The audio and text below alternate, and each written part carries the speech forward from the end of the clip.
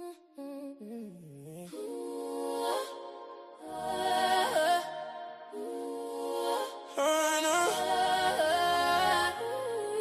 and talk to me. Come and talk to me. I really wanna meet you. Come and talk to me. Can I talk to you? I really wanna know you. Come and talk to me. Come and talk to me. I really wanna meet you. Can I talk to you? Come and talk to me. I really wanna know you. Come and talk to me. Come and talk to me. I really wanna meet you. Come and talk to me. Can I talk to you? I really wanna know you. Come and talk to me. Come and talk to me. Come and talk to me. I really wanna meet you. Come and talk to me. Can I talk to you? I really wanna know you. Come and talk to me. Come and talk to me. I really wanna meet you. Can I talk to you? Come and talk to me. Come and talk to me. Come and talk to me. Come and talk to me. I really wanna meet you. Come and talk to me. Can I? Okay. Hey, Anita, how are you tonight? I am doing well. Okay, do you want to go by Mont? It's whatever you Go by feel Mont? like. Yeah, Mont. Okay. Please. Mine's perfect. Okay. Yeah. All right. I'm doing great. I'm doing great. I was excited to talk to you, and you're one of those first people that I contacted because I always come on your lives, and Yeah. you make a lot of sense when you communicate, and it's not just a bunch of like therapists talk. A lot of times you're just making a lot of sense about dating, Yep. all different topics. So I'm definitely excited to have this conversation. Mhm. Yeah. Thank you for having me. I appreciate it. Absolutely. If we could dig into it, I'm gonna start by asking you, what is your goal, right, when it comes to what you do on social media and everything? Like, what is your ultimate goal? Right? What are you trying to do?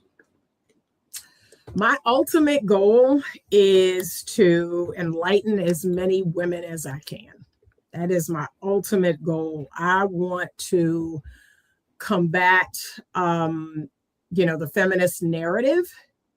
And I want to show women how to have the life they say they want. Because women are famous for saying they want one thing and then they're doing something totally different. And the thing that they're doing is not going to get them the life that they want. So sometimes I have to have a very direct, my message can be very strong. And a lot of times I tell people it's because we just don't have any more time to waste. Like, I don't have a lot of time. And so I got to give it to you straight. Like, I don't have years and years to dance around the mulberry bush. I have to give it to you straight. And either you're going to be offended and you're going to click off, or something may resonate, or you may try something that I'm encouraging you to do and you get good results. But that's my mission. I have a heart for women. They don't think I do. But I want to see them have good lives, have good men, have good marriages, have good families. They say they want all these things, but the way they're acting is not going to get them that. When we talk about what women desire, right, the life that they want, do you find there to be a common idea of that life they want, or do you think it's different for all different women? No, I think the way we are created, we want to love and be loved. We want to feel special to one man, and whether that's in marriage or in a committed relationship.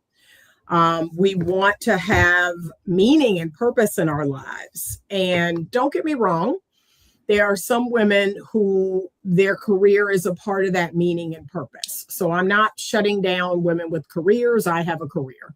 However, I want women to understand that it's their relationships. That's the way God has created them. It's their relationships that are going to give them the most meaning and purpose in their life. So their relationships with their family, with their friends, with their children, with their man, like that's what women are technically made for. And so I don't want them to forget that. If you have a calling or a gift, that's wonderful. However, don't forget that it's your relationships. At some point, all of our work will end. My business, one day may end. And it's like, what else do I have? I have my friends, I have my family, I have my relationships. Yeah. Do you find it to be the same with men in terms of the most important things being in relationships? No, and men, we're made totally different. So for men, meaning and purpose is in, there's 2 marriages in which men need to have before they marry a woman. So that's how I know his woman is not his main purpose. So the first one is to God, to try to understand God and his creator.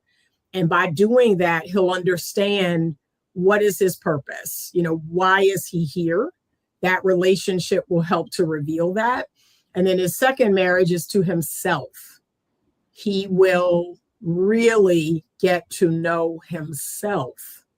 So he has to do God first, then himself, then his woman. So for men, their work does give them meaning and purpose, as well as other things, right? Men who have certain hobbies and certain interests, that gives a man's life meaning. And for men, relationships are secondary. And I want women to understand that. That's not a bad thing. That's not wrong. Really, we are the guardian of the relationship, not the man. So they have lots of other things that they get their meaning and worth from. Men are producers, and they get a lot of worth and meaning from building something and creating something and innovating something. That gives a man a lot of his worth and value. And that's how they're made. That's how they're made. That's the reason why Adam was created first. He was given a job. He was in God's presence, So I'm always telling men, return to that time before you attempt to try to go after a woman. I want you to mimic that. And then, God can show you who your woman is. Okay. Now, maybe you can help me sort this out, right? Because I hear that from one side, right? But then I think about myself. Mm-hmm. And where I am in life, I find that everything that I do is for those around me, right? Mm-hmm. So the things that I build, all of that, I understand that the most important relationships and the most important thing in the world to me is love. So my children, my woman, everything that I do have purpose, and I have things that I love also myself. But I find that to be I understand that to be the most important thing, if that makes sense. So I don't know where that fits into what you communicated, but that's kind of where I am right now, or at least where I think I am when I try to think about it. But I want you to be careful with that, because the message that we have sent men for thousands of years is to do all of these things for everyone else.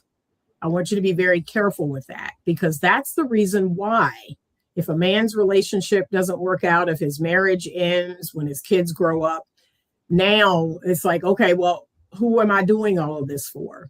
What is my meaning and my purpose? It has to be beyond these relationships. So I've been working with a lot of men lately, and I've been telling them, you need to have a standard for your life there, and you need to have a standard for yourself, right? I often tell people, I don't cheat on men because I have integrity.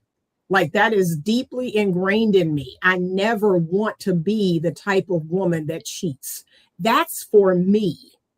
That's not for the man. The man benefits from that, but my integrity helps me sleep at night. My integrity helps me to hear God's voice. So I tell men, that's beautiful, to have a family, to have a good woman by your side. That's amazing. My only concern is, and we know we've seen this thousands of times where a man, that's kind of his purpose, that gives his life meaning. But if something were to happen, now he's like, well, I got nothing. I got nothing. And lots of men check out. We're on the tail end of Men's Mental Health Month. And one of the top concerns for men in our country is suicide. We have to talk about that men then feel like, if my marriage ends, I lose my wife, I lose my children, I lose my home, I lose my community, because often the husband, her friends are his friends. And so he is left alone. And that's why a lot of men, that's the most vulnerable time for a man, is after his divorce is finalized, because he feels like he has nothing. But I want men to understand, no, you were put here for a reason. God has a plan for you. He has a purpose for you that is even higher than your woman, than your children. And I want you to find it. I want you to find it. And yes, there's honor in doing what you're doing, but I want you to go above that. So men who create, men who innovate, men who write books or create things, the thing that we all, we can all agree, Steve Jobs left this world probably sooner than he should have. But look at what he left. Look at what he left, right?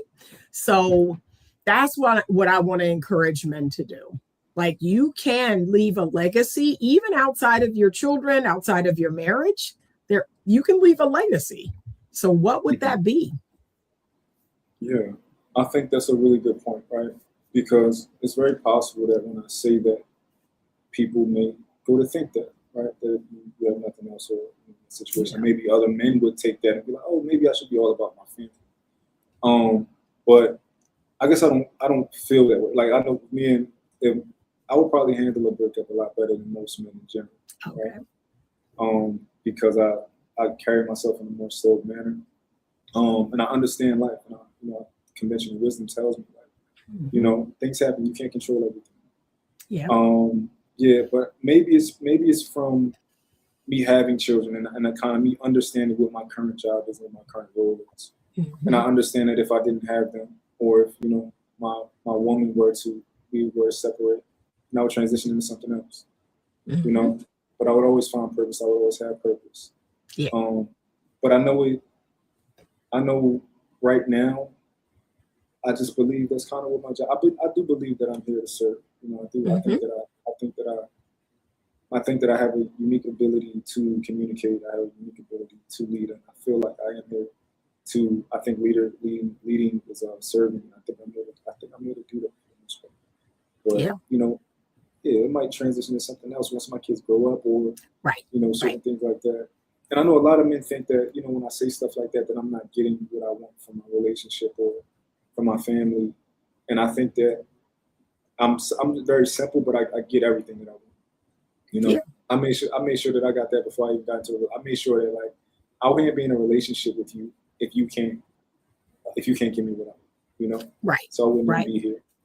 But I'm much more of a simple man than the guys who want a ton of things for their birthday and all that type of things. I actually think those men typically are at a deficit because they're not getting the things that they're asking for. Right. Like, my kids love me so much. Like, my kids love me so much. Mm-hmm. Like, every day, Daddy, I love you so much. My son will text me, like, he's 8, he'll text me his iPad, Daddy, I love you, so do a voice note or something like that. So, and my fiance, she calls me Beyonce in the house. Mm-hmm. She calls me that because every time I walk in the door, it's like, all eyes on me, everybody's on me. Right. So, I'm so full in these parts of my life, so I guess I don't need the other nonsense. Mm-hmm. That's a good thing. And a lot of men will never really know that, right? They either are not going to have children, or there's a small percentage of men who have children that they're not with or they're not raising. And one of the things that people have, they take offense to my platform is I firmly believe that it is marriage and children that help to mature you. Like, the process is multifaceted, And people who skip those two steps, I'm sorry, they're just not as emotionally mature. And people want to fight me on that. Oh, that's crazy. I don't know why you say that. No, it's different. It's different. Life is different when you are doing it, not just for yourself, but for others. Life is different. And although we are our children's first teacher, our children teach us a lot too. They teach us a lot. So I wouldn't be sitting here if it was not for the parents that I have and the children that I have. That is like, that rounded out my emotional maturity. That's what moved me from the maiden archetype to the sage archetype. A lot of women today do not move through all of those feminine archetypes. They stay stuck in that maiden archetype. Interesting. So what do you think your life may be right now if you didn't have your children? I can't even answer that question. I can't imagine it. I cannot imagine it, because for 26 years, that's what I've been doing. They're the longest relationship I've been in outside of my parents. So I couldn't even answer. So I just, they're adults. They're all adults. They're all kind of doing their thing. But we still have a very close relationship. One of the running jokes in my subdivision, is people see me with my kids out, or we have this family movie night on Saturday night. And that has been going on since COVID, because that's when it started, was during COVID.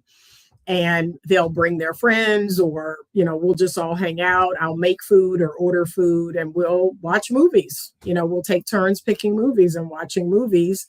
And I am blessed to say I like my kids. It's not just about loving them. I like them. They're all three of them are different.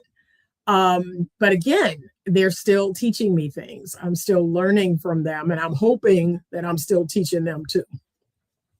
Nice. That's a blessing to be able to like your kids. Yep. All three of them.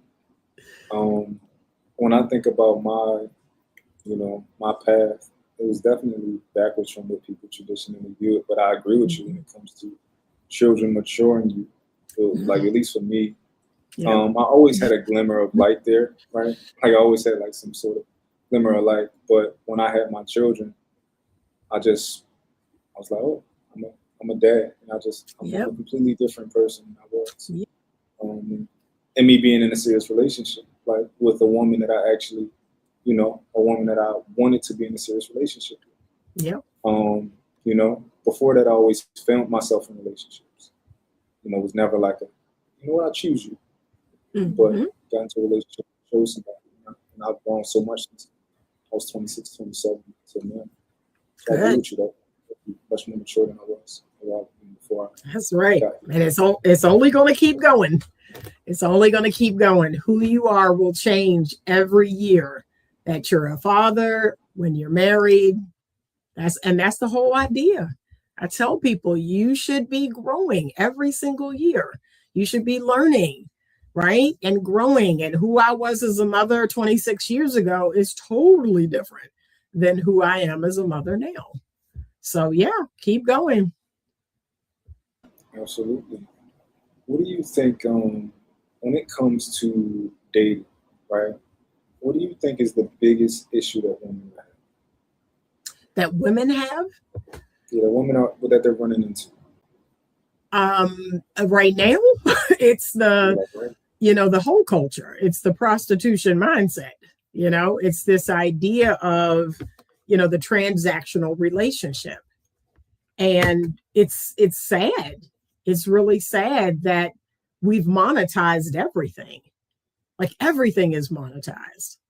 And I often tell people, I spend a lot of time making money, right? And I have some semi-passive sources of income, but I also spend a lot of time not making money, right? So when I go out to my garden, when I'm riding my bike, when I'm going to the beach with my family, when I'm talking on the phone to a friend.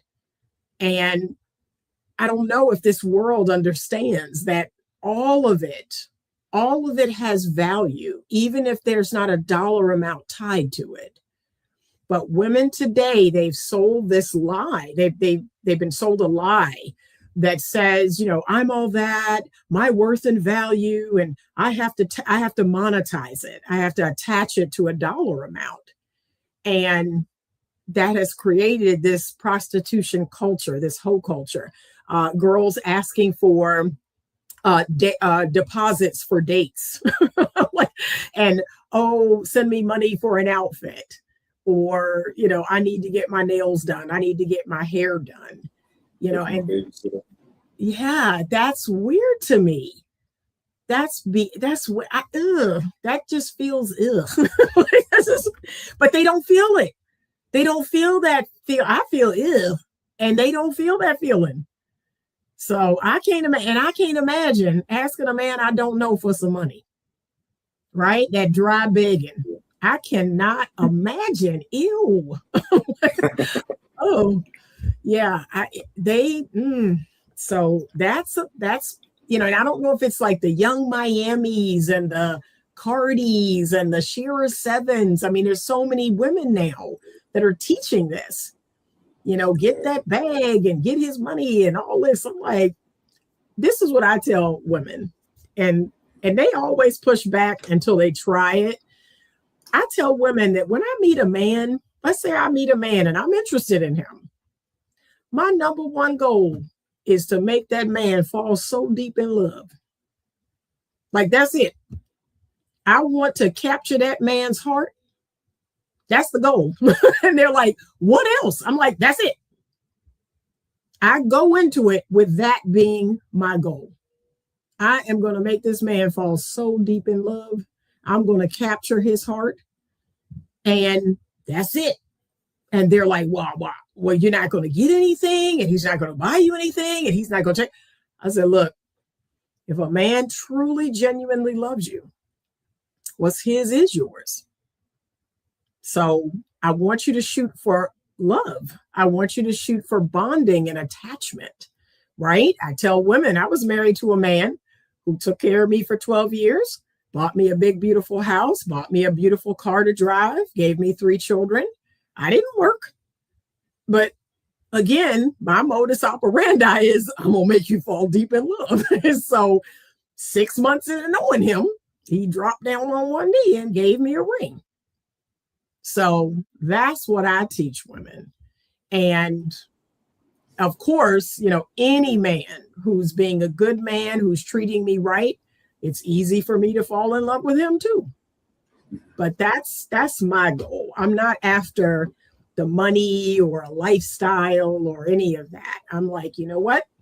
I want to gain this man's cherishing. I want to gain his devotion. That is like, that's underrated. How do you think most women should go about doing it? Being the best version of themselves, being feminine, being the girl. Okay, you can get more flies with honey than you can with vinegar. Having worth and value, right? And it's not entitlement. When they say worth and value, it comes across as entitlement. But it is simply knowing yourself, having boundaries, you know, knowing what feels right for you and what isn't right for you. And you just express that. Yeah, I'm not ready to come to your house. I'm not ready to have you at my house. We just met one another. I'm not ready to be sexually intimate. And again, it's not a game. It's not a ploy. It's simply, you know, I don't know you that well. I don't feel comfortable. That's really what worth and value is, right? If I tell this story all the time too. I don't give men money. I've only had that happen to me twice in my whole life. And, you know, that's just not something I would do, right? When I was married, I gave my husband back his own money. But that's not something I would do. If I was married to a man, that's different. But just any old man, no, that's just, I am hypergamous by nature. And that goes against everything in my feminine form to do that. I do not take care of men in the sense of, move into my house and I'm going to be your sugar mama. No, because that goes against my feminine nature. And I believe it emasculates a man. So, but yeah, I want to see women just be the best version of themselves. I want them to develop their personality. I have even complained lately about how boring women are, how uninteresting they are, how dry they are. Like, I went on a cruise a couple of weeks back and I was like, y'all are dry. Like, I was with my girlfriends. I'm like, no wonder these dates don't work out. There's nothing interesting about you. You're not talking about anything. You're not interested in anything. And you need to develop yourself, develop your inner world, and be an interesting person and be able to talk about a lot of different things and be interested in other people, ask questions, be curious. Yeah. That is how you do it. People love to talk about themselves. And to me, that's an opportunity that women are missing. Do you think both parties are missing each other? And what I mean by that is when you say a lot of women aren't interested, there's a group of women who would say that a lot of men aren't interested. Mm-hmm. So do you think the interesting people are missing each other somehow? Yeah, men and women today are different. And definitely from when I was coming up. Men and women today are different. You have a subset of, very strong, independent feminist women. And then you have a subset of very weak, left-leaning liberal men, feminist men, and it's funny because they would be a good fit for one another, but they don't want one another. That's what's so interesting. Or you have the gold diggers, what we would call the gold digger, right? And then you have the men who only want sex. Technically, those people go together, but they don't want each other. They don't want each other. So that's what's frustrating to me is the people that should probably go together. Okay, bro, you want sex? Do you have some money? Okay, you want some money? Can you give some sex? like put those people together, but they don't want each other. So, and it is hard for decent, good people to find one another. It really is. I have been challenged, but like I said, it's not hopeless because I do meet people offline, not on social media, not a part of the manosphere, the pink pill, or any of that. I meet people like that all the time. Yeah. Do you think that you meet a lot of men who are eligible and fit this description, right? Maybe they're just not compatible with you personally, but you think that these men are out here from your experience? Oh, yeah, for sure. For sure. And when women can let go of some of their superficial, wants, they can partner with a good man and they can be happy. I tell them that all the time. There are a lot of men out here that you could be happy with. You could have a good long-term marriage with. But because of those superficial qualities, they don't see those men. There's a percentage of men, I would say 80% of men, most women don't even see. I would agree with that. Yeah. So let's switch gears, right? In terms of a good man, because you spoke on a good man, I want to know, what do you tell women a good man is? Right. I want them to focus on someone that they find attractive, right? Because that's the first thing that women do want. Like, we have to be honest. They want to find the man attractive, and that's going to look different for every woman. So I'm not denying them that. There should be a level of attraction. What I encourage women to ask themselves is, do I want to kiss him? That's how you determine a man's level of attraction. Do I want to put my mouth on his mouth? If the answer is no, then you don't find him attractive. It's real simple. Okay. And if the answer is yes, there is a level of attraction there. Okay. So we'll start with that. But then we're going to put it to the side. Now we're going to find out, who is he? Right? What does he believe in? What are his core beliefs? What does he value? Who's important to him? What's important to him? And we're going to see what he's made of, right? I also tell women, you have to vet a man for his ability to fall in love. Because now more than ever, a lot of men are not capable. They're not capable of falling in love with a woman. So that's a waste of time in my that's mind. interesting like that. You think a large number of men don't have the capacity? No, they've been deeply indoctrinated or they're avoidant. They're afraid. Let's keep it a buck. They're just afraid. They're afraid. A lot of men are afraid to fall in love with a woman because think about the messaging. They're dangerous, they're going to take half your stuff, take your kids. They could falsely accuse you of this or that. Like there's a dark narrative. So I get it. I'm not mad at the men. Like I'm seeing some stuff that I'm like, what's wrong with these women? Right? So I get it. They're never going to admit that there's a fear, right? That they're afraid of the consequences of falling for the wrong woman. But that is what it is. There's a part of them that's just afraid. Yeah. So you said many men don't have the capacity, right? What does it look like if a man does have the capacity? So he has to be secure. He has to have standards. He has to know who he is, right? And those standards will shoo away the wrong women, especially now. A man who has self-respect, who has dignity, who is not going to allow a woman to emasculate him or disrespect him, that's going to shoo away the wrong women. So if he can just hold that frame and say, here is who I am, here is what I'm about, I'm a captain, here's my ship, this is the course that I've set out to sail, right? He has to have those three things. And he's looking for a woman that wants to be his first mate. But if he can't do that, right? If he can't maintain that frame, if he's, kind of shifting around depending on her displeasure, her tears, women do a lot of things to manipulate men. So yeah, if he can do that, I think he'll be fine. Okay. There are a ton of men, I don't know if you've experienced them, who would push back on the idea that a woman has to be attracted to the man. And they say, just go for the traits. Man, if he can provide, and this, that, and the third, he's a good man. There's a lot of guys who will push back on it.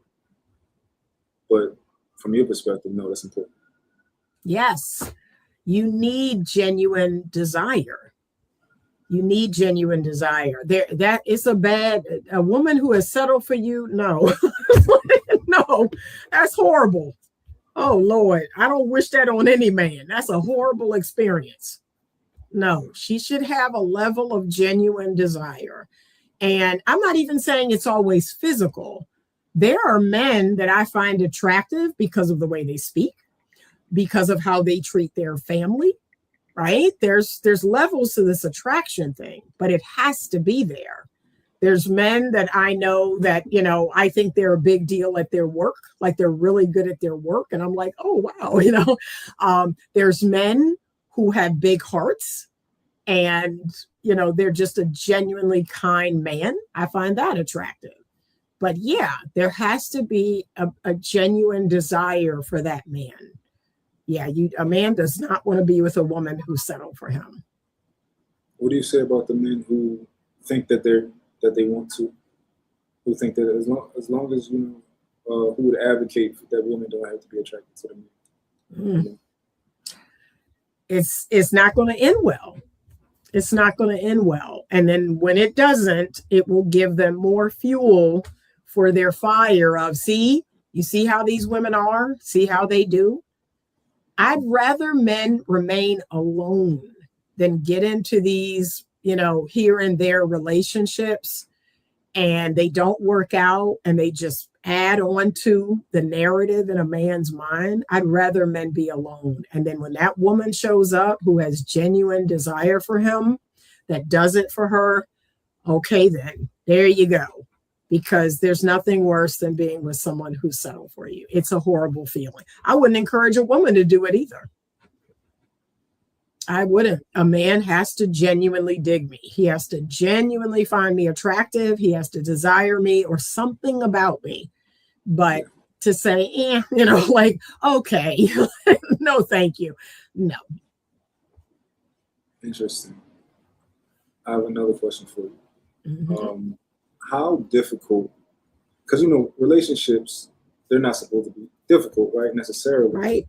But they're not supposed to be 100% smooth, right? Right. So how turbulent or difficult is a marriage supposed to be with two compatible people?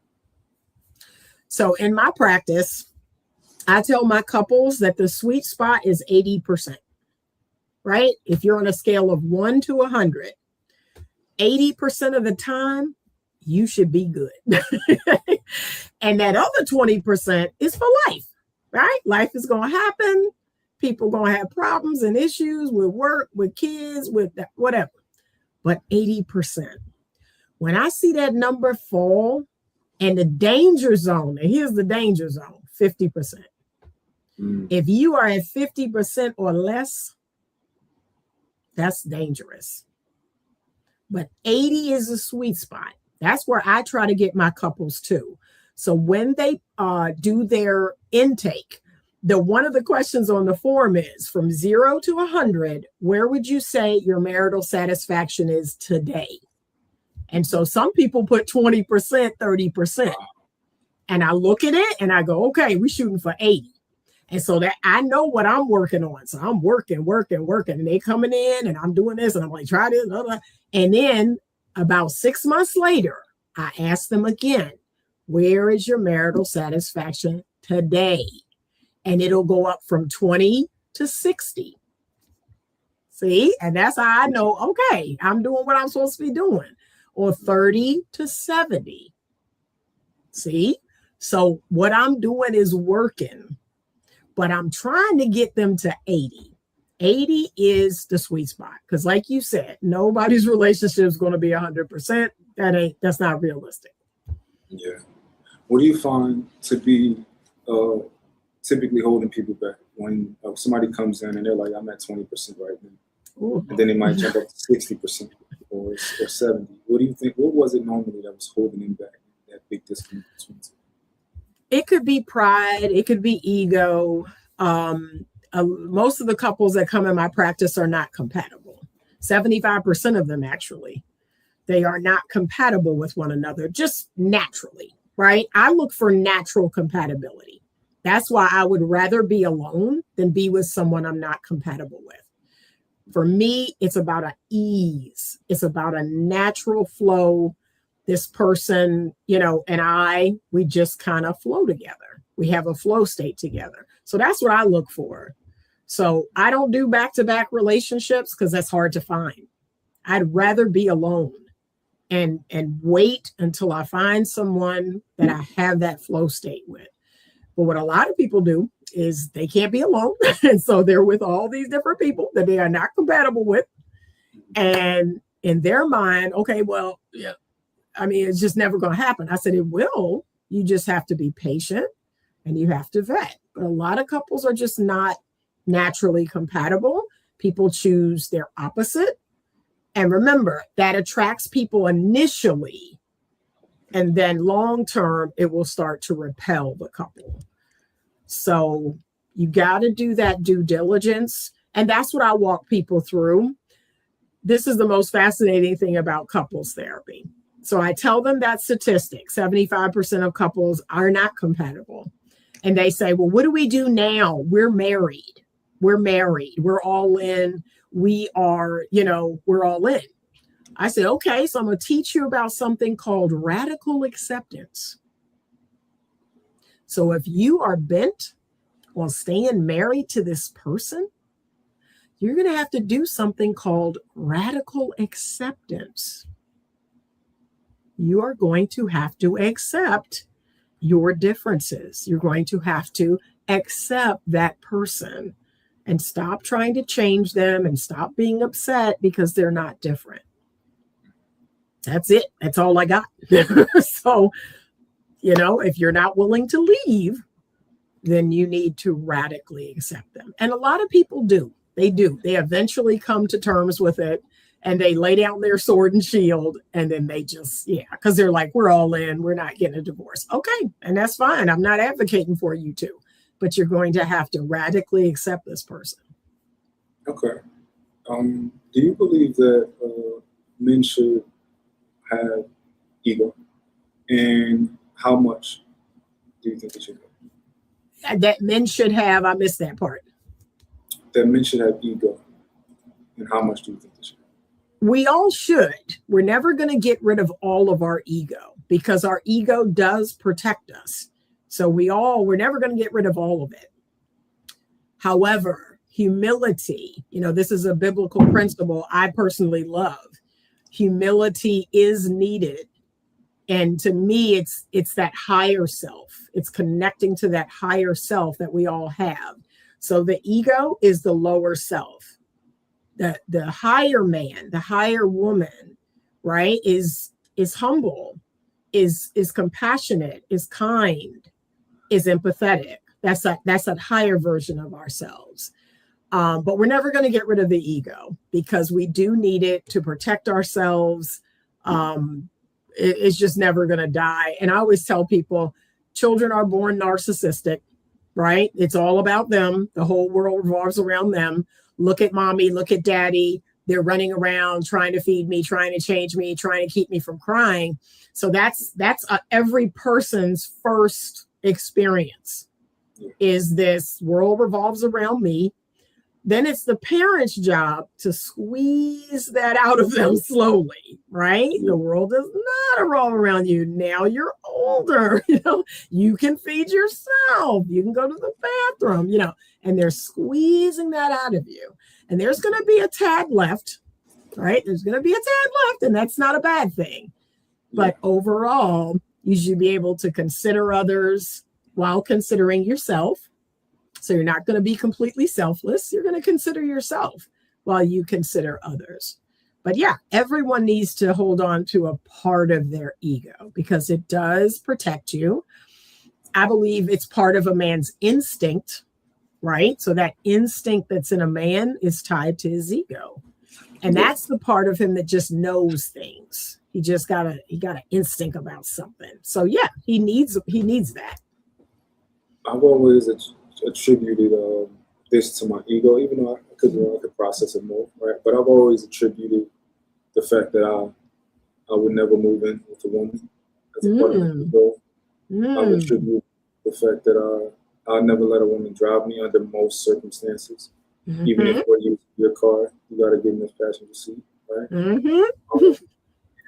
The fact that I hold doors open and stuff like that, I don't allow a woman to pay for a bill, right? We got at dinner and stuff like that. I've always attributed that to my ego, but maybe it's not ego. Maybe it's I think it's your standard. Yeah, I think it's your standard. And I tell men need to have standards. They need to have standards for themselves. Yeah, that's just your standard, right? There are certain things I'm not going to allow, and you should have those standards. But most men today don't. They'll do anything. Right? They'll do anything for a certain type of woman. And I say, no, you need to have a standard that says, yeah, I ain't doing that. I'm not doing that. Do you find most men to be leaders? Not today, unfortunately. Not today. Because a lot of Gen Z men, younger millennial men, they didn't have those role models that older men had. They didn't have those men-only spaces. Men-only spaces are like slowly dying, which is really sad. So yeah, there are men, this is so wild to me, but there are men that when I talk with them, young and old, and I'll say, do you have 5 friends? And they'll say, yeah, I got 5 friends. And I'll ask them to name the friends. And there are younger men where a lot of those friends are women. And I'm like, so most of your friends are female. I said, why do you think that is? And they're like, oh, I get along better with women. And I'm thinking, what? Like, that's unnatural. Like, what? But that's a lot of men today. Oh, I don't get along well with men. I don't like men, or I don't do well with men. And I'm like, that's problematic. That's really problematic. So That's extremely interesting because so I was one of those. I'm one of those guys who I don't really. I'm not gonna say I don't believe in it, but I don't. I don't have female friends. But of course, I have women who I've met throughout my life. right, I've worked with, and they're more of like a sister. right. But when all this Cam Newton stuff was being talked about, he said he doesn't have any friends and stuff like that. I was kind of over here like, of course, I don't think the motivation should be I can't control myself. That's a different story. Right. But I have no desire to be friends with a woman. I don't think that the energies are, Right. I don't think that's not. I don't want to be around that as far as like a friend. If I can't Right. call you and say, hey, let's go out and get a drink as a friend, I Yeah. can't imagine doing that with like women. Now, I do believe that I can have a woman who is like a little sister to me. Mhm. Kind of, she asks me for advice, I give her advice and stuff like Yep. that. But I guess I generally believe that men and women are different. And to me, I They view are. women, I view them as something to protect. And I just, it's not natural. I don't like the way it feels. So I never felt comfortable. Yeah, but you'd be surprised at how many men don't feel comfortable with other men. And to me, that's very odd. I'm like, I almost feel like your masculinity is like, I don't know, your masculinity is. So I encourage them, make guy friends, and, iron sharpens iron. I believe that's what the Bible meant when it was talking about that. Men sharpening men, right? And to me, studies have even shown clinically that men's testosterone goes up when they are with other men. And when men are historically with women and children, their testosterone goes down. So there's a reason for that. And I'm like, yeah, bro, get some male friends and hang out with them and do stuff with them. And yeah, that's odd to me. That's a lot of younger men now. They don't have male friends. They don't have a father figure or a father or a grandfather or an uncle. My story is unique in that I was raised around all men. So that has a lot to do with why I'm very pragmatic, why I'm very direct. I've never been sexually abused, never been sexually assaulted or raped. I've talked very direct about this. And I had no idea how unique my experience was until I started talking about it. But all I know is good men. That's most of the men I know is good dad, good stepdads, good grandfather, good uncles. My father has 17 siblings. My mother has 10 siblings. So all of my uncles on both sides. I'm in between two boys. I have an older and younger brother. And that's all I've ever known is men who have loved me and protected me and didn't want anything from me. So I didn't realize how unique that was. And so when women come to me and they hate men and men are so bad and they're so crazy and they do bad things, I'm like, what kind of men you been hanging around? What's wrong with you? Because I just don't have that experience. But I'm not, and here's the thing, I'm not discrediting other people's experience. Like I had to kind of open myself up to that wow, these women do not have good male experiences. That's horrible. But that's all I've had.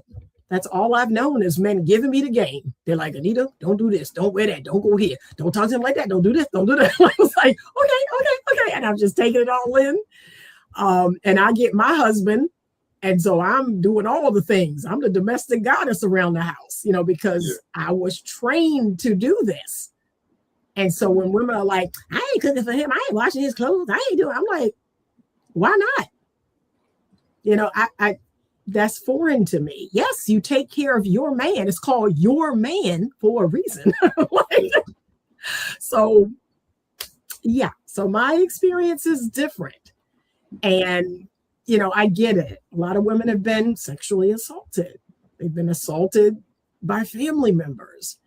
So I get it now. I see why that has kind of tainted their impression of men. And my heart hurts for them. It really, really does. Yeah. I think that men can meet like women who are like already kind of prepared to be the wife that he's looking for. Yeah. I know at least for me, like my woman was a basketball player her entire life. Mm-hmm. AAU, always playing basketball, professional, like, in Ireland, all that type of stuff. Like, she was always on the move. So when I got my hands on her, a lot of things were foreign concepts to her. Like being the one who cleaned up after somebody else, or like all of these type of things were things that she had to get used to. Right. And she, now it's like I don't have to ask for anything, right? Mm-hmm. She doesn't have an issue. Like she just had to understand it, and that was like our biggest hump was her getting acclimated to being with the type of guy where that's kind of what he's expecting when you guys live together. But it worked out well. Maybe I was a big part of that, but a lot of women probably have that similar issue where they're not used to that expectation of them. They're like, wait, I clean up after myself. You want me to also clean up after other people? I didn't do that. I didn't make them messes. Right. So, yeah. Yep. But think about it. I think women today, they're not being trained by their mother. So I had a great mom. I had a great grandmother. Very, traditional women, very hypergamous. And people, they want to know about that. What do you mean you're three generations into hypergamy? I said, yeah, that's all I know is my mother, my grandmother marrying men who took care of them, who allowed them to stay at home, who allowed them to take care of their children. My mother eventually did work, and then she eventually started a business. But they all married men that were like, nope, I take care of you, you do this, very traditional. And so, of course, I went down that road too. And that's kind of all I know. That's all I know. So I don't think a lot of women today have been trained by their mom, their grandmother, their aunties. If they don't have good male role models in their life, they're not going to know any of this. They're really not. And I made a video recently where I talked about there's a percentage of women who don't cook, don't clean, their car is a mess, and I don't understand that. I'm like, I'm very clean as a woman, right? I've always seen myself as a fair sex. And now women are as dirty as men, like I've always known men to be kind of dirty. But now it's like women are adopting that. They don't clean their car. They don't clean their house.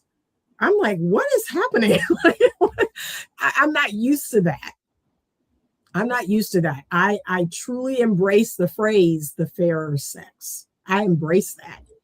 That yes, my role is to provide that warm home, that comfort, that civility, right? The man is like, it's kind of like Beauty and the Beast, right? I soothe the beast, right? That's what I believe my role is as a woman. But women don't know how to do that anymore. Do you think, because you said that you feel like you were raised around tons of men, do you think that also had its drawbacks? Did that put you at a deficit anywhere? It put me at a deficit when I was younger. So when I was younger, I did struggle to be around women. I struggled. I'm not going to lie. I did not like women for a long time. And then as I got older and I started to mature, I said, you know what? I need to, this is weird. I'm a woman. I should be with other women and bond with other women. And I need to learn how to like women. But when I was young, I did not like women. I didn't understand them. I'll be honest, I wasn't a girly girl until I turned 16. I was very much a tomboy. But they were just as confusing to me as my brothers would be like, these women are crazy. I'm like, yeah. I agreed with them. Like, what's wrong with them? Why don't they think logically? So that hurt my friendships when I was younger. And then as I started to get older, I said, I got to try this again. I got to try to make female friends and bond with women. And so I finally was able to do that. But it was tough because I am an accountable woman. My dad, I always tell men this: stop treating your daughter like a little princess. You are the first opportunity for her to experience healthy accountability. And if you tell her she can do no wrong, she's a perfect little princess, you are making life really difficult for your daughter. My dad, if I came to him about something, he would be like, okay, well, what did you do? What's your part in this? Right? And he would be calm, but he would be like, so what do you think you could have done differently? Like, he always, and I was like, well, I could have done, and because that's so ingrained in me, I can kind of see both sides, that, okay, this is what he's doing, but this is what I'm doing, right? And I can see both sides. I can take accountability. I can take responsibility. Whereas a lot of women today struggle with that. They were never told by a man who loves them, hey, maybe you need to look at yourself. What's your part in this? There is a part that you're playing, right? And this is nothing but men who loved me. So I couldn't say, oh, these men are so mean to me. Like, this was my father. So I was like, okay, he must be on to something. he must be telling me this for a reason. So I wish more women got that when they were younger, by their dad or their grandfather, or their uncle, or a man who loved them and cared about them and didn't want anything from them. How do you feel about those men? Because traditionally, there are a lot of men, I would say, who feel like the daughter is the little princess. Right. You can't discipline your daughter the way you discipline your son. And they just teach them different. Like, of course, if you talk to these guys, I'm pretty sure they'd be like, no, I'm a masculine man and I'm a good leader and I'm doing things the right way. What do you think? I think they're doing their daughter a disservice. Now, I'm going to say this. My father never laid a physical hand on me, right? He knocked both of my brothers out. He never laid a physical hand on me. He let my mother do that, because my father is the type of man that says, no, I'm a man. I do not want my daughter to have the memory of me physically disciplining her. That's for her mother to do. And that's what my mother did quite a bit. Okay. But my dad used a different technique on me as a woman. And it's interesting because I even noticed him doing it to my mother. So I was like, did I sound crazy this whole time? I heard you. Are you okay? Oh, no, it said I was using my internal mic instead of my. Do I sound different now? You sound clearer now. Yeah. Wow. Okay. Okay. It'll be fine. Yep. But yeah, it's like he had this weird Jedi mind thing over me. I was like, but he had it over my mother too. So, and he's had it over all his wives. So yeah, he's masculine in that sense. Like, he knows how to have a measure of control with a woman that isn't physical. So I find that fascinating. Yeah, that he's just like, it's just a mind thing. I was like, oh, okay. So yeah, I agree. So I don't hold the position that I'll never put my hands on my daughter if I have to, right? Mm-hmm. I don't find that I ever have to. I don't think it's necessary. Right. I think as far as putting your hands on your kids, I think it should be a tool in your toolbox, but I think it should be the last resort. Yes. And like I said, I don't hold the position that I'll never do it and that her mom will do it, but I do hope that I never find it necessary. Right. I think communicating to your kids is extremely important. Talk to them maturely, get them to talk back to you maturely. And that should be all you really have to do. And I'll be disciplining my son, right? And everybody around me will be like, no, you need to whoop that boy, or you need to do this, that, and the third. I'm like, no, like I can talk to my son, I can reason with my son. Right. And it's typically the women. It's typically the women like, no, you need to whoop him. Like, no, I can have this conversation with him. If I ever need to whoop him, I'll know when I need to whoop him. Right. You'll know it. I agree with that. Yeah, because both of my brothers, I find this fascinating. They are 11 years apart. So my oldest brother is 4 years. My younger brother is 7 years. So they're about 11 years apart from each other. And just like clockwork, I like to say when their balls drop, right? So when that testosterone came in, all of a sudden, they wanted to talk crazy to my mother or try to buck my dad. And my dad laid them out. He was like, oh, the time has come. And he laid them clean out. Because he was like, you are not going to come in my house and talk to my wife like that or talk to me that way. Yeah. And it was basically a measure of, it was exhibiting dominance, right? My dad is the alpha. My dad has always been the alpha, always. So yeah, that day is coming, that day might come. he get that testosterone and you're like, okay, I'm gonna try to talk to you, but like, I don't know, like, and if he if he get physical with you, see, that day may come, because that's what happened. Both of my brothers thought that they could take my dad down, and he was like, oh, okay, I have to lay you out. So I hope it don't, but like I said, I hope it don't too, because I'm also training my son to be way better of a man than me, right? Good. So he wrestles and all that type of stuff. So I'm pretty sure like he might not know it, but maybe like when he like 22, he might have a good shot. Yeah. So hope he never find out. But yeah. And you have 2 kids? Do you have a boy and a girl? I have 2 girls, 1 boy. Okay, 2 girls and 1 boy. Okay, I have 2 girls and 1 boy also. Okay. Oh wow. Good. I wanted all boys. But so did I. I wanted to have 5 boys ever since I was 9. I used to tell my grandmother I would have 5 sons like her. And I think God knew that I needed girls. He was like, no, you need some feminine energy. You're too much of a tomboy. You need some feminine energy. So yeah, but he blessed me with a son. Oh, and I couldn't ask for a better son. My son is amazing. And my girls are amazing. Was the son first? Was it son first or last? No, he is a twin. So my daughter was first, and then 3 years later, I had boy-girl twins. Okay, nice. Yep. Was that difficult? Having girls, teenage girls, and like, did you find difficulty with that? Oh Lord! So it's a whole lot. It's just a whole lot, and that's why I say I have been forged through fire. Right? Yeah. When you get to where I'm at, it's like I have been through so much with my kids.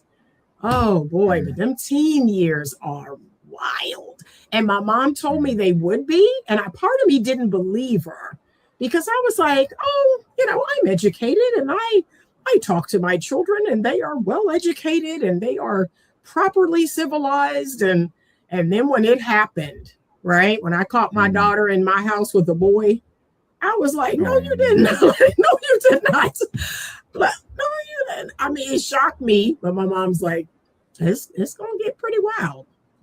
And it do you think there's anything that can prevent that? So I'd like to think that my daughters will have a healthy fear of me, right? Right.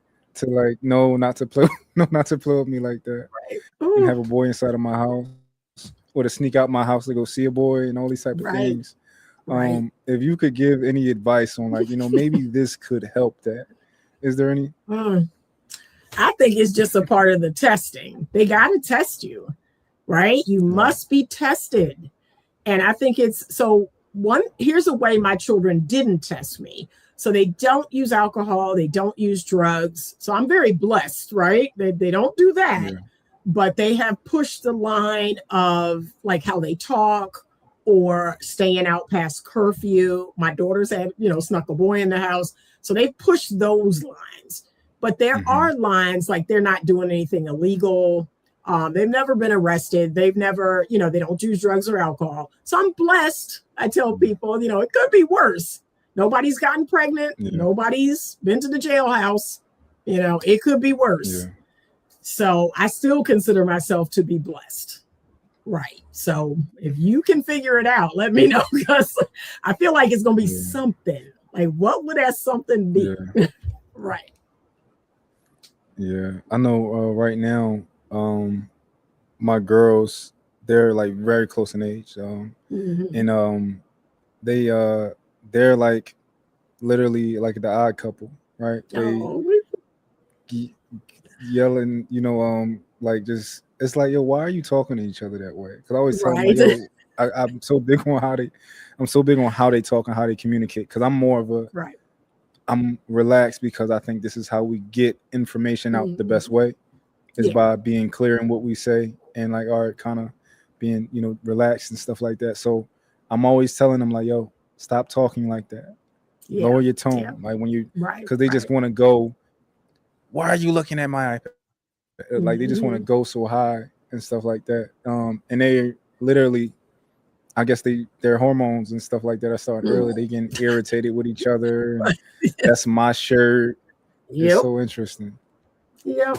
So I think some of those things are going to happen. And all we can hope for is there'll come a period of time, because my children did this in like middle school going into high school, where they didn't want anything to do with each other, right? They're like, no, I don't want that. I'm like, that's your brother, that's your sister. I don't want nothing to do with them. And then they kind of have come back in college. So that's what we can hope for, that the relationship will get better, it'll get stronger, they'll kind of come back, they'll have a closeness. But they did go through a phase where they didn't really want anything to do with one another. And I thought that was odd. I was like, that's your brother, that's your sister. I don't want nothing to do with them. I'm like, what? But now they're great. Now they're great. Like I said, 26 and 2 23-year-olds, and they're always, razzing and laughing and, talking about their dad or talking about me. And that we're kind of their common enemy. And I'm okay with that. I told their dad that. I said, hey, if they need to razz on us to come together, let that happen. Like I want them to do that. So it's gotten better. Yeah. One of the unique things about co-parenting is that my kids do and they have different moms. My kids do they miss each other every week. Okay. So they do leave me, and then when they come back, they're like, where's my brother? Where's my sister? That's good. Yeah. So that is an interesting part of that, versus them having to be around each other 24/7. Right. They do get a break from each other, and they get to miss each other. So good. I think that's an interesting part. Good. Yeah. But it's fun. And I know another thing. Oh, I was gonna say another thing is I hope this works in my favor. They're so close in age that hopefully at a certain point everybody knows eyes on them. So it's like, you can't do this because I'm gonna tell daddy. I hope that kind of goes in my favor of you ain't sneaking no boy in because your brother's here. We'll tell. Yep. Like I'm telling you so. Yep. Yeah. But it's a fun experience. Another beautiful thing about being a parent is you get to heal some of your childhood stuff. Right. And that's not a popular way to look at it, but that is how I look at it. There's a lot of my childhood stuff that got healed through my kids. And, a lot of people don't like that. Oh, you got muted. Hold on. Okay, there we go. Yeah. So, people don't like when I say that because they're like, oh, you shouldn't be having kids to heal your childhood trauma. That's not why I had them. But that was a pleasant side effect. That was a pleasant side effect. Yeah. That is an interesting perspective too. I'm gonna say I don't know what my childhood trauma would be. I would assume that I'm not gonna say I would assume. Of course, I think that I don't have any, but it's possible. It's possible that I do. But I think my childhood was pretty. If I have trauma, it's not. I don't know. Somebody might tell me I do. I might sit down and talk to somebody one day. They'd be like, "No, you do have trauma." Or, most people do have trauma. So and think about the ways that you might overcompensate. Right? Think about the areas that you might overcompensate. That comes from somewhere. That really comes from somewhere. So I had a people-pleasing tendency. I was very codependent when I was younger. And I had to go through codependency recovery.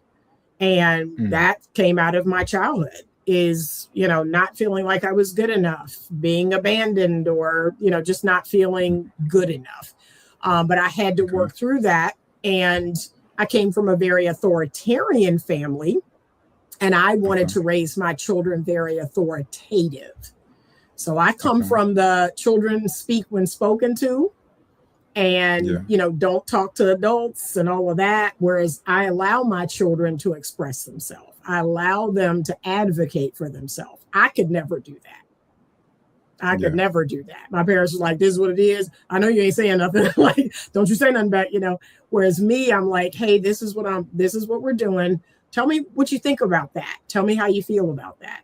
Right? Like I would ask my children, what do you think and feel about that? I never got that conversation. So I did things different. I was like, let me talk to my kids. Let me actually see how they feel about stuff. Yeah. Same for me. I think it's the same for most people, but you kind of, I think that's probably a level that transcended our parents of understanding about communication, and like your kids have feelings too. And That's stuff like right. That's right.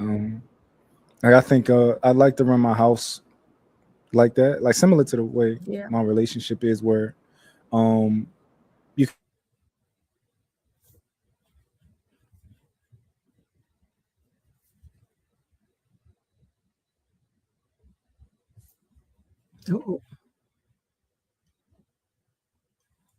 All right, y'all, we're going to be back on. Hold on 1 second. I think there's some technical difficulties.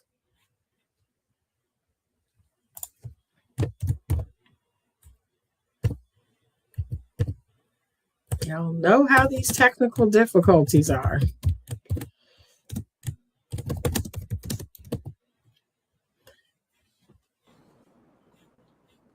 All right, there he is. Okay, we had some technical difficulties. It's a storm. Oh, that's what it is. Okay, yep. Yeah, it's a storm. Okay. Okay. What did I leave off at?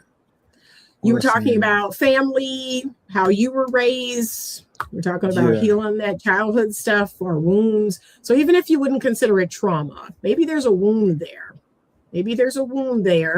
And it usually shows up in the ways that we overcompensate. And so, we have to say, okay, how do I want to do things differently? My family of origin wasn't very physically affectionate, right?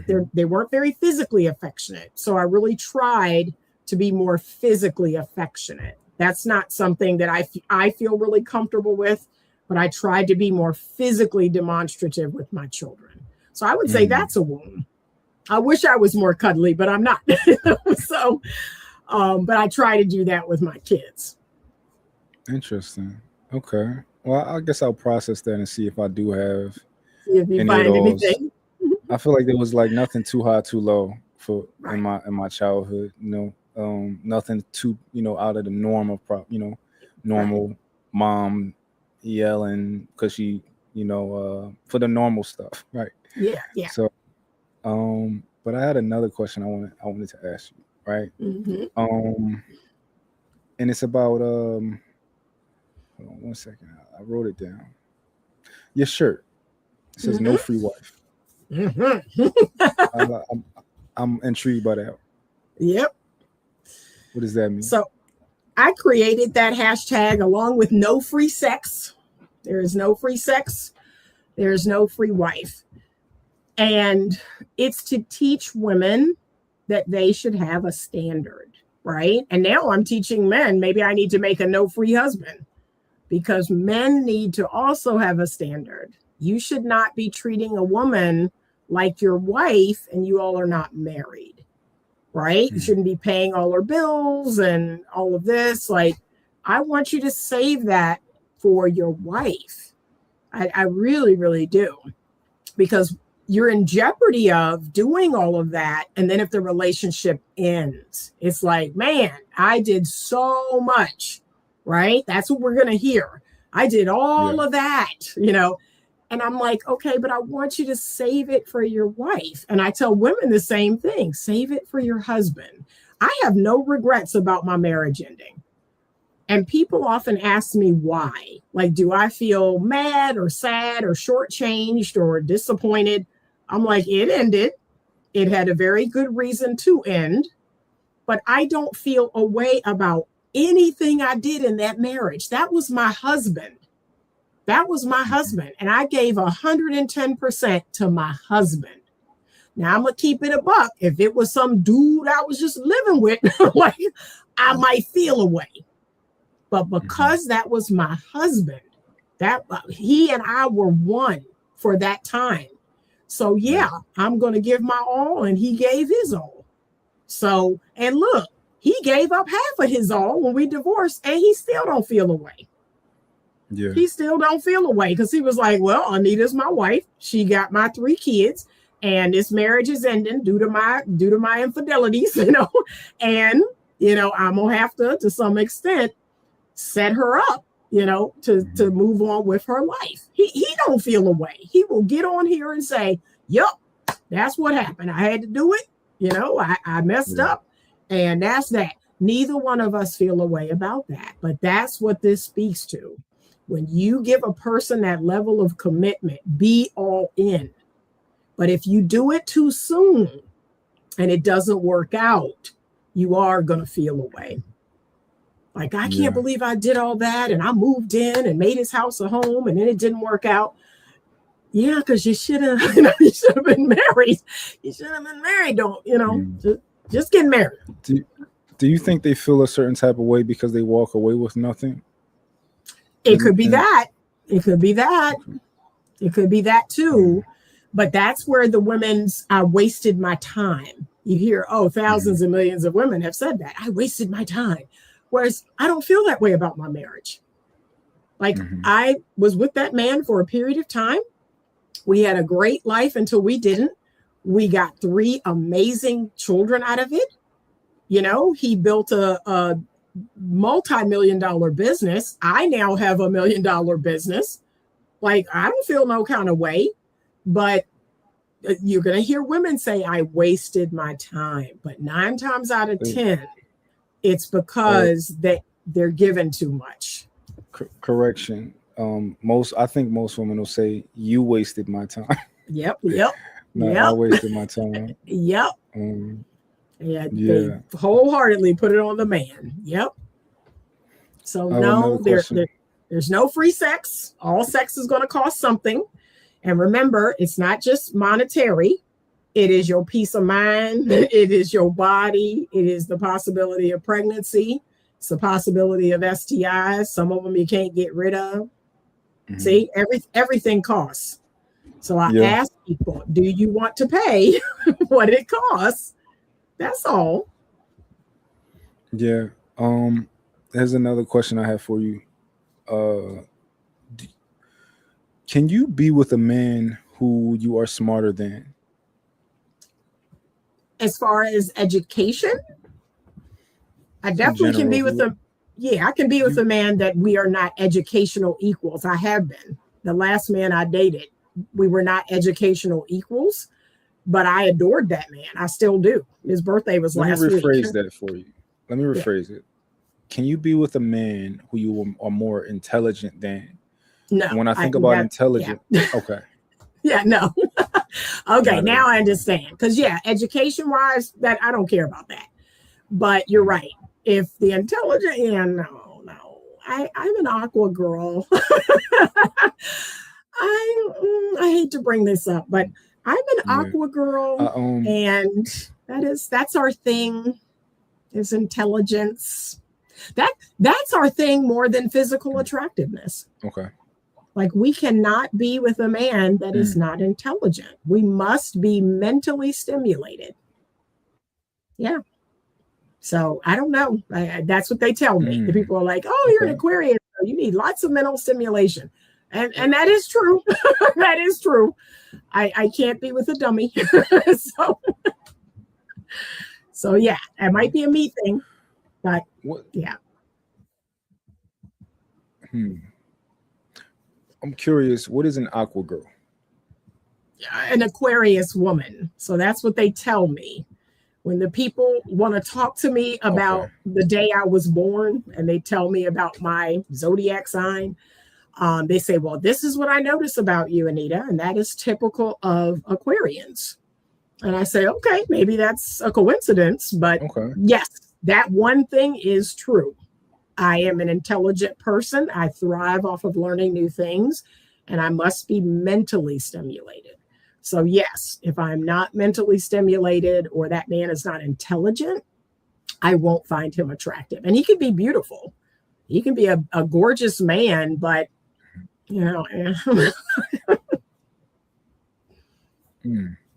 How many men do you find are intelligent enough to be with you? Like when you go out here and you're dating and you're talking? I mean, for the most part, like I said, I run a tight ship. So I'd rather be alone than just be with anybody. So I would say all of them are intelligent because I won't entertain a man who's not. I think all of them are. And what's interesting is what I want women to expand is when they talk about equally yoked. So that's the other thing women say, I want to be equally yoked. So number one, they're talking about money, and that's not what it is. Or number two, they're talking about an education level. That's not what it is. So I'm like, it should be values and morals. It should be godly, that you both align with biblical principles. That's what equally yoked is. And it should be that you want to live by those biblical principles. It's not based on money. It's not even based on your education level or anything like that. Or lifestyle. That's another one. Well, our lifestyle's not equally yoked. That's not what that means. It means that this person has core beliefs and values that are similar to yours. You have a similar goal, and you're headed in the direction of that goal. And you're going to do whatever you need to do to achieve that goal. That's what it means. And then in a biblical standpoint, we're going to follow the Bible. So that's it. We're going to follow the Bible. We're going to use the Bible to set us up to live a good married life. That's what it is, right? So when I read through the Bible, I see what to expect from a man. He sees what to expect from a woman. That's it. Yeah. Somebody asked the question, how would you describe an intelligent man? Someone who is well-learned, well-read, someone who is growth-minded. That's super important to me. A man who has a growth mindset, someone who wants to be the best version of himself. And again, for him, not to impress people, not to, I want to be, the best version of myself. I want to learn. I want to grow. I know a little bit about a lot. And someone who's wise, right? So I always think wisdom plays a part, that I've been through some things in life and I'm not repeating the same mistakes. I think that's important. Men who keep making the same mistakes, I can't respect you. I can't respect you, bro. You got 3 divorces. You got 4 divorces. What are you doing? Yeah, I can't respect those men. Okay. I find I could be wrong. I don't know. I kind of comment on my experience. So I came into doing YouTube, right? I've been doing like a lot of panel conversations because I just like to talk, right? Right. And I'm running into a lot of men. And the more men that I run into, I've actually changed my worldview a little bit. So I used to believe that most men you should be a leader in your relationship. You should be the leader inside of your relationship. And as I started to talk to more men, I've realized that a lot of these guys are not that intelligent. And I asked myself, if you are in a relationship with a woman and you're not more intelligent than her, and she is a better decision maker than you, why would I say that I think you should be the leader? I just was like, am I ill-advising people? Like, no. Yeah. No, you want to something. you want to something, right? Because he is leading her off a cliff. Okay, he's leading her to hell. So, yeah. But again, I couldn't be with a man like that. Like, I'd rather be alone. than be with a man that kept making the same money mistakes or kept making the same mistakes. I just can't respect him. I can't respect him. It's one thing for him to make a mistake. But if he comes to me and say, darn, babe, I can't believe I did that. You know, we're gonna have to take an L on this one. You know, that money is gone. But you know what? I'm gonna get that money back, or I'm gonna tighten up, or this or that. If it never happened again, I can get behind that. But if every other week you losing money over, I can't respect you. I can't respect you. So come on, you gotta learn from your mistakes, from life. Life will teach you something if you just pay attention. So yeah, I agree with that. If the brother don't have his head on straight, like no, unfortunately not. He probably should not be the leader. Okay. Let me say this, and it's going to be controversial. If he is not sober-minded, I have men in my practice that get high multiple times a day, every day. I have men in my practice that drink alcohol to excess every day. Like, they have vices. I would never encourage a woman to let that man lead. Like, nah, up here is not right. Like, what? And they will come in the office and say, yeah, she need to let me lead, and she need to let me. I'm like, sir, you are high. They're high in my office. Like, I can smell drugs on them in my office. Like, come on, sir.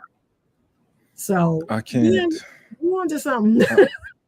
And I personally, I can't understand it, but I'd like to. I'd like to try to understand men who drink all the time, you know, or because I can't wrap my brain around it. But me neither. I meet a lot of people, I meet a lot of people that I've been, you know, on the panels at least, and a lot of those guys drink a lot. You know, it might be in the morning, it might be at night. They every night they're drinking. I'm just curious. Yeah, I would want to know too, because you're right. It don't align with me at all. I have to be sober-minded to do my best and to give my best. So I don't get any limit, you know. that's another conversation. So yeah, I know I'm like the designated like when it comes to like my lady, like we're on vacation or something like that. That's the only time I'll drink a little bit, is if I'm on vacation. Yeah. Outside of that, if me and her go out, she can drink. Yeah. I don't enjoy it for one. But secondly, I don't like not being in control. Right. You know? Right. Yeah. If I go somewhere, I want to take my car. Right. I don't want nobody else to drive me, because when I want to leave, I want to leave. You know. That's right. I want to be in control of, you know, at least certain aspects of myself. So right. And that's wisdom. To me, that's wisdom. That's a strong man that can say that. But if you are high every day, drunk every day, you have all these vices, gambling. I've seen it all. I've seen it all in my practice. I've seen a man blow up his entire family and their wealth through gambling. Wow. And I'm just like, is this real? And it's like, he can't stop. He can't stop. And I'm just saying, you got to get these vices under control. You can't lead when you are under the control of your vices. You can't lead. Yeah. Are you aware of how they're the new strategy that at least what I've noticed of them trying to push gambling on kids and stuff like that? Yeah, my son actually brought it to my attention. He was like, okay, Mom, I'm gonna show you how this whole gambling thing is working. And I was like, really? So he sat down and he schooled me of all the celebrities and all the ways and all the places that you can do it. I was like, what? He said, yeah, it's a whole thing. So my son actually schooled me to that. Yep. They're doing it with sports. There's like it's just so everywhere. Yep. And I thought that once they actually switched to, you know, because older people go to casinos for the most part. They sit on the slot machine and stuff like that. Yeah. And I always wondered, how are y'all going to stay in business once these people age out, right? Right. And they figured it out. Put it in the phone, micro-influencing and stuff like that. Exactly. So here I have another question for you. Because we spoke about relationships, and we spoke about men, right? We spoke about leadership, and stuff like that. What does leadership look like for you in a man, right? So let's say, because obviously you have high standards. What does a man have to be as far as a leader for Anita, for you to be willing to follow a man? I mean, he has to be sober-minded. Okay. He doesn't have any active addictions, because I can't respect a man who does. So he's sober-minded. He has no active addictions. He's submitted to God and God's principles and his values for his life. He's surrendered to God, because I am very surrendered. I am surrendered to God and surrendered to my man. So I have to know that the man who is leading me can be convicted, right? So he should have a feeling like, I'm about to do something I shouldn't, right? He can be convicted by the Holy Spirit. That's very important to me. But he's disciplined. He's disciplined. He has systems. He's able to get things done because he has these systems. He has ways of kind of living his life and going about things. And, he's successful in his own right, or whatever that looks like to him. And it's not about money.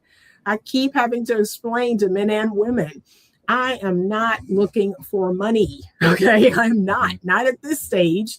I'm not looking for money. I'm looking for a man who is passionate about something in his life.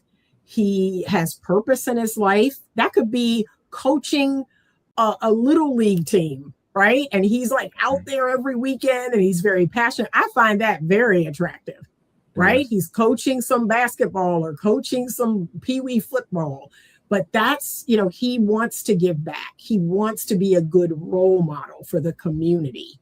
That I find very attractive, but he's ambitious. He's disciplined. I want him to be intelligent. To me, that goes without saying, but I have to say that. I want him to be intelligent. I want us to be able to talk about a lot of ideas and different things. I kind of need him to be cuddly because I'm not, and most of the men I date are very cuddly. But I kind of need him to be affectionate and cuddly because I need that, even though, I need to learn how to do that better. But I kind of need that from my man. I need him to be cuddly. I need him to be passionate about life, about me, about love, about sex. I need him to be very passionate and just an all-around solid dude, right? It's not so much about the way he looks or how tall he is or any of that. And here's what I challenge women today. Sometimes I have to challenge women today. I say, women are in their masculine today because they prioritize the way a man looks. That's a very masculine quality, right? Think about it. Men are very visual. So you all need a good looking partner. We don't. Feminine women, I don't need a fine man. Okay. I bring the fine, right? I bring that. So I don't need a man to be fine. And I find that interesting that young women put so much priority on looks and sex. And I'm like, y'all are really men. Y'all are really men. You're not feminine women because we don't look for that. We look for stability and safety and security. Like, what are y'all doing when you're choosing men in a masculine way? Like, that's going to bite you every time. Yeah, that's crazy. I think a lot of women don't pay attention to it, but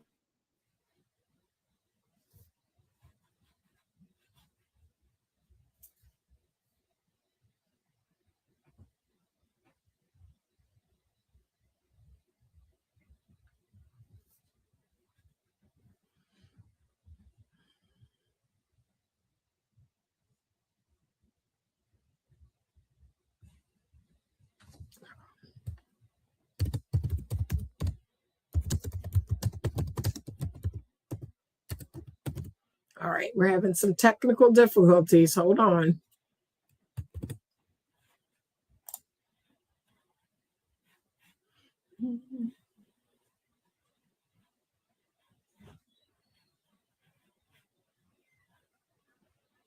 All right. He said it's storming where he is, so anything could happen. He could lose his power, or his internet. Anything could happen. There we go. Okay. I'm sorry. That was like, we got some technical difficulties. Yep. I'm sorry about that. Yep. But what I was saying was, I think women don't realize it, but they're conceding to men being the prize when you say that you're looking for a man who is as or even more attractive than you. Yes. He's, you want to make this certain type of money and stuff like that. Yeah. He'd be a certain height. It's like, you do know that he literally probably is the prize, and you're trying to argue why men aren't the prize. Right. You looking for this man. Yep. But feminine women, they prioritize how they're treated. Like, that's it for us, right? Mm-hmm. How are we treated by a man? That is actually the most important thing. Not what he looks like, not how much money he has. I do enjoy a man who's generous, but he doesn't have to have millions of dollars to be generous. Yeah. So that's what I want women. They have to embrace that femininity again. That says the number one thing is how I'm treated. But men behaving badly. And we know it's a small percentage of men, right? It's not most men. It's about 10% of men that are cutting up with all the women. And those men are treating women poorly. And I'm like, okay, but you don't prioritize being treated well. You prioritize 6'4", you prioritize abs. And that's why. You're going to get what you get. So, yeah. Would you consider yourself, I'm gonna ask you a question, and then if you want to change what you would call yourself, are you a hopeless romantic? No, I am definitely a hopeful romantic. I am a person who doesn't believe in falling in love, but I do believe in choosing love. So I choose to love every single person that I've ever loved. And I've fallen in love, but I didn't choose those people. Right? There were people that I had crushes on, that I had, limerence, but I knew better than to choose them. Right? Because every person that I find attractive or every person that I have chemistry with may not be good for me. So I've had crushes where I was like, ooh, girl, that new guy at the office. But I didn't choose him because I was like, okay, there's something about him that wouldn't make him good for me. Yeah. See, that's the difference. But I've had crushes. I've had limerence for people. And thankfully, I didn't choose them. I just kind of liked them from afar. That was it. Interesting. So as a hopeful romantic, right? Outside of that, what does that look like? Right? Because the hopeless romantic, I guess they're always in search of something that they... what does that look like for you, though? I think it's blending that hope with pragmatism, right? I blend those two things together, right? I will always advocate marriage. And it's so interesting because I have lots of friends now who are anti-marriage, and they're like, Anita's going to die on that hill. And I will always advocate for marriage. I know that's what God intended. That was his original plan. His original plan was for most men and most women to have a husband or a wife. I know that. And I just will never reject that. I believe that I have a husband out there, you have a wife, all the things, right? And yet I can still remain practical. I am not telling people, oh, chemistry is everything. And as soon as you feel that spark or as soon as you feel that connection, no. I want you to just hold off because you could fall in love with a pedophile. You can fall in love with an abuser. You can fall in love with someone, who does horrible things. So you got to hold off and let's see if this person would make a good fit long-term. Long-term, okay? I can love anybody short-term. So if someone said to me, oh, you and this guy, y'all are going to date for 2 months and fall madly in love. Yeah, we'd have the best 2 months ever. We'd have the I have had those relationships. Well, I've had the most romantic 3 months ever. I still remember them to this day. But those people were not good long-term fits. They weren't. They weren't. I've dated men who are great daters and horrible boyfriends. And I remember when we got to that place where I was like, yeah, we should date exclusively. And as soon as I was in a relationship, they were horrible. I was like, what happened? This was so great. But they know how to date. They know how to date. Yeah. And as soon as they become your man, it just go downhill. Yeah. So, yeah, we got to know the difference. I think a lot of men really enjoy dating, and we try to make it seem like we don't. Like, even if a man is if a man is cheating on his woman, right? A man will try to say, oh, baby, it's just this, that, and the third. I don't love her. I don't care about her and all that type of stuff. And I'm like, no, you enjoy getting to know her. You enjoy going on the dates. You enjoy all that type newness. Of stuff. Yes, the novelty. It is intoxicating. I get it, right? There's nothing like the spark. It's nothing like it. Like it is like, oh, like it's just, it's nothing like it. So, but here's what I will tell people also. There's also nothing like that long-term love when it's comfortable, you know that person, they have your back. You can kind of be more of yourself, not less. Like that's underrated. That's really underrated. Yeah. Yeah. How do you feel about, I know you said that, you're a hopeful romantic, so you choose, right? Yes. I believe in that too. I believe in choosing somebody. Yes. How do you feel about brainwashing yourself? So for example, I know like every time I wake up and I look at my woman and she's sleeping, right? To me, she's like a baby. She's like so cute, cuddly, sleeping, right? Yeah. And I just tell myself things. I tell myself, every day how much I care about, like just looking at her sleep and stuff like that. So how important do you think stuff like that is? Oh, it is very important, right? Do not ever take your person for granted. Do not ever, right? This person chose you like you chose them. They got stuff, you got stuff. And I always tell my couples, you have to, renew and refresh that relationship. That's why I make them do this assignment. One of their first assignments in couples therapy, they have to write out everything they love and appreciate about the other person. So they have to think about all the good things, not all the bad things that brought them in here. Okay? Because everybody has something good. And so I help them to remember that. Remember all the good in your partner and why you chose them. Never forget that. But even some of the relationships I have, I can remember good things. There were things that I miss. I remember the last guy I dated always took care of my yard, always made sure he always drove. I really miss that. It was so many things. He was very cuddly. I really miss that. So, I tell people don't take that person for granted. It's easy to do, but don't do it. Like you said, every day, wake up grateful. I feel that way about my kids. You see all these women aging out, not having no kids. I'm so glad. Oh, I'm so glad. I'm so glad I had my kids. And now they're doing the IVF and got to get a sperm donor and all that, jumping through all these hoops to have some kids. Yeah. So I do. As much as my kids may get on my nerves, I wouldn't have it no other way. So, yep. How do you think, as a question, because it's going to lead to why do you think so many women are filing for divorce, right? And I want to know what you think about this. A lot of men feel like women are not seeing them and forgiving them for being human, right? While a man, he thinks that he's forgiving his wife for being human. So, for example, if she forgets to do something, everything that she forgets to do, he might not be keeping score when it comes to, I came home, the dishes aren't washed or something like that.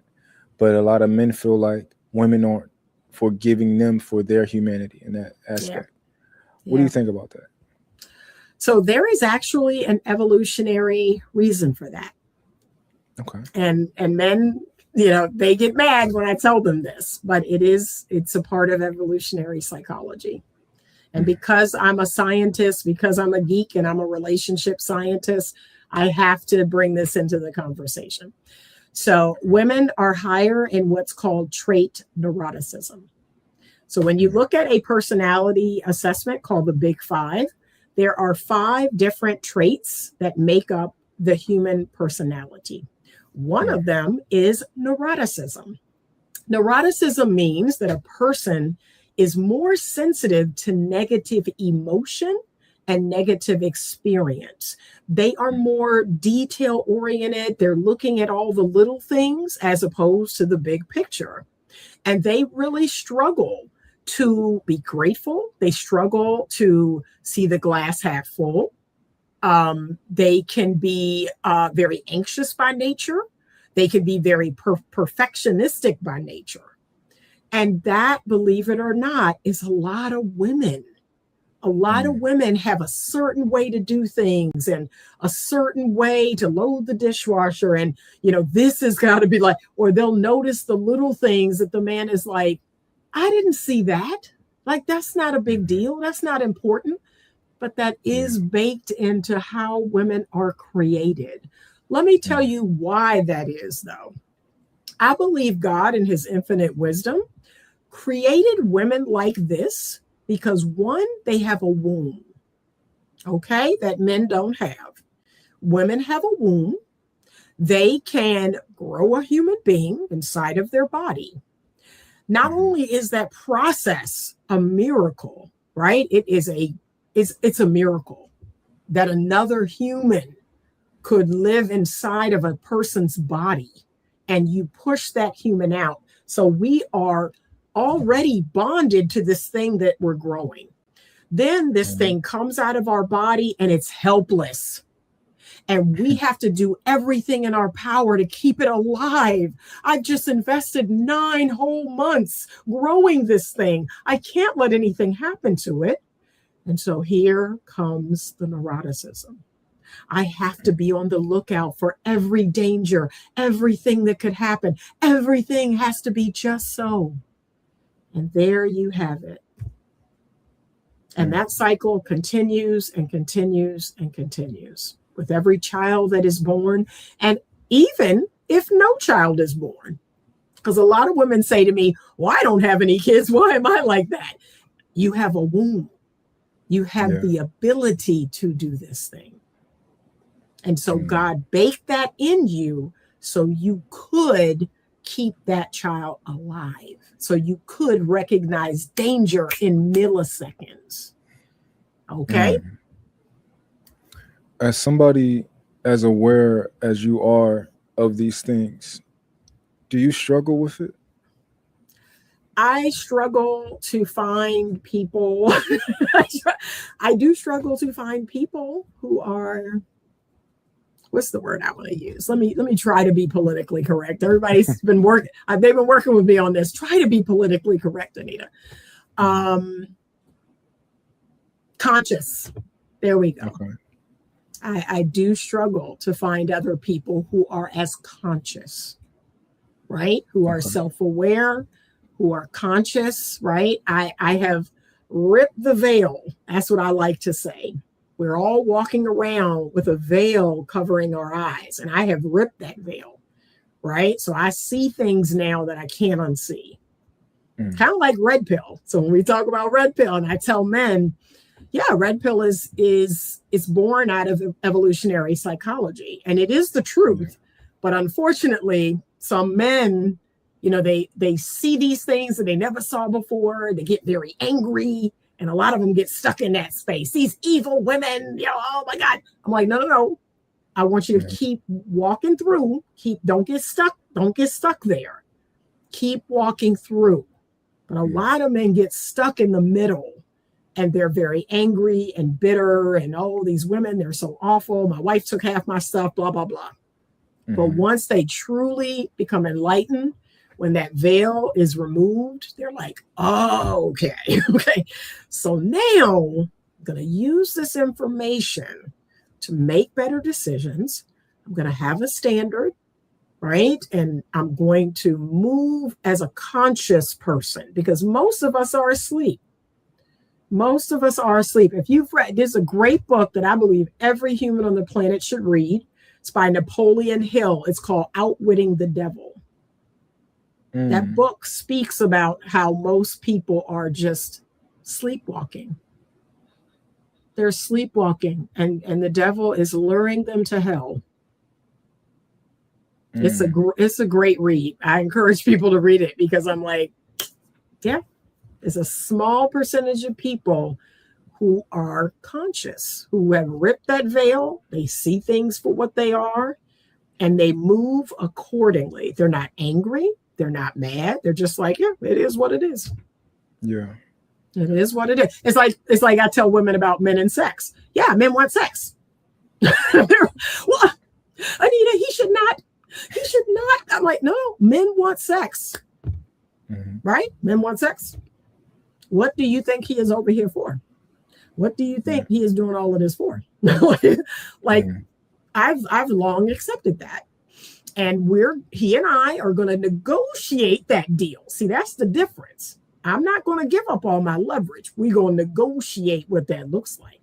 Yeah. But he wants sex. He wants sex. Like, come on now. I want sex. But we have to negotiate like a deal that works for the both of us. That's all. How do you feel about, because I made a post about this. How do you feel about men no longer wanting sex as a gift? Okay, and speak more about that. They don't. So a lot of men these days, is very popular for men are saying women have to raise the bar, right? They're saying, oh, sex, I got that last year. Same thing from last year, right? I see it a lot on the internet, and a lot of the guys fight me on it when I talk about like that's literally all I want, right? Because to me it's more symbolic. Right, it's more, of course, we did it yesterday. However, on the most important day of my life, a most important day of the year, I want the most important things to me, right? So, which is my woman, my kids. My daughters had a recital on my birthday this last year, and it was the perfect birthday for me. So I don't care about I don't want some shoes. I don't want like a watch on my birthday. I can get all that stuff myself, right? So, how do you feel about the concept of men saying, sex, no, give like come harder than that for my birthday? Right. No, I like where it's going because it speaks to men raising their standards. Okay. Because to me, how women like to say bare minimum. To me, sex is bare minimum. Okay. So okay, I expect that anyway. Right. That's something that should be happening anyway. Okay. So I love it. Like that's where men need to go, which is raising their standards. Okay. So as far as what effort? As far as having expectations of women. Men should have expectations of women. Their relationship does not exist for the woman. The man, if he's going to give away his exclusivity, if he's going to give away his commitment, and most importantly, his last name, he should have expectations of that woman. Okay. I agree with you. Now, if we could isolate it to the birthday thing, what would do you think more effort by the woman? Oh, for sure. Sure. I dated a guy that I actually found out, we dated for like 6 months, and I found out after his birthday that he had never in his life had a birthday party. Okay. And I was furious because I was like, okay, I want to do that. Like, I want to throw you the biggest, baddest birthday party ever. And I want to have all these family members and friends and all these people come in. But it was like, he kind of passively said it after the fact. And I felt like I did a great job on his birthday. But I was just like, what? You've never had a birthday party? And I've had many. So in my mind is what I said. Okay, if we're still dating this time next year, that is what I'm doing. I am giving him the biggest, baddest, because he said it in a way like he really wanted it, right? Like he really missed out.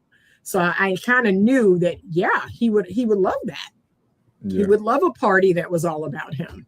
Now, our relationship didn't make it, but I looked forward to that. Like, I want to throw him an amazing birthday party and it be all about him and all his family and friends are there and we're having a good time, I would love that. So yeah. Okay. Yeah. So I love that, right? Now I'm going to give pushback, right? Because and the guys are loving this who disagree with me. They loving this right now. But I'm going to give pushback here. I personally, I don't think men should care about certain things. Like for example, right? I celebrate Valentine's Day. I don't care about Valentine's Day, but I celebrate Valentine's Day because I know how important that is to my woman. Right. Me as a man, being wise, I understand that there are a lot of people making a lot of money on these days. I understand that when we go out, there are going to be a lot of reservations that we can't get unless we book really, really, really early, right? Yep. I understand. It's like the red pill idea of like, I see what this is. Right. So me as a man, I don't care about this. However, I'm willing to meet you in the middle because I know you're a woman and I know you might care about these type of things. Right. So as far as me being a man, when my birthday comes, I forget about it, right? Because it's just a day. And one of my lady, she asked me, she said, hey, like, what do you want to do for your birthday? Like, is it a specific food you've been craving or something like this? And I'm like, if I was craving a food, I would have it right now, right? Because I don't wait for my birthday to do anything. I don't wait for my birthday to be like, oh, I deserve a gift. Let me treat myself, right? I don't think men generally operate that way. However, the idea that my woman, regardless, is thinking about how she can make anything special for me, and then she's paying attention to me and all that type of stuff, I'll always appreciate that 1,000%, and that's beautiful what you did.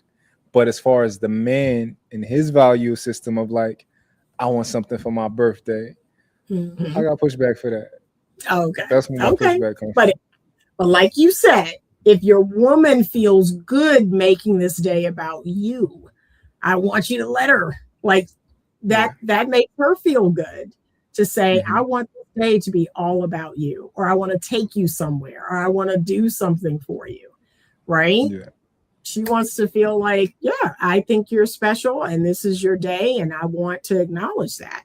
And that would make me feel really good. I know you don't want to do anything. And I've had years when I was married where, we didn't do anything. Like my husband was like, I don't want to do anything. And he really meant it. But then there were years where I took him somewhere and we did something. And he was like, yeah, this is okay. And I was like, okay, because I want to acknowledge you. This is your day, because my birthday is a national holiday. So I feel kind of bad because I have very specific requirements on my birthday. So I have no problem giving you the same. That makes perfect sense. That's how I understand women to be. Their birthday is a big thing for them. It is. Right. I always tell men that. And they're like, why? Why? I'm like, look, okay, it just is. Okay.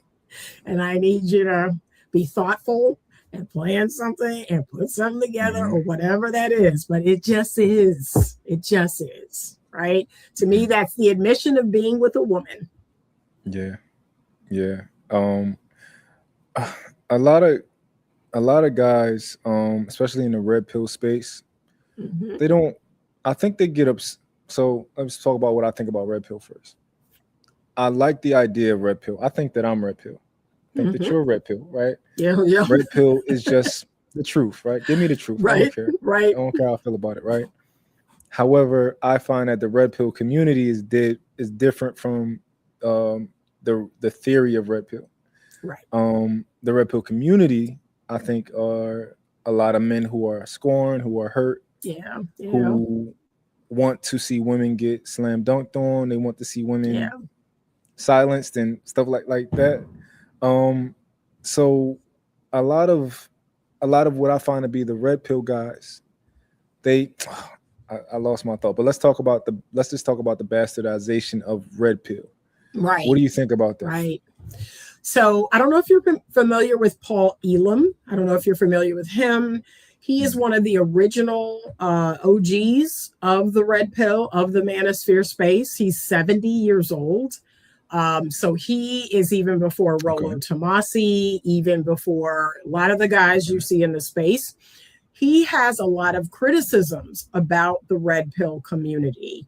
And Paul and I align in the sense of, like, we've been talking a lot about gynocentrism, that the real issue is gynocentrism when we're talking about the no-fault divorce and they want mandatory DNA testing and things of that nature, not holding women to a standard.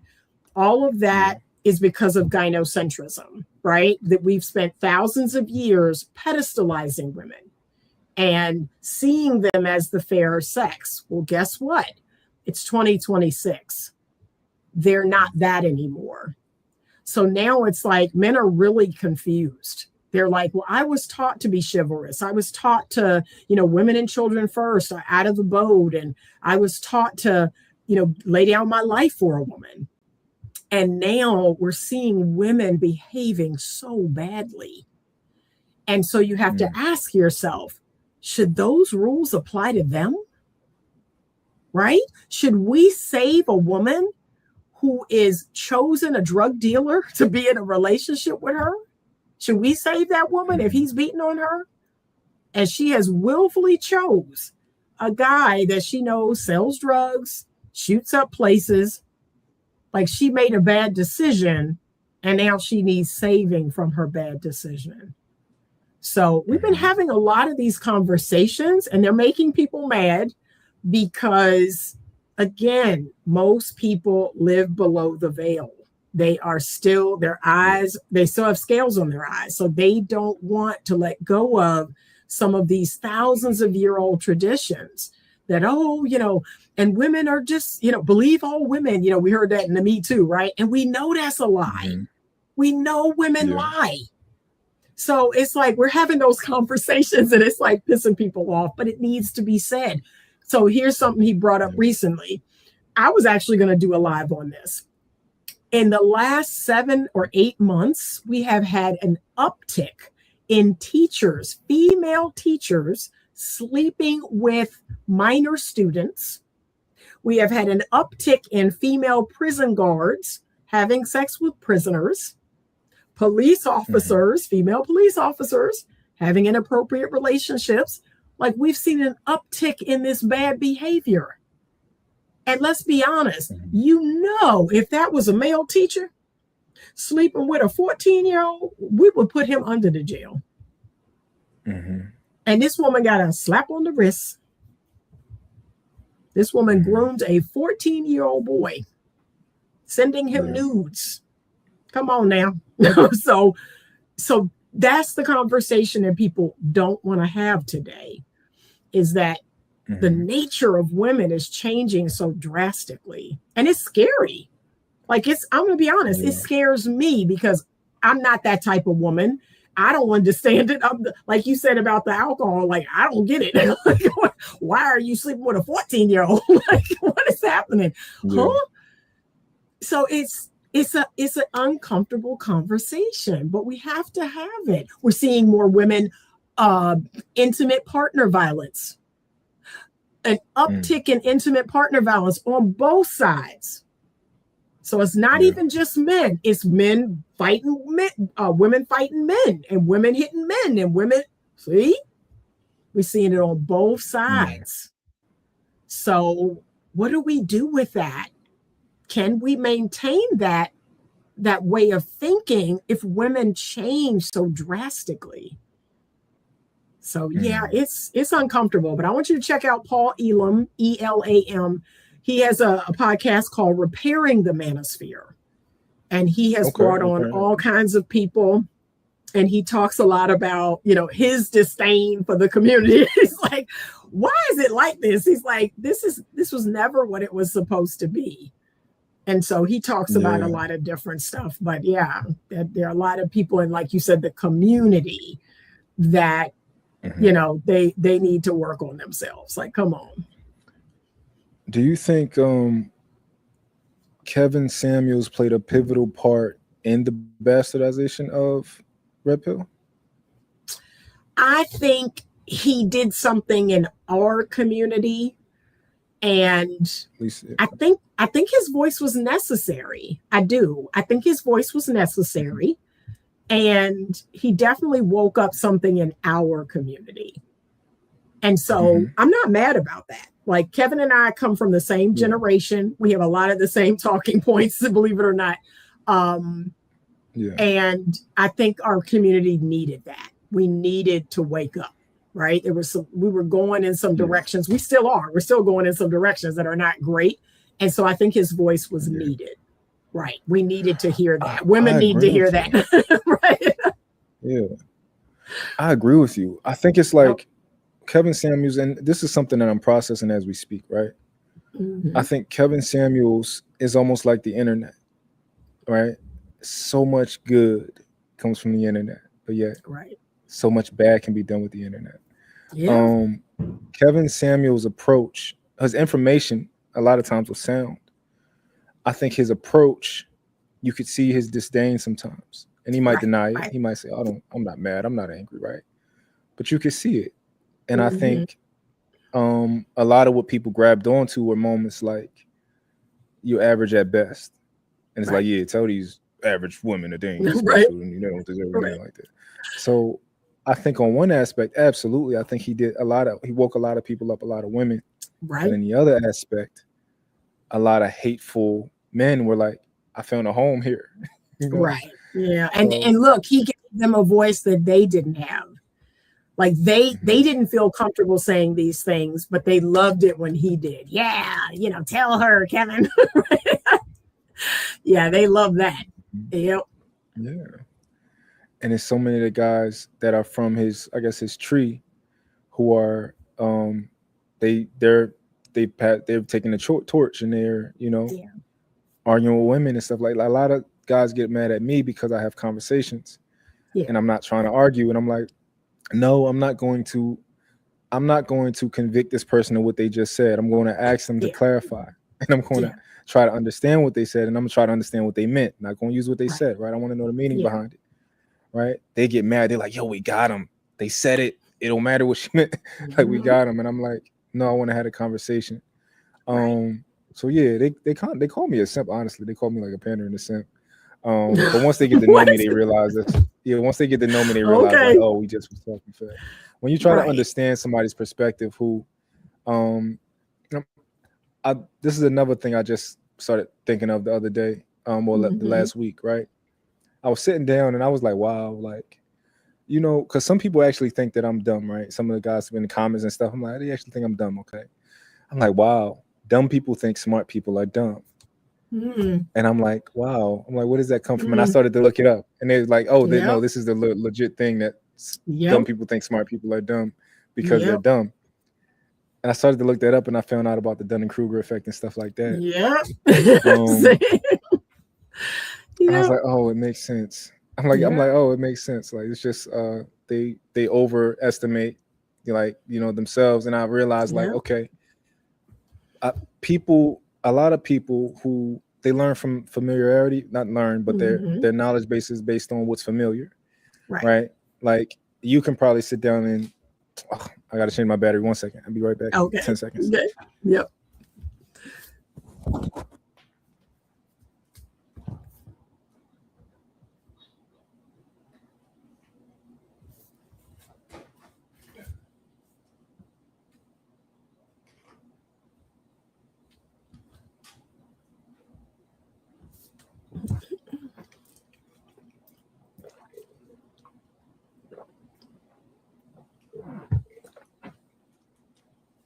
Take our water break. Okay. There you go. I'm back. What was I saying? So yeah, a lot of people, their knowledge base comes from what's familiar, right? Right. Versus somebody like, let's take you for example. You can hear something, and you can, like a detective, you can try to make out like what's valuable and what's being said, what's not valuable. That's right. You can critically think, right? Yep. A lot of people, they don't do that. They're like, think about a kindergartner, right? How do you teach a kindergartner? Start learning from memory. I see a cat, this word is spelled CAT. I'm not thinking about the letters. I'm just thinking it looks familiar. That's cat. Right. Or shape and stuff like that. And I think this is the adult version of that. Whereas you just said something, it's unfamiliar to me. I'm not going to process it, right? It's unfamiliar. It's stupid. And a lot of these guys do that. That's it. So yeah, I just realized that. That was interesting. And guess what? They will even do that with the messenger as well, right? They get mad at me because I say, I can learn anything from anybody.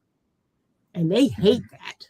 Like, how dare I look at someone right wing? How dare I look at someone conservative or whatever, right? Left wing, I could even say that, liberal. I can learn something from anyone. I don't get hung up on the messenger, whereas a lot of people do. As soon as that person's face comes, no, I ain't listening to nothing they say. I'm like, okay, like, all right, but they're missing out on something that could actually be really helpful. And I think the people in our community really suffer from that.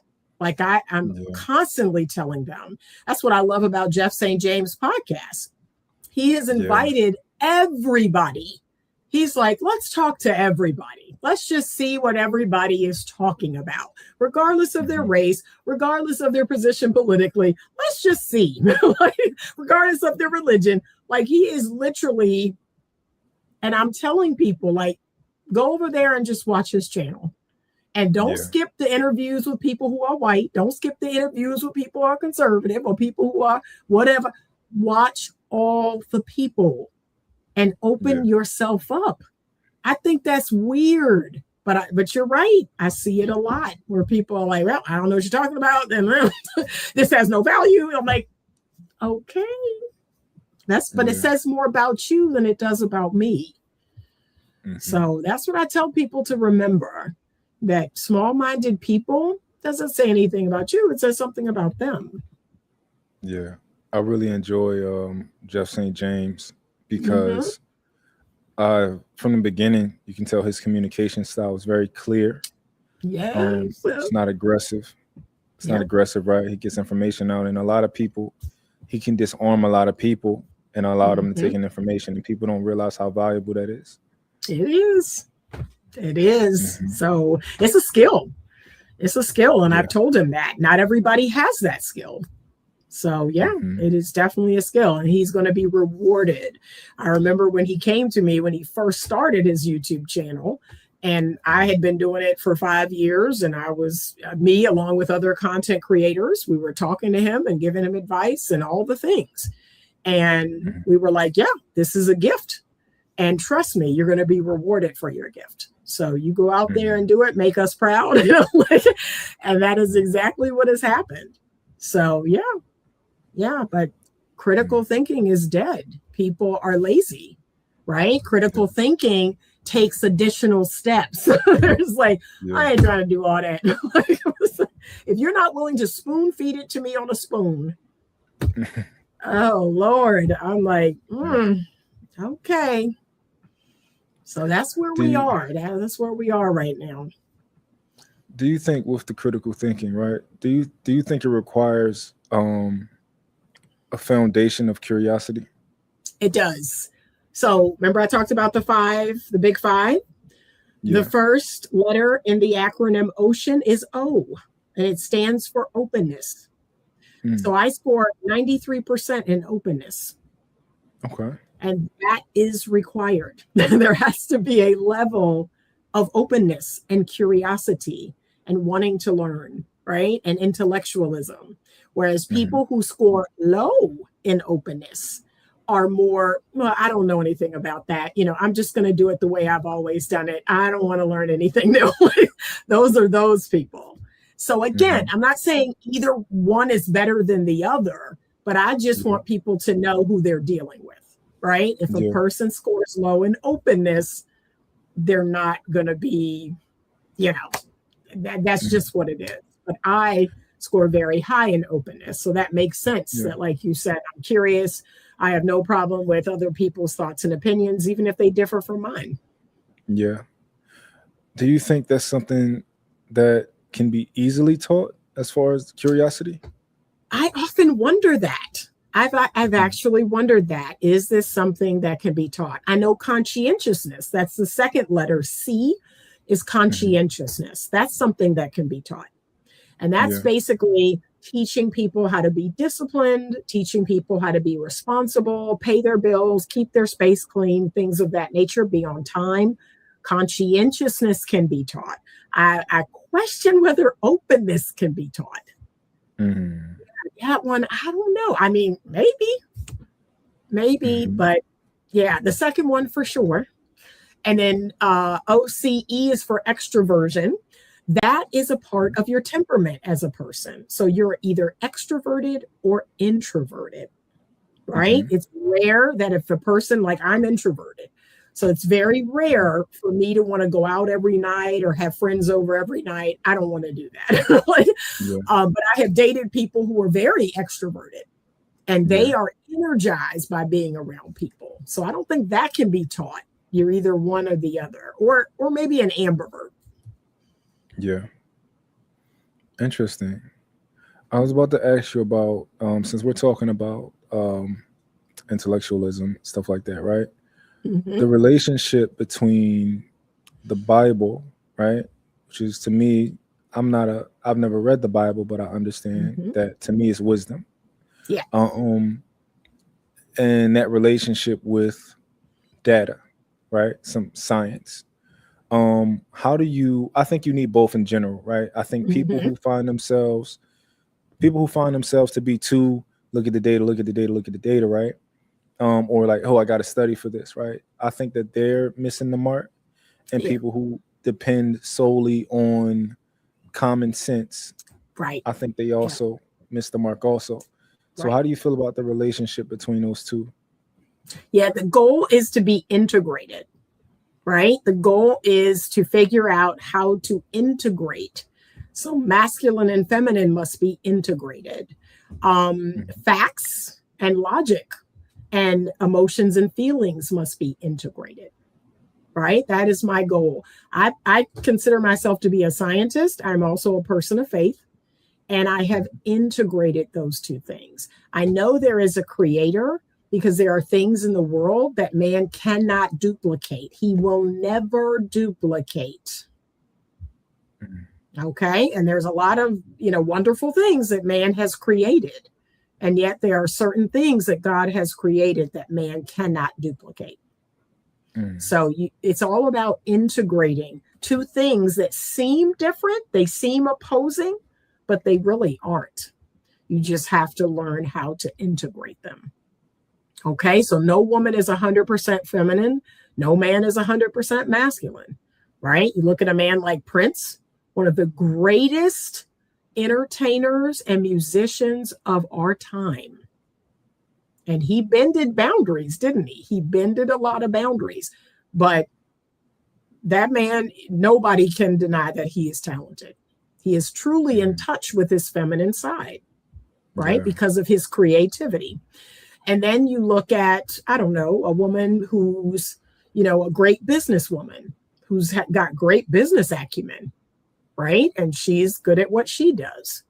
Yeah. So clearly, it's all about integrating the two.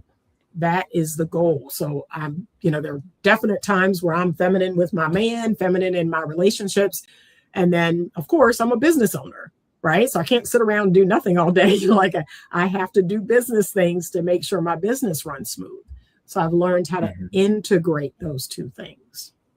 Yeah. Interesting. If you guys give me 1 second, I'm technically missing bedtime and somebody's upset. So I'm going to. Okay. But we're going to wrap up. No, we're going to wrap up because my son is texting me because he's like, hey, are we watching the show? I was like, so we're going to wrap up all together because my son is like, hey, I thought you was coming downstairs. I'm like, I'm coming, son. We watch this show called Narcos on. Narcos. Yeah, we watched that. So, yep, we've been binge watching that. So 1 second. Yeah. Kids are upset they gotta go to bed. Where's she at? All right, hold on. Okay, back onto your finish the song. Yeah, call me back. They doing a Michael Jackson experience. Okay. Cool. Good. But it was great talking to you. I knew I always enjoyed talking to you. Yes, same. And I always tell people that whenever I find like minds, it's so refreshing. It's very refreshing to, like you said, to just be able to dialogue and not, have it go sideways. Or that's the number one reason why I don't tend to do panel discussions.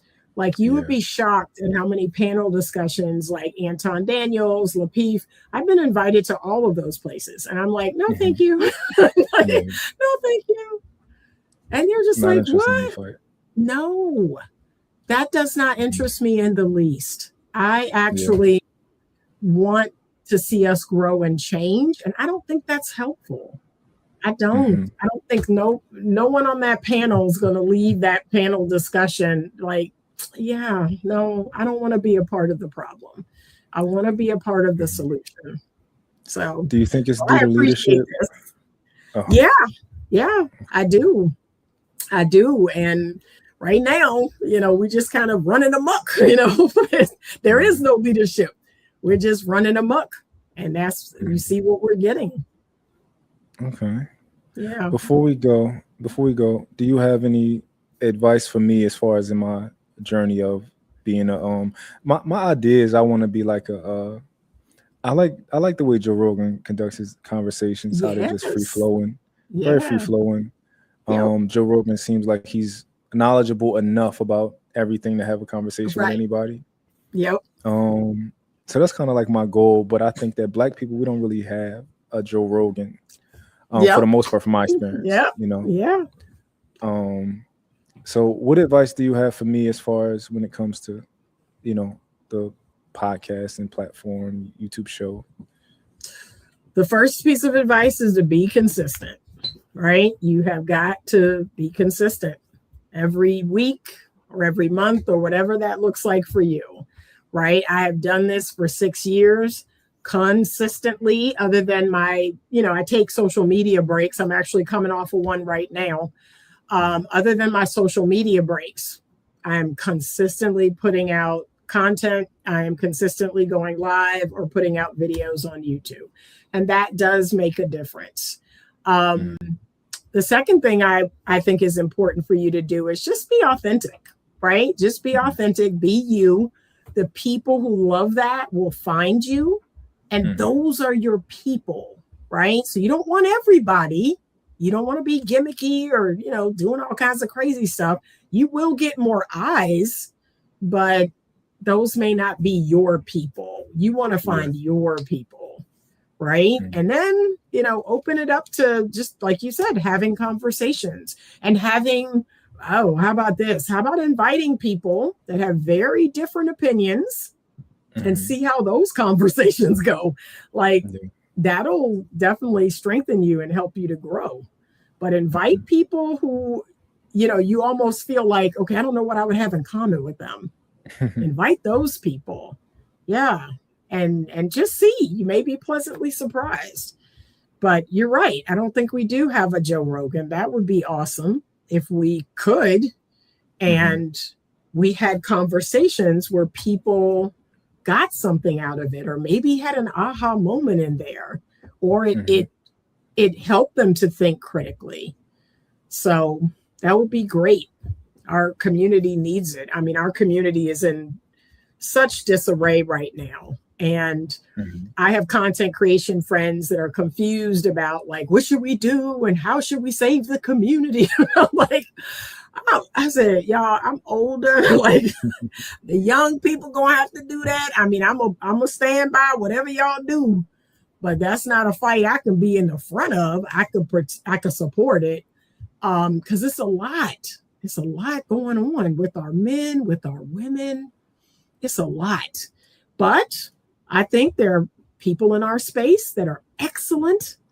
And are you familiar with Delano Squires? I'm not. He has a new book that I just bought. It's called The Vanishing Black Family. I'm in the midst of reading it. I believe Delano is one of those people. He's one of those Black voices that we need to start supporting and listening to.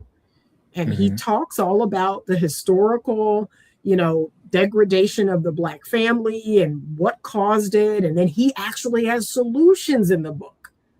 And maybe there's something there that we can apply. And we can once again become 76% married. We're at what, 30? I think it's 32% for men and 29% for women in the Black community. Those are low numbers. So yeah, 70, it's about 70% of children that are born out of wedlock. So we got to do something about this. We got to do something about this.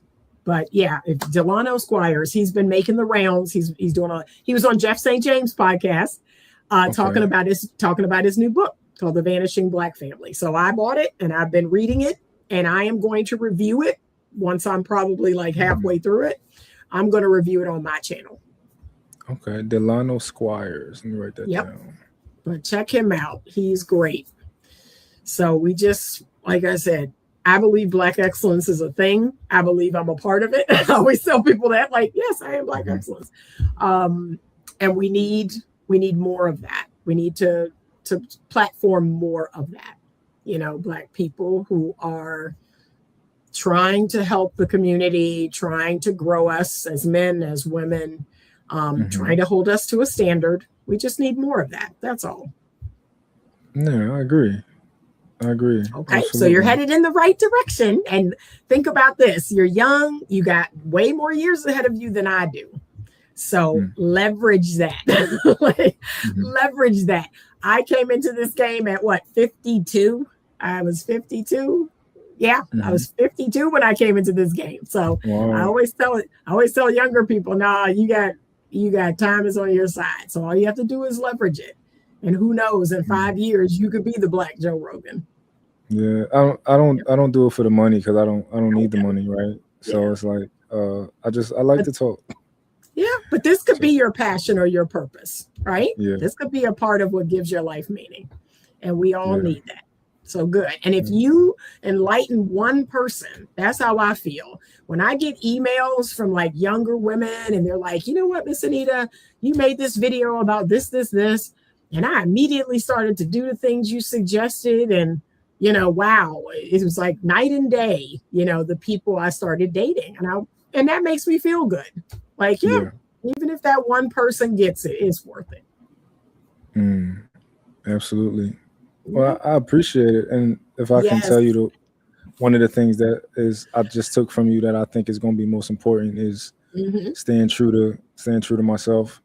And just doing the content that I want to do, and that aligns with me. You know, I want to review a video. Don't necessarily feel like I have to review something that's popular. Review what I want. Right. Yeah, because that's what's popping, right? People talking about all the craziness like that will get you in the algorithm. But you know, is that helpful? Is that positive? Because I had to make that decision maybe 2 years ago. I was putting some stuff on my platform that was salacious. I'm not going to lie. It was salacious. Okay. And it got views. But I was like, I don't like this. Like, I don't like how I feel about this. And then I just decided I wasn't going to, you know, put out anything salacious anymore. I wasn't going to repost, you know, these outlandish videos anymore. And I stopped doing it. Yeah. Okay, well, so you just stay true to you and be consistent, because that's a huge part of it. And then you'll see that it'll start growing. And sometimes you just need something to go viral, or you need to get invited somewhere. That's happened to me, where I got invited on certain platforms, and that helped my platform to grow. Yep. Yeah. Okay. Well, I appreciate that. Keep reaching out. Yep. Keep reaching out to folks and having them on your platform. You will be surprised at the people who will reach back.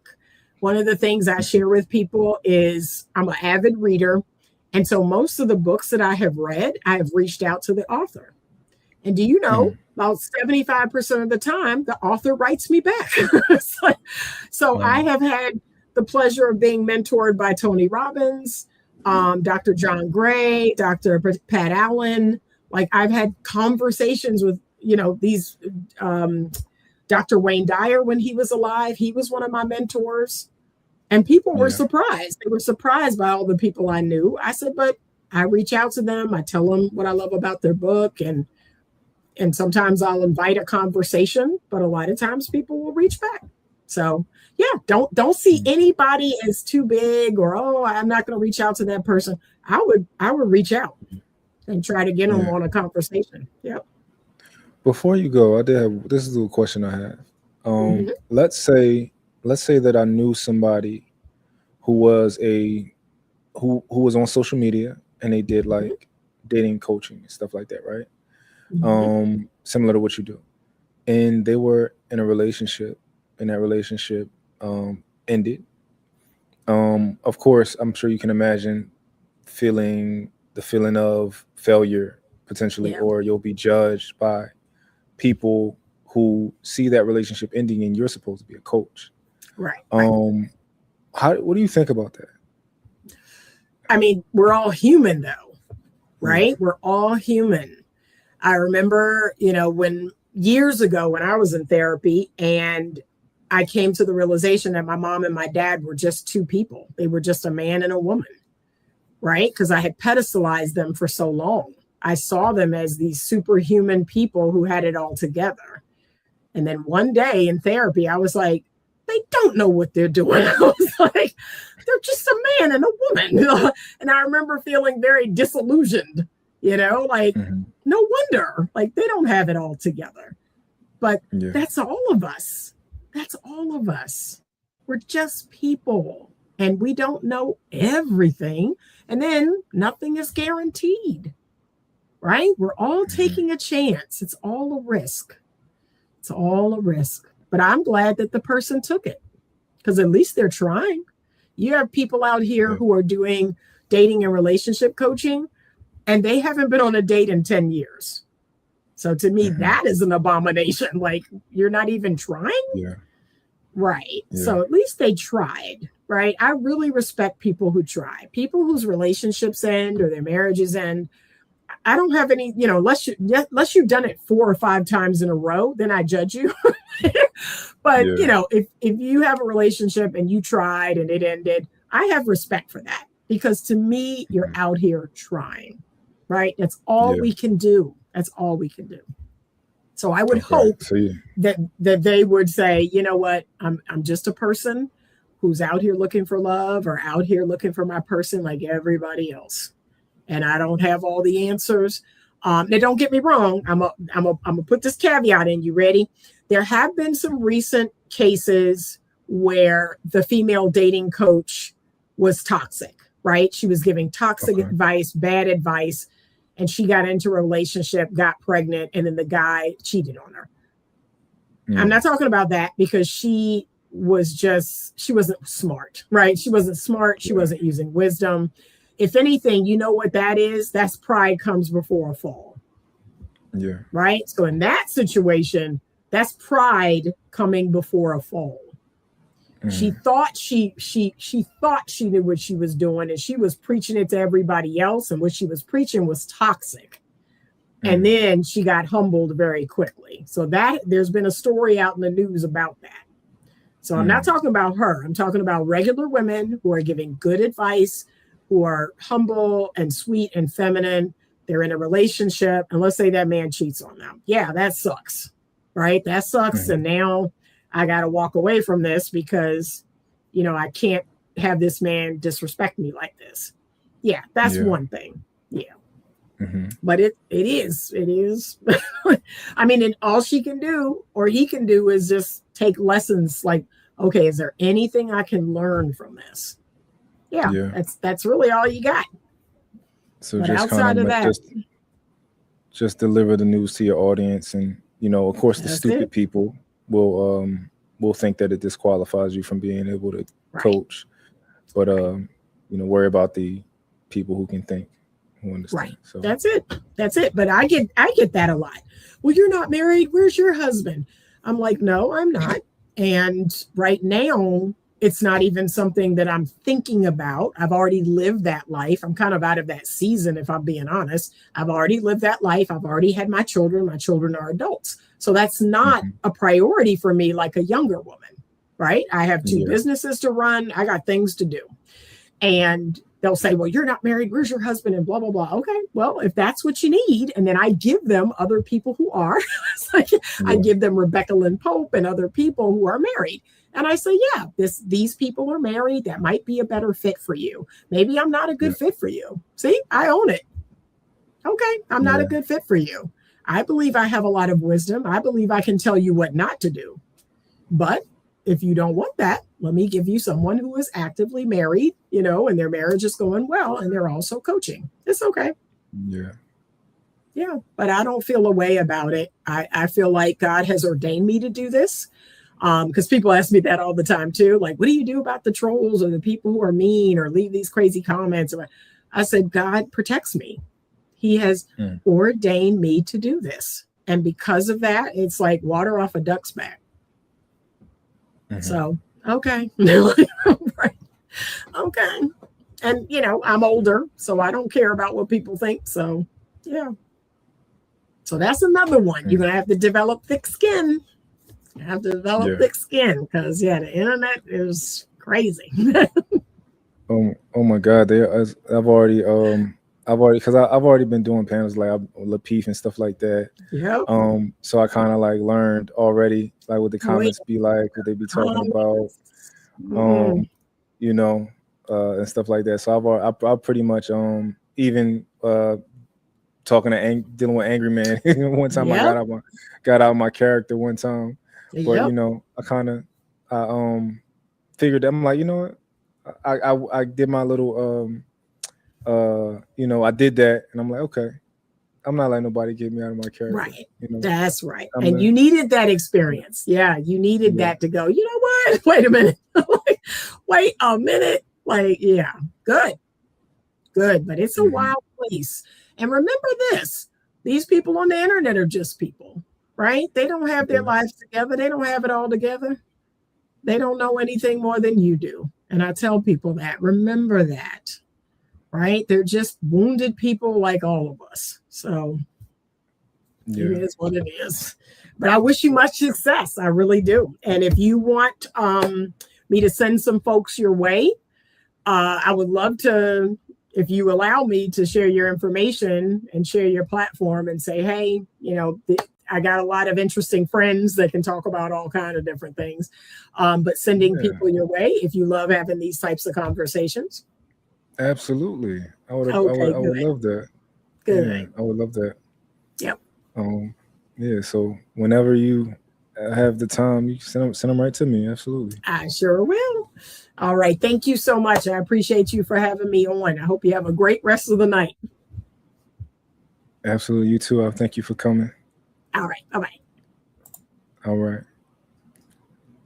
Hey, y'all know the show's over, but I gotta play all the outro music, because everybody love my outro music. I'm gonna read some of your comments real quick. Let me see if there's any interesting comments down here. Oh no, Beans, you gotta pull up. I'm dropping a link for you, brother. Hold on, Beans, come pull up. Let's have this conversation since you want to be down there. It's your accusatory tone. Hit that link, my brother, Mr. Beans, so we can have a conversation. You like conversations, Mr. Beans? I'm a gentleman. I like to have conversations. So I enjoy intellectual, stimulating talks. And you yourself are an intellectual brother. So let's have this conversation. Thank you. I appreciate that.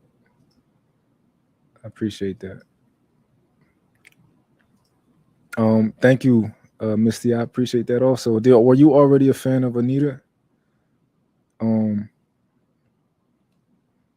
Yeah. I've followed Anita for a minute now, and I really appreciate her perspectives on a lot of things. So I definitely wanted to get her up here, and I hope Beans is hitting the link. No place in scripture does it state dating is honorable. Interesting. Mr. Beans, what's the deal? Man of the hour. Man. Yo, I had to throw my little video up here. I ain't even got no shirt or nothing on. I ain't want to come on here and make you lose your audience. by having my chest out, you know, then everybody come run, subscribe to me, unsubscribe from you, you know. I appreciate you for that, man. You're always looking out for a brother. That's a fact.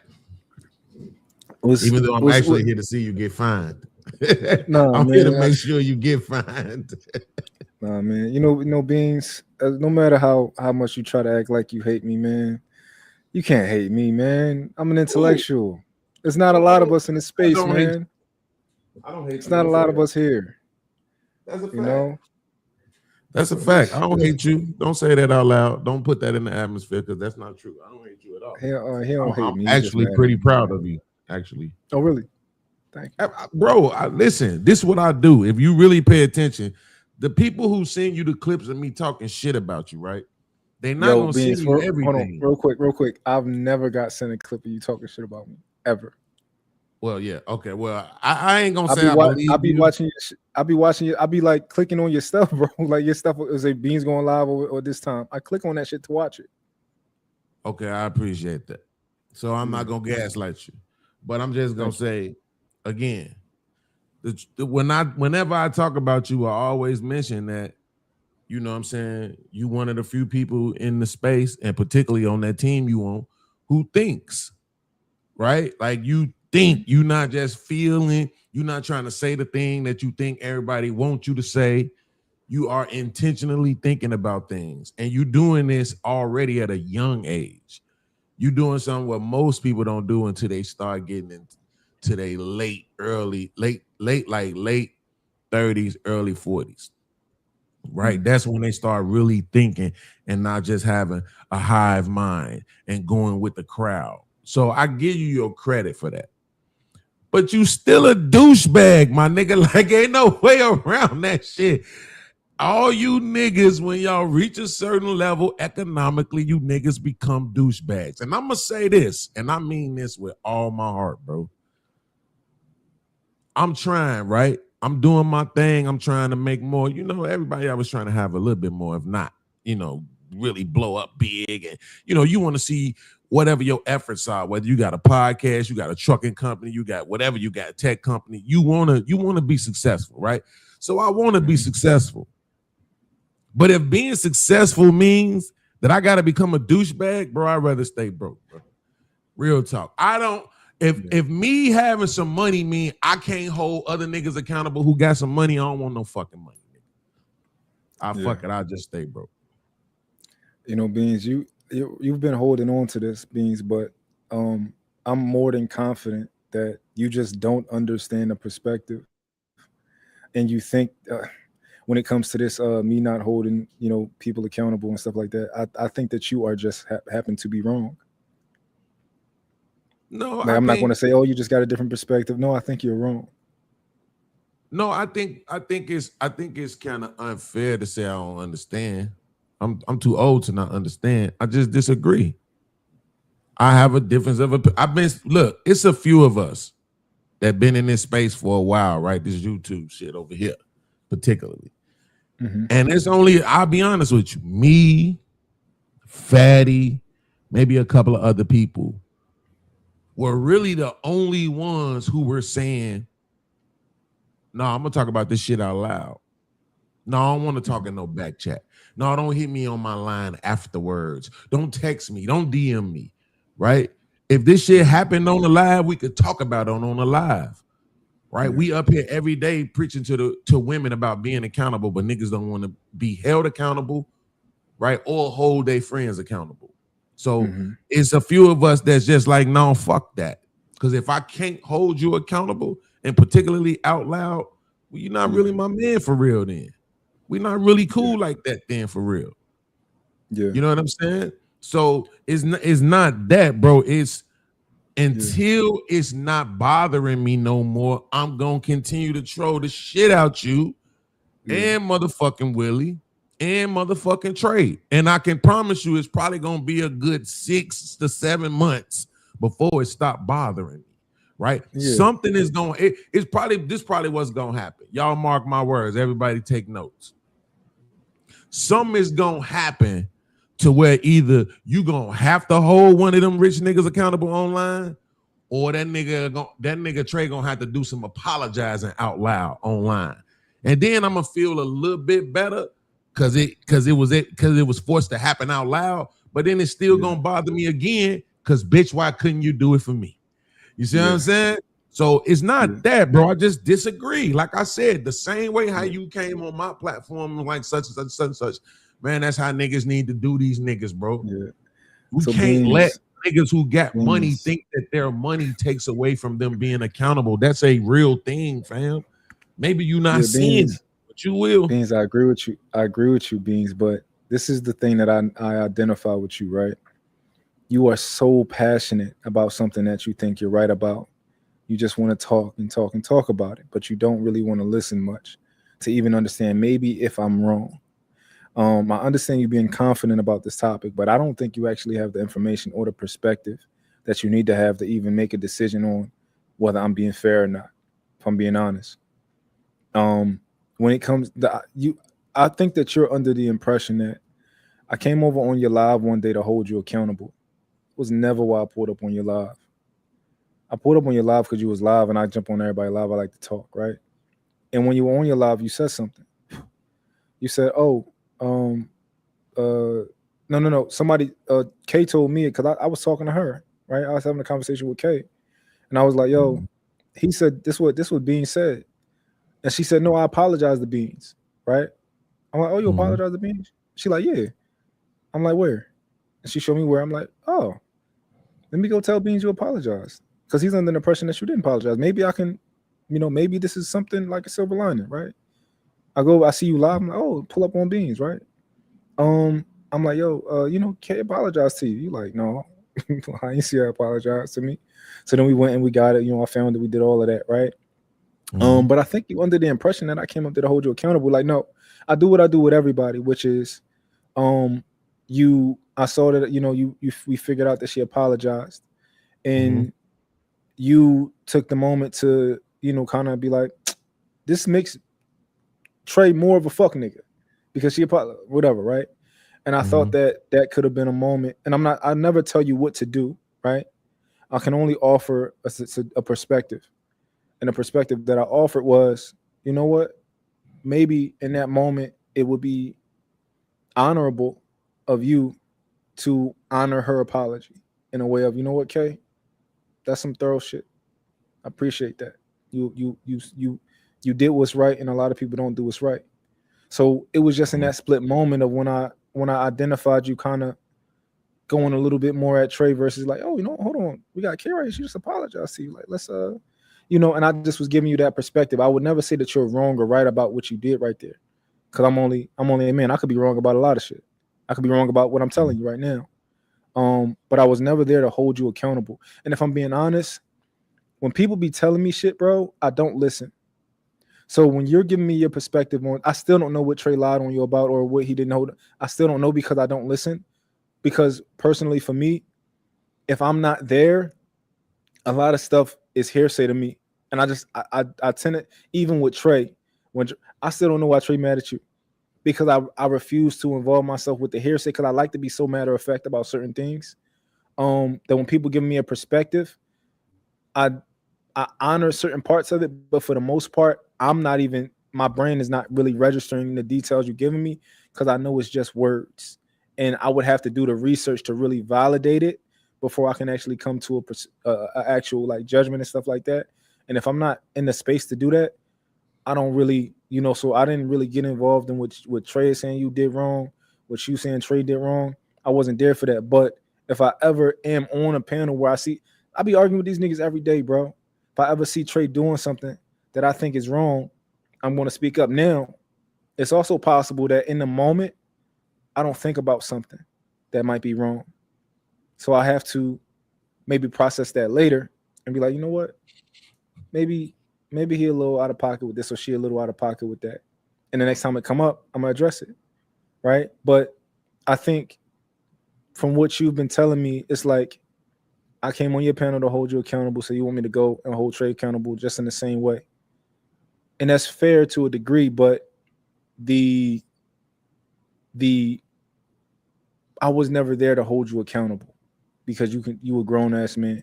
And I don't think that you were necessarily wrong about anything, even though I thought that in that moment where after the apology was read, I did think that there was another perspective or alternate universe where there could have been a better way to respond to that.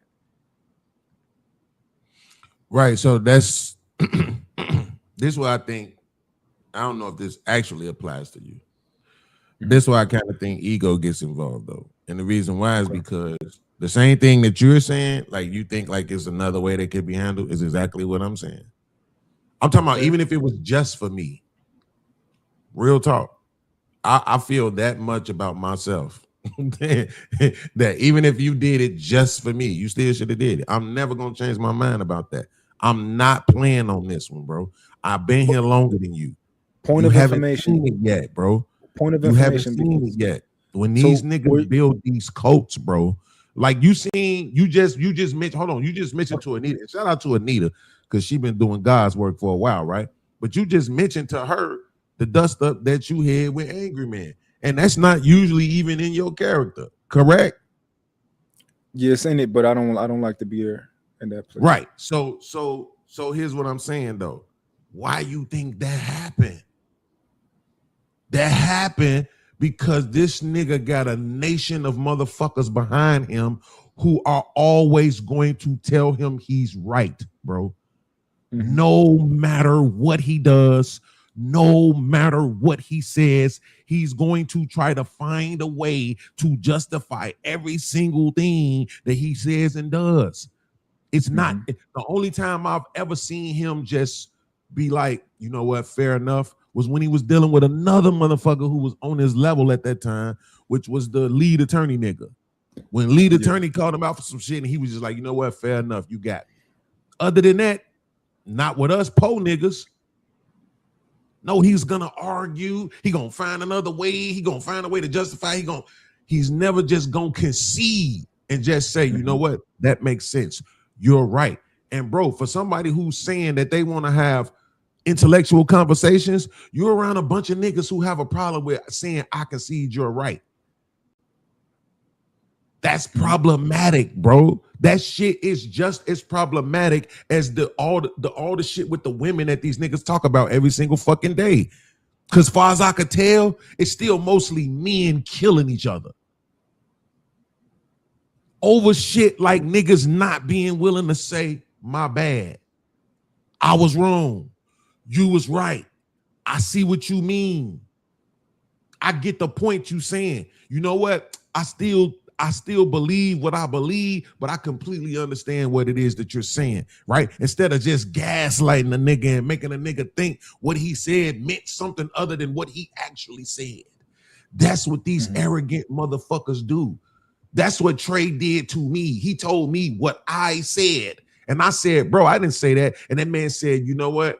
You're lying. You did say that. Then when I did the reaction video, he was more upset about the fact that I was going hard on him than he was about the fact that he was fucking wrong. In that moment, you should have cared about the fact more that you was wrong than the fact that I might have called you out your names a couple of times, nigga, because it was justifiable. I'm just trying to tell you, I've seen this kind before. You seem way more calm, stoic, humble and shit. But if you can't, I'm talking about legitimately, fuck arguing with these niggas about your differences of opinions. I'm talking about, no, fam, you're wrong. You're wrong how you're treating that person. You're wrong how you're talking to that person. You're wrong how you're doing this. That's not right. Right? I'm talking about that part. We're talking about behavior. We're not talking about ideologies. We're talking about how you treat people, bro. And these people who got a little bit more money, got them some funky ass robes and shit, got them 100,000 subscribers, a little YouTube plaque, think they don't have to treat everybody else with the same kind of respect that they want. And I'm telling you where I'm from, that's how niggas get killed, bro. That's not hyperbole. That's not hyperbole. I'm talking literally graveyard full of niggas because they felt like they was bigger and better than everybody else. So that it means something to me. That's why I'm passionate about it. I'm not passionate about shit I don't care about. It means something to me, bro. That these niggas been like this since we been in this space. Every nigga who think because they make 6 figures or got 1,000 or got 100,000 subscribers feel like they better than us, bro. They don't never have to acknowledge nothing. You be on a panel with motherfuckers. If you watch Ham's show, it'll be on a panel with motherfuckers. Just watch the next time I'm up there. I'll say something. Motherfucker act like they completely don't understand what I said. I'll say, Ham, did you understand what I said? Ham will say what I said verbatim or say it in his own words to show that he actually understood what I said. So the question is, why didn't these other motherfuckers? You know what? Listening with how dumb people think smart. Dumb people think smart people are dumb. Yeah, dumb people think smart people are dumb. And I just was talking about it earlier where I said, dumb people only know what they learn from familiarity, like kids, you know, like sight words and letters and shapes and stuff like that.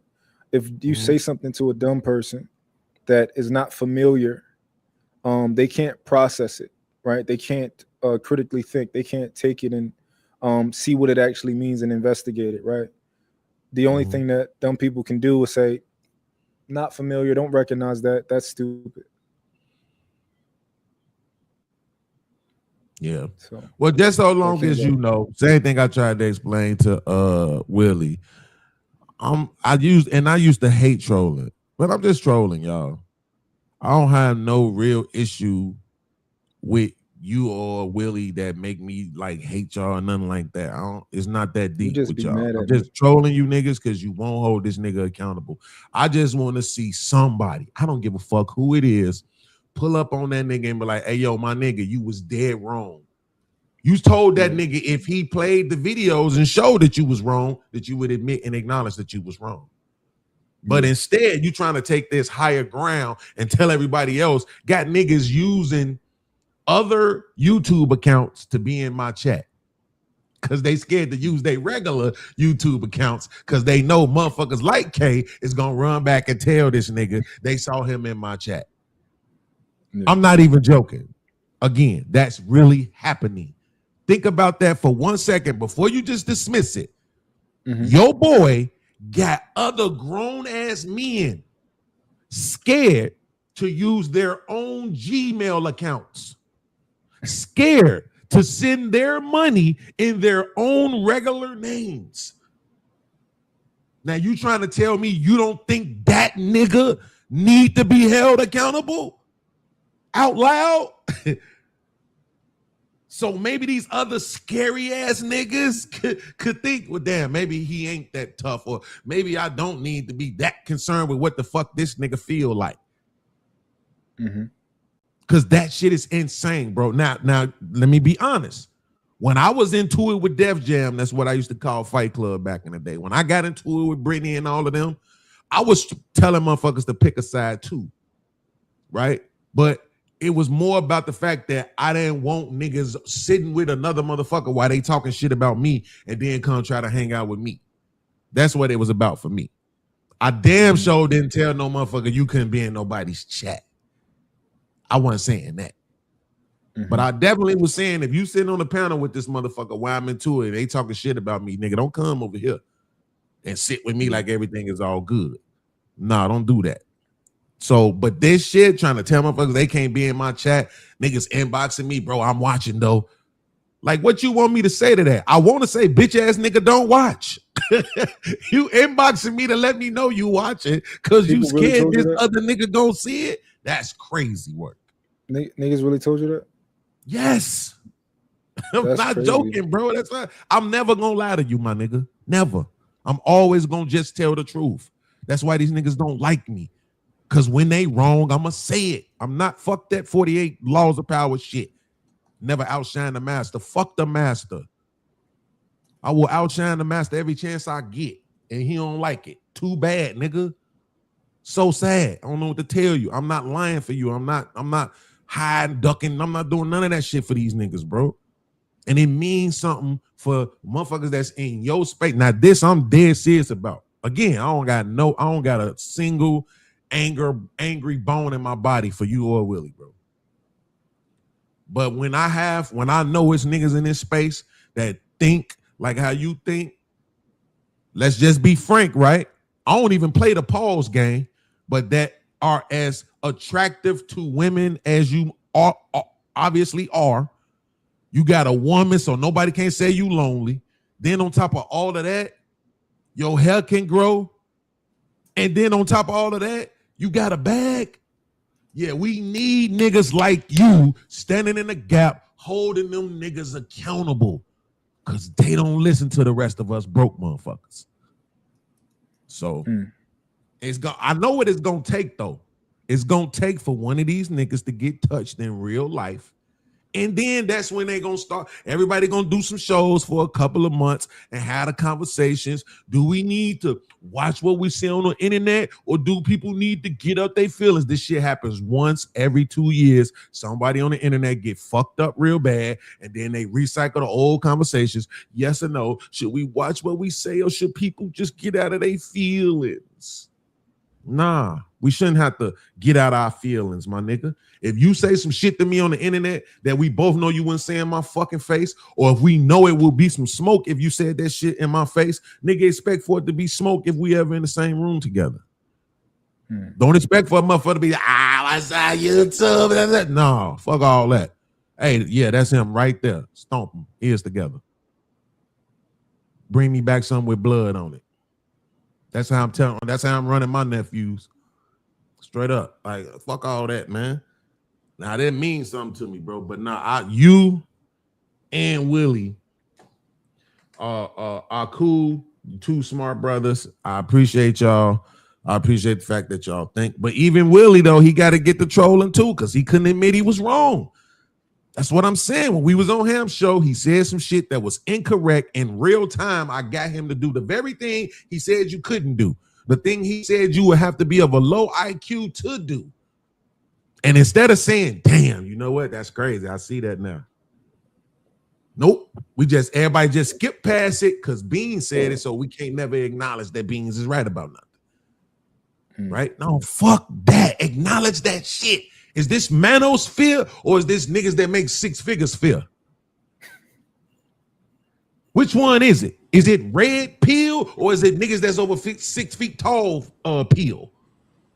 Which one is it, bro? Do y'all niggas really give a fuck about men and what we go through as men, or is it just you niggas again? It's high school all over. That shit ain't cool, man. Scam, what up, boy? What's good? Shit, What up, man. Scam? Yeah, I missed half the conversation you had with the lady, and I don't know who she is. So Anita fired, bro. She fired. And I'm glad she said that. I'm glad you did that this interview, and I'm glad she said that at the end, acknowledging that she is single, right? And that she's just in another chapter of her life right now, and the relationship thing is not priority. It's a nice way of saying I can't get the dude I want anyway, but at least she acknowledging it. No, it's just a true statement, bro.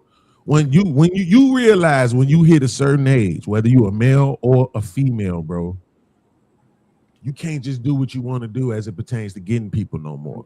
It changes, bro. Let me ask you a question. Mm-hmm. You think the man that she want is in her grasp and she just can't get him, or do you think that the man that she want may be a very rare man?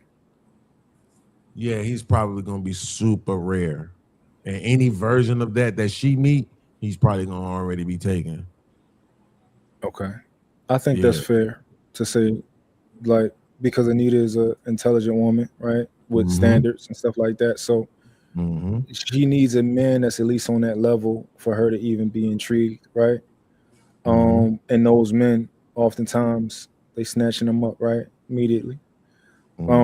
So I think that's fair. When you said it earlier, it almost felt like, and I don't know if it sounded like, but maybe I could be tripping, right? Sounded like, oh, he out here, but you just can't get him. That's what I felt to me when you said it, which I would probably disagree with that.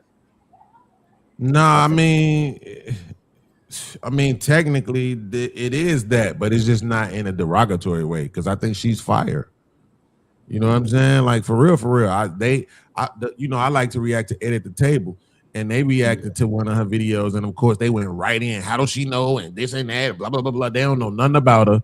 right? But I've been watching them for a little while, so I knew that she had at least put in the work to be able to have the conversations that she have and talk about the things she talk about. She uses data and studies. She's not just up there running her mouth and giving you her feelings, right? As the people who are judging her commentary and her content. You know what I'm saying? They ain't got no degrees in nothing. You know what I'm saying? They ain't studied none. They don't know none of the data, none of the numbers, but they got everything to say about it. You know, so it ain't meant to be derogatory, but it's just true, bro. Like when you get older, bro. I mean, you know it. You just look in the mirror one day and realize, like, yeah, I'm not him no more. I'm not her no more. I can't just get now. It's changing. I don't know how old she is, but she probably at least my age, so she's somewhere around 50. Yeah. So you know what I mean? So now at around 50, what you looking for? Real talk. I think Anita's probably closer to the latter half of the. I think she's over 55. She looks great for her age. Yeah. Yeah. So what you gonna do? You gonna get a 40-year-old, 30-year-old? Hell no. Here's my pushback. Here's my pushback. Right. I think the guys that she want, the men that she want, are in her age bracket. Right. So these guys also don't look the same. So the argument would be, right, some guys, some like men in the manosphere will make the argument like, oh, these men are looking for younger women, right? And I think that's cat, right? I think that's cat. They'll say these men are looking for the most beautiful women in the world. And I'm like, I think if Anita is interested in that man, he's a little bit more intelligent and not that vapid to be looking for just a woman that's beautiful, right? You know, he'd be looking interested in other things besides that, like how the woman feels about him, like what she, you know, how she talks, how she communicates, and things like that. So you know, that's my pushback for that. Well, but I can't say that they necessarily wrong. It's all about what percentage of the men you think they're talking about, right? And you got to remember you're dealing with a specific demographic, so you're talking about 15% of men if you include all races, and it gets even smaller if you get just talking about black men, because not most people, men in general, ain't making six figures already. So now you already then dropped off 85% of men out the whole country. Now you're talking about those percentage of men who are single, and out that 15%, 100% of that, it gets even more smaller. Because most of these guys that made it to that kind of money absolutely have a family, have a wife already, you know? So it just, it is. And then by the numbers alone, it's 700,000 more adult black women than it is black men. And even though Ed at the Table dropped that new statistic, I couldn't verify it myself, but they said 24% of black women are in interracial relationships. Now, they didn't say marriages, right? They said relationships.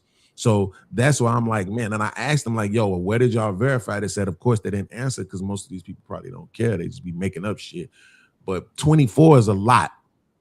That's a lot, bro. That's a quarter of black women in interracial relationships. That's a lot. Historically, black women don't want to date outside their race per se. So, and I would probably include Anita in that too. If she wanted a man, I'm pretty sure he probably would be black, right? So, but he would be healthy, in shape, got a bag, educated, all this other stuff. It's just going to be rare for her to be able to find that, you know? So that's not even a diss on her. It's just the pool itself is just limited. It's just a very rare man that many of them are already, you know, situated. Yep, absolutely. Yeah, but Anita is fire, man. I'm glad you was on with her. She fire, bro. She be keeping it real. She the one who dropped the bomb on the women leaving therapy. That was her video that went viral, talking about how she had a therapist who's saying that they was like pretty much they wanted to be done with dealing with women in these relationships, in these therapy sessions, because whenever the conversation became about holding the women accountable, the sessions would end. They wouldn't even come back to the sessions. Sometimes the husbands would come back by themselves. Sometimes they just wouldn't come back at all, you know? But that's what I'm saying. You see how she notices that, oh man, look at this. This is problematic if we have this demographic of our people, which are women, being unwilling to be held accountable. I'm not trying to say I'm Anita Stoudmire, but I am saying I see the same issue when it comes to men, particularly black men, who have acquired a certain level of financing. And now all of a sudden they think nobody can't tell me nothing. That shit's bad, bro. It's bad. And we need people on all fronts. You know what I'm saying? We need people speaking up on all fronts. I watched the video today on the Puerto Rican shit that was going on in the late 60s and 70s. They was calling themselves the Young Lords in Chicago, and all that they went through to try to make changes in the communities for themselves, getting kicked out of certain areas over and over and over again before they eventually landed where they still at today, which is Humble Park. Somebody had to be saying something specifically to address those real estate and residential issues, or they would have just never been addressed. They would have just kept kicking them motherfuckers all around. You know what I'm saying? Like, somebody has to be talking about something, right? Everybody can't talk about the same thing, bro. I ain't here to bash women. It's enough niggas on the internet bashing women, bro. I bash people who choose not to be intellectual, who choose not to think, people who don't want to be held accountable, people who can't spell. Like, I come at people's, you know what I'm saying? Because stupid, the reason why I call my show The Stupid Detention, bro, is because stupid to me is a choice. You don't have to be stupid. Because if you're incorrect about something and someone offer you correction and you accept that correction, guess what that makes you? Not stupid. But it's stupid when you just wrong and you won't allow for it. It's stupid when you choosing not to think, or you just feel. And it's stupid to just have this hive mind. Oh, everybody else doing it, so I'm gonna do it. That's what bullies do. That shit ain't cool. And that's one of the reasons why I respect you, because you don't participate in that shit when they be bullying that one cat over there on that channel. You don't even participate. Who they be bullying? What's the fuck is that boy name? We got Wolf Stacks. Is it Wolf Stacks? Nope. Or no? Not him, but damn, I forgot about him. He be getting it too. The one that's kind of retarded. A little bit retarded. Yeah, he be in it I think he take care of his mama, live in the basement and shit. Oh, Reason. Yeah. I'm not gonna lie, I kind of bullied Reason one day. Oh, but it wasn't like aggressive bullying, though. It was like more so it was more so us throwing kind of, you gotta watch it, but it was funny though. But it wasn't like me being aggressive or nothing like that. But it was fun. He might have did he give you a reason? Yeah, he be talking shit.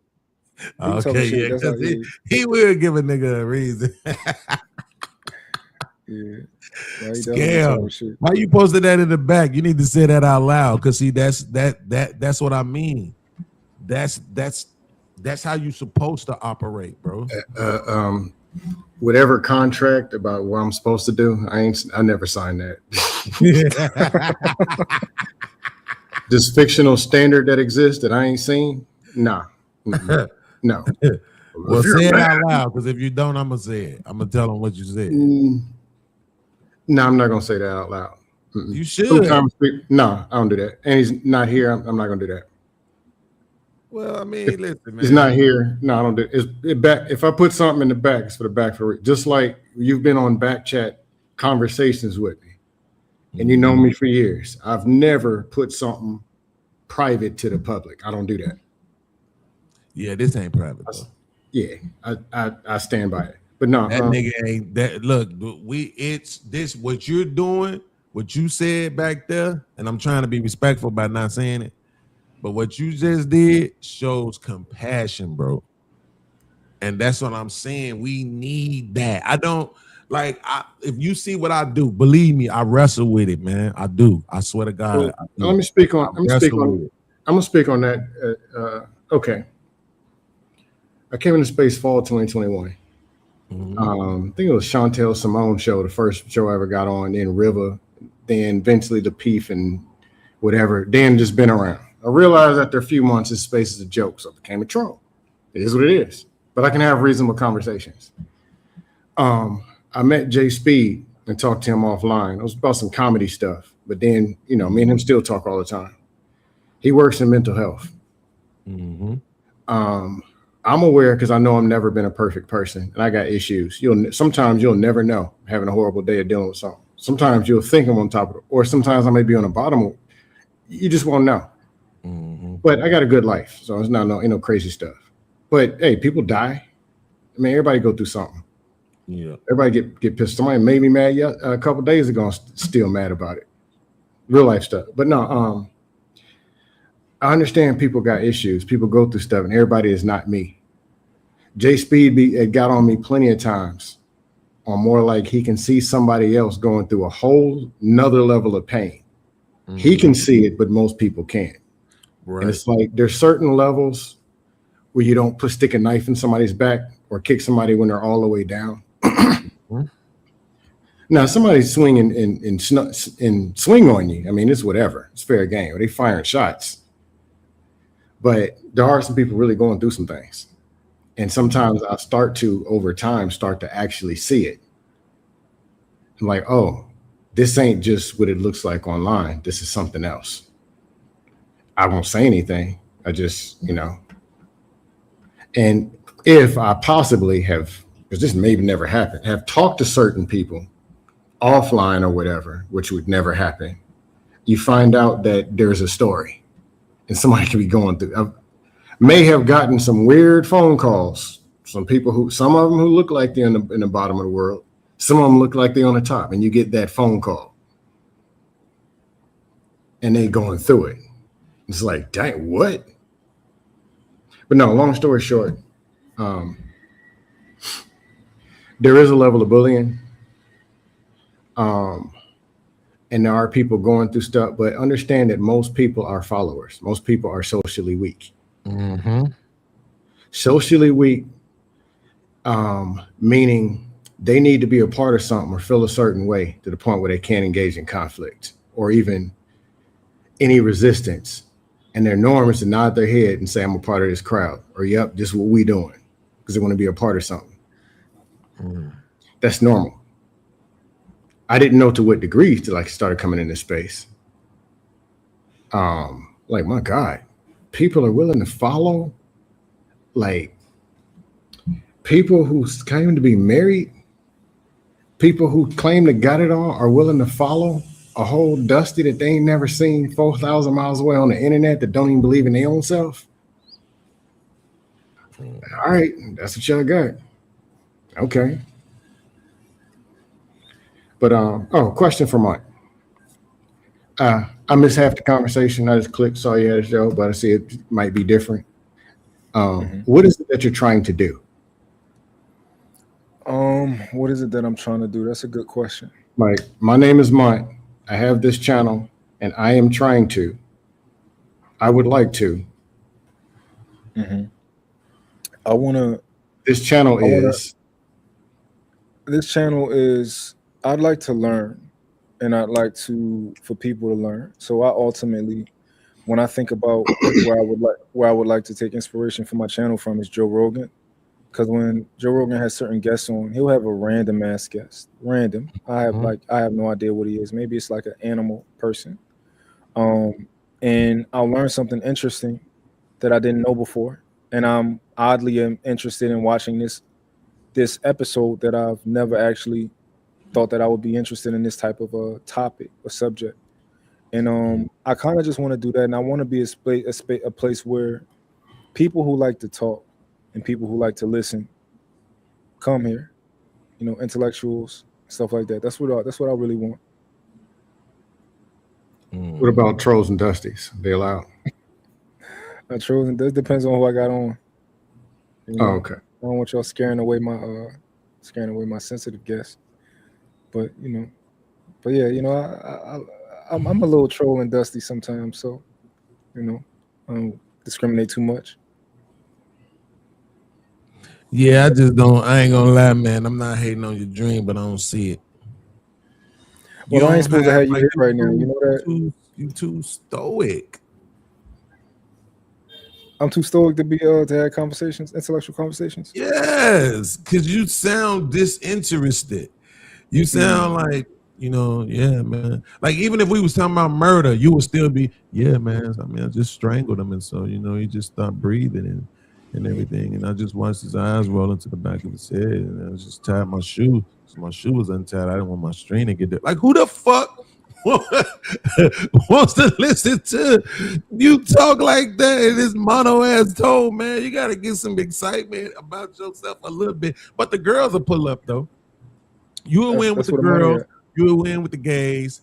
And you will win with people who like the ASMR shit. People who like that ASMR shit, they'll love you. So now I take it back. Yeah, you will stick. You can win. You'll definitely win with that shit. Well, I got one with the gays too, man.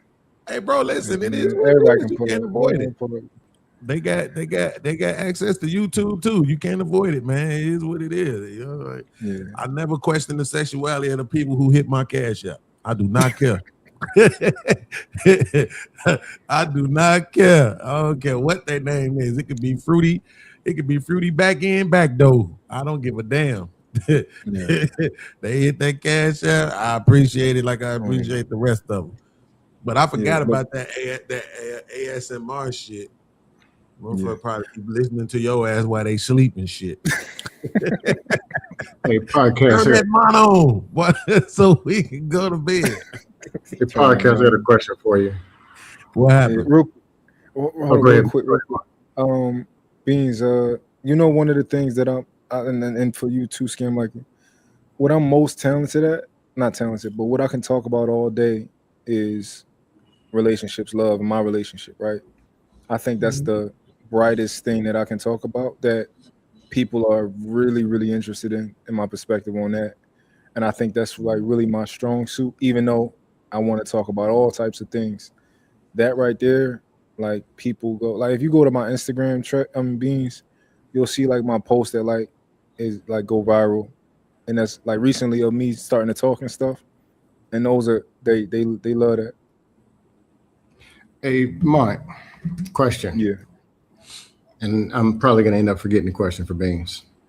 We'll forget it after. Okay. Coming into this space, I don't know how long you've been around, but you hear from people that you may not talk to in real life. And I know you hear some outrageous stuff or outrageous numbers and like, huh? How do you expect your relationship or relationships or prior experiences to connect with people who it ain't their relationship, it ain't their common life? How do you expect that to connect? If you could be a little more specific when you say my prior relationships and like. Okay, I'll give you an example. Yeah. I got a friend, known for years, was arguing a couple weeks ago about just meeting good woman, having good relationship. And I knew something was off when he said the word fairy tale. I knew something was wrong. How you gonna tell me a fairy tale is something I didn't live? And I'm almost ugly. But I've been in love before. I had women loving me, multiple before. Now that I got everything right, hell no. I got problems. And I've talked about some stuff from my old relationships before anyway, but I ain't never, my story is not these dramatic women jumping out of windows and accountable and all this other wild, it's not my life. But I'm realizing that it then spilled over to the point where I'm noticing people don't even see love or a person loving them or is even as reality, to the point where it's almost you can't even have a conversation. But they see all this junk that don't mean nothing and never meant nothing about nothing as forms of reality.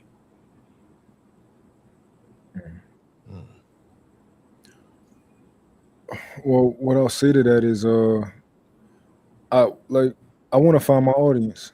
You know, I want the people who resonate with my message and who want to believe in love. Like I want all the hopeless romantics to come over to my page. You know, like when Creative, I was talking to Creative the other day. She said, "Yo, Ma, every time I talk to you, you make me believe in love again. When I hear you talk about your girl, stuff like that, right?" I think that that's doing something when people hear how I choose to love, right, and how I choose to show up in my relationship, and that revitalizes them to be like, you know what? Maybe there is a man out here who will love me for me, or maybe there is a woman out here who I can be motivated to be better for. So I like that, you know, and I think that that's I think that's actually what's happening. I love when I get those comments. Beans, Well, did you see it on my angry? Well, Mike, do you understand that a very high percentage of people, men, women, children, dogs, this country, other countries, look in the mirror when they wake up and they don't love or even like that person? It's a high percentage. Yeah. And they like or love something else, some celebrity or some fictional character that doesn't exist. And if that fictional character existed, they don't even like themselves, all the way up to the celebs. No, that's a high percentage. Too high? I would say. So do you expect people to believe they're going to run into somebody that's going to love them the way that they need to be loved for the rest of their life and not going to go anywhere and going to not just love their stuff, but actually love them? And understanding a lot of people didn't get the love they needed even in their own household.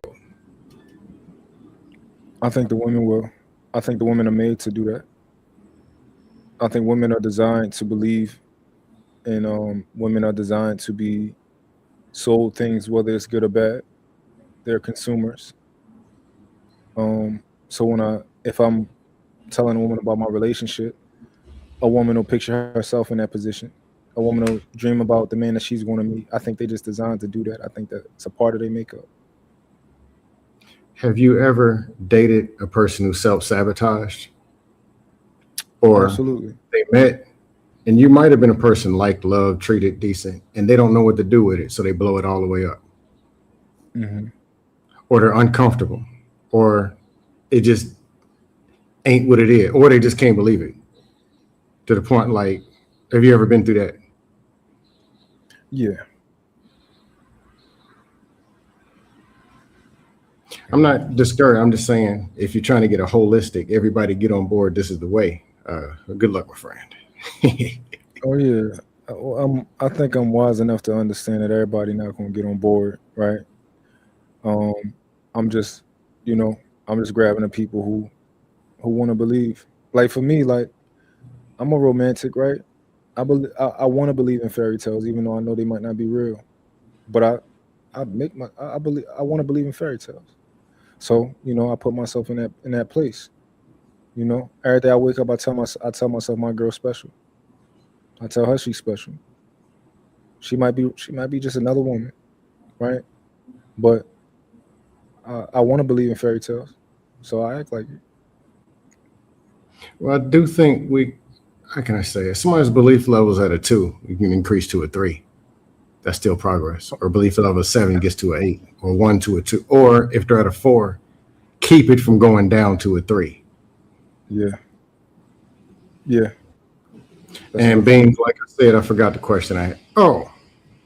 Beans ain't important. Yeah, Beans. I just got to ask. You know me, I know you.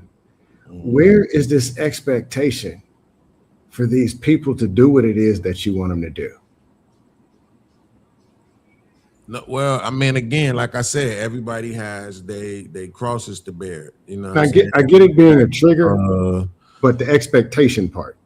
Yeah, everybody has they crosses to bear. Everybody has they what do they call the thing that the preacher man stands on the corner? Podium or the pulpit? The soapbox. Okay. Right. Everybody has their soapbox, but to that point, yeah, podiums and pulpits, man. And for me, it's just like I'm in the space. Like you say, you've been in here since 2021. Me too, right? Mm-hmm. So it's like we in it.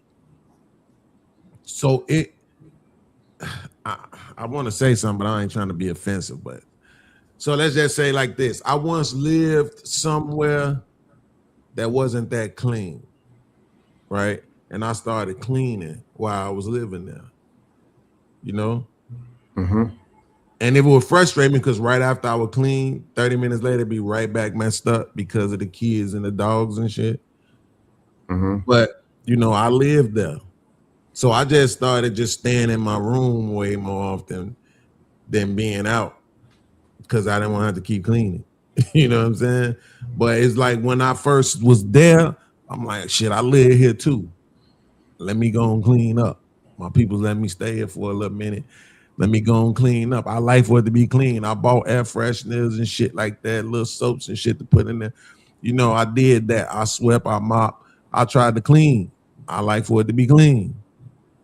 It's my space too. And that's how I feel about this YouTube shit. Like motherfuckers used to say, yo, y'all taking shit too serious. Nigga, we here every day. You think we here every day because it's not that serious? Like, you're not gonna be here every single fucking day and then tell me, oh no, I'm just here for entertainment. Tell that lie to your auntie. Right? We actually genuinely care about the space. The space that was looking out for us. We looked out for the space. It was the same reason why my relationship with Angry Man is so conflicted. Because I know this dude is a gentleman and he is altruistic in his own way, but he's also a damn conservative douchebag. So it's like I respect him, but at the same time, I gotta take him to task every time he showed me that conservative douchebag, that side of him. I gotta do it. Ain't nobody else gonna do it. Nobody else ain't gonna say nothing. Especially not nobody who he coming over there sending 10 and 20 and $50 super chat and participating in bounties. They definitely not gonna hold the nigga accountable. Right? Just troll him and get it over with. And like you said, you've been here since 2021. So you know that's not even just a shot at the most recent nigga. That's been the whole time. Like, the only place where Angry Man really got pushed back all the time was Fight Club, because Fight Club was different. It was its own entity. But Beans, if you were at a job interview, you probably would wear a suit and tie. You'd probably shave your head. But if you were going to the zoo and the cages were wide open, would you wear the same suit? Probably not. But here's the thing. I also wouldn't go to the zoo every day. This is the zoo. What are you talking about? Wait. But if I went to the zoo every motherfucking day, guess what I would probably start doing? Picking trash up and shit. Helping the motherfuckers keep the bushes, making sure the cages is locked, feeding the animals, right? I would start participating in some of the daily routine of the motherfucking zoo because I'm there every day. Or else, why am I there? It's different if I'm just doing my show, but I'm not. I'm pulling up on other people's shows. You see what I'm saying? So that's what I'm saying. Like, for me, even if this is the zoo, which I grant you is absolutely functions like one quite often, unfortunately, it's still my zoo. I gotta take some responsibility. I've contributed to this motherfucker being wild a lot. As much as I tried not to on my own channel, I plead guilty to those charges also. That's a fact. You know what I'm saying? Like, I can't pretend like it ain't never been me. It's been me too. Like Ma said, yeah, I could be that person, but I don't want to be that person. But he let a motherfucker drag it out of him too. They had to drag it out of mine though. With me, they ain't had to do too much dragging. Because I'm easily triggered. You know what I'm saying? Been talking about that since I've been here. I ain't never lied about that shit. I've always talked about what my trigger was. I've always talked about having anxiety and depression. I've always talked about being suicidal. I've always talked about being broke. I've always talked about my struggles with my mamas. I always talked about child support. I always talked about Section 8. Nigga, I ain't never lied about who I was, not one fucking second since I've been in this space. I'm probably the only nigga that's been completely honest about who I am and what I'm going through since I've been here. Because somewhere down the line, we always find out some shit about the next nigga. But every single fucking thing these people know about me is because I said it.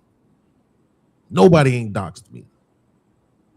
So, you know what I'm saying? It is what it is. They're going to either contend with me or nigga, they're going to have to get rid of me. I don't know what to tell you. And one part of that contention is going to be me holding these niggas the fuck accountable. We need it, bro. If these niggas could sit on the internet and talk shit about women all day, I could sit on the internet and talk shit about them. Yeah, I'm anti-accountability. I think it's dust, but I understand. Accountable because accountable to what? Where's the standard out your mouth? I expect what's being said to come out of these mouths. Anything. That's what the world looks like. That's what it is. So I expect the very anything to spill over into the internet. And on Tuesdays, Thursdays, Fridays, I might just say anything. Why not? I hit my toe against a chair and it hurts. Get on the internet and troll somebody.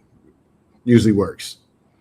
You know, I used to make real derogatory commentary about you doing that shit. I can't stand that shit. But I even now, look at me now. Watch this. Let me show you how this works. Watch this. Man, I'm talking about.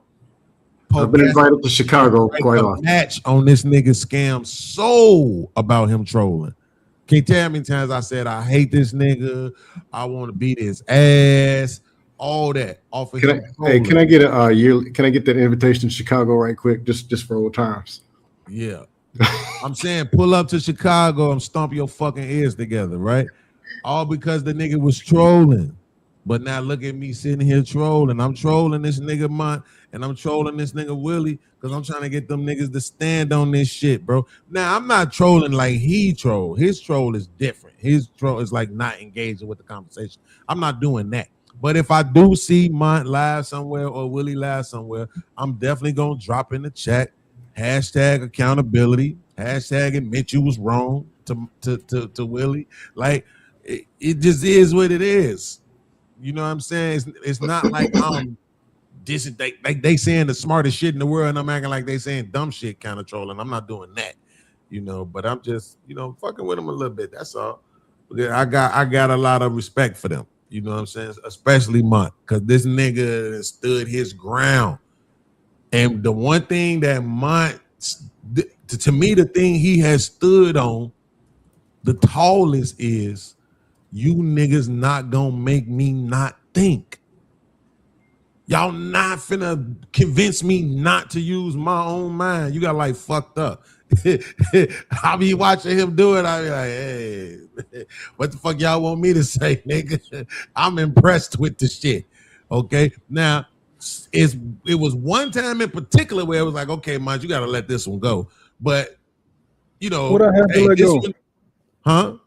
I'm undefeated. What I had to let go? I can't remember exactly what it was. We was on Trade Channel one day. I can't remember exactly which situation it was, but it was one of them things where it's like, come on, man, this one you just gotta acknowledge it. Some shit we just gotta acknowledge it and move past it, even when it's for the sake of the conversation, right? Not for no niggas' feelings. Fuck these niggas' feelings. Crush their feelings all day long.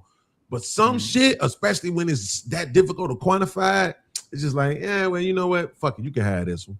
Let's go ahead and say it's the majority and then move forward. You know, and if we come into some new information, then we change our minds, you know. But at the end of the day, that one time does not stop the pride that I feel when I see you. And this is how it looks, ladies and gentlemen, just so you know. If you're ever wondering, what does that look like? He asked the right questions. I'm going to give him to that. I don't know if Scam was there or not, but what's bro name who used to be on Black Man Unfiltered Channel, Scam? He had the sister, and they had the show together. Mandrell. He was in the military. Yeah, talk to him and sister all the time. What his name is again? Mandrell, right. Mandrell 211. Mandrell 211 told me several years ago, he said, Beans, he said, you be cooking these niggas, and you know how? Because you just ask the right questions. And I be seeing that shit with mine. I was reviewing something the other day, and it was some shit that was said, and you was like, shit, that just make me think such and such. Like, why is such and such? I'm like, that's what I'm talking about right there. In the show, I said it. See, this is what I'm talking about. This is why I fuck with Mont, because he thinks, and he ain't finna let these niggas convince him that he not supposed to. Y'all got me fucked up. I don't gotta go with y'all or what y'all saying, because we what? Because what? Because we all 6 feet? What? Because we all got beards? Because we all what? What's the reason why I'm just supposed to go with y'all? Because I know you niggas in real life, I ain't never been that guy, ever, bro. Never. Well, I can't say that. When I was gangbanging, it was like that. When I was gangbanging, that's how it was. Niggas just came and got you. Hey, yo, the niggas blah, blah, blah, blah, and you just went. You don't know if them niggas started that shit or not. But I was a kid then. And when I was a kid, I thought as a kid I made decisions like a kid. I ain't no fucking kid no more. So no, I'm not riding out with the gang just because the gang says so. No, motherfuckers gotta let me know what's going on, who and what and why, and then I make a decision for myself. And I like that about mine. So I'm just saying. Now, like I said, I changed my mind. See how I did that in real time? I was like, I don't see how it's gonna work because you so monotone. And then I thought about the audience, and I was like, yep, this nigga got 3 target audiences. Not only is there 3 big audiences, but they 3 audiences that's getting to the bag and don't be having no fucking kids. So they ain't got nothing else better to do but to send all they goddamn money. So just remember, I said, okay, that I spoke this life into your dream. Okay. That I said that you're gonna be successful, so that way when you do it, when you get your 100,000 subscribers plaque, and you get your first $500 super chat, $500 cash app, just think about your boy. That's all I'm saying. Just think about your boy. You know what's Remember interesting, who believes in you. I don't know how far I'm gonna take it because I'm gonna be pretty heavy in some other, like in the fashion industry. I'm gonna be pretty prominent. So what you designing? Yeah. I don't believe in you on that. I ain't gonna lie, I don't believe in you. Well, I'm just I don't believe in you on that shit. I don't know. You got the plug on cotton. Let me find out. This nigga get the plug on cotton. He be meeting up with the plug and shit with a briefcase full of cash and leaving out with bales of cotton. Let me find out, bro. Oh shit, this nigga trying to bring slavery back. Just know I'm gonna be on some Virgil type of, you know. I'm coming from a certain pedigree. But nah, you know, Beans. I've been told you. I thought you was gonna be successful. Even you already been in the space a long time. But when we was talking about, you know, you losing your monetization and all that type of stuff. I already told you, like, bro, you are one of the more reasonable people. So, you know, people want to enjoy it. People be coming to your shit now, man. Like, people be coming to your shit now, even when you started back streaming and all that and doing your shows. So, you know. Yeah. Nah, I like I said, man, I can see you winning on that shit, bro. For me, it ain't a lot for me, bro. I'm just trying to get the 4,000. If I can get the 4 bands a month, then I'm gonna go ahead and be a Trump supporter. I'm gonna go and join MAGA, nigga. All you gotta do is start reading your chat, man. Start reading the chat more often. Start reading your chat, man. No, man, because the chat be retarded, bro. When the chat is good, I be on it. But with most of the time, the chat be retarded, bro. I mean, like, come on, man. Say something. The other day, I turned the chat off. When I do my show tomorrow, I think I'm gonna have the chat off. I swear. Just watch. Just don't say nothing to me. You niggas they don't be responding when I want them to, and then they don't be saying shit that I really like. Say some shit that I could put on screen that, you know, some angle that I can't see. You know, I really be wanting that. But Sherelle ain't around no more. Shout out to Sherelle. Even though she done changed on me too now. Man, Sherelle used to be the GOAT. She left you for Hamp, a real nigga. She left you for a nigga with a robe and money. No, actually, she left me for who the fuck was that started that channel? I want to say it was Brittany. I think it was Brittany. No, it wasn't Brittany because Brittany was going live in the nighttime. Who the fuck was that? I think it might have been. Oh, it was Jay Prince. It was Jay Prince. She left me for Jay Prince. Yep. Jay Prince started going live in the daytime. This was a couple years ago. Jay Prince started going live in the daytime, and that fucked everything up. Cause Sherelle used to be she was the female version of me. She was gonna bring that logic. She was so rational, man. She could think so well, and it was fast too. Oh my God. And she was so witty too, man. And somehow they done turned her into a whole feminist. Shout out to the feminists. Shout out to the feminists. That's how you feel? Who turned into the feminist? The red pill? No, just being honest. No. 2021, 22. I was like, man, they're doing too much. The women, and it's a woman that I know that's pretty decent. And I remember talking to her on the phone and asking her if you had a choice, 6-figure man or 6-figure job. She said, give me the job. Sherelle did? No, this is a female that I know. Oh, a female. And I'm like, what? But the man can. She's like, man, I would trust me to get it done over most of what I see out here. Mm-hmm. My breaking point was when some panel or some dust, whatever. It was some dude that got beat up by a police officer in Memphis. It was like 5 police officers beat this black dude down, and the officers were black. And they said this was because of single moms. That was my breaking point. And then you find out some of the cops come from 2-parent households, and I was like, okay, I get it. This is what that was just my breaking point for Red Pill and the women's. I was like, okay, I'm done. Women, do what y'all want to do at this point. That's not necessary. Okay, look. Is it wrong? Probably in that case, because you said you found out some of them niggas came from 2-parent households. No, just point that they were pushing women so bad. Right, absolutely. Officers, men, black ones. You can't blame the gays. You can't blame the white man. You can't blame. They still went and created some women that didn't exist to blame it on. Yeah. That.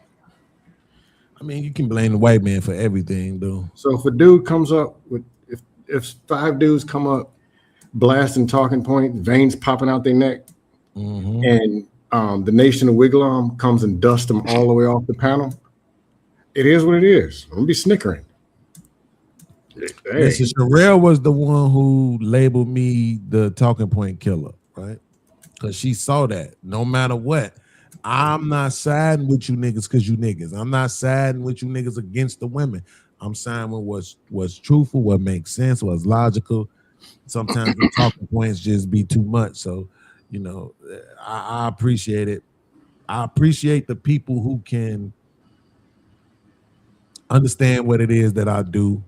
Look past whatever it is that they think about me. Look past whatever we might have been through, whatever exchange we might have had before, and just understand what it is that I'm doing. I'm not doing what everybody else doing. I'm doing this particular thing. Because when I was in school, this is what I was doing. I was a philosophy major, right? So this is what I was doing, thinking, trying to understand human beings, why we do what we do, think what we think, act like what we act. Because motherfuckers be lying, bro. So when mine say, yo, I'm big on the relationship shit, like I'm a hopeless romantic, I want all the hopeless romantics over here. Again, you know why that's big? Because this nigga is over 6 feet tall. He make over 6 figures. He got a beard and he got a woman. So they can't say, like, whatever shit that they say about him, 9 times out of 10, they're going to have to make it up. They can't extrapolate nothing from who he is for real to try to use against them. Right? Whereas with me, they go, oh, you broke. Like as if that has anything to do with how my mind functions. Right? But oh, you broke. So, you know, oh, you're not fine no more like you used to be when you was 24. It's all this dumb shit.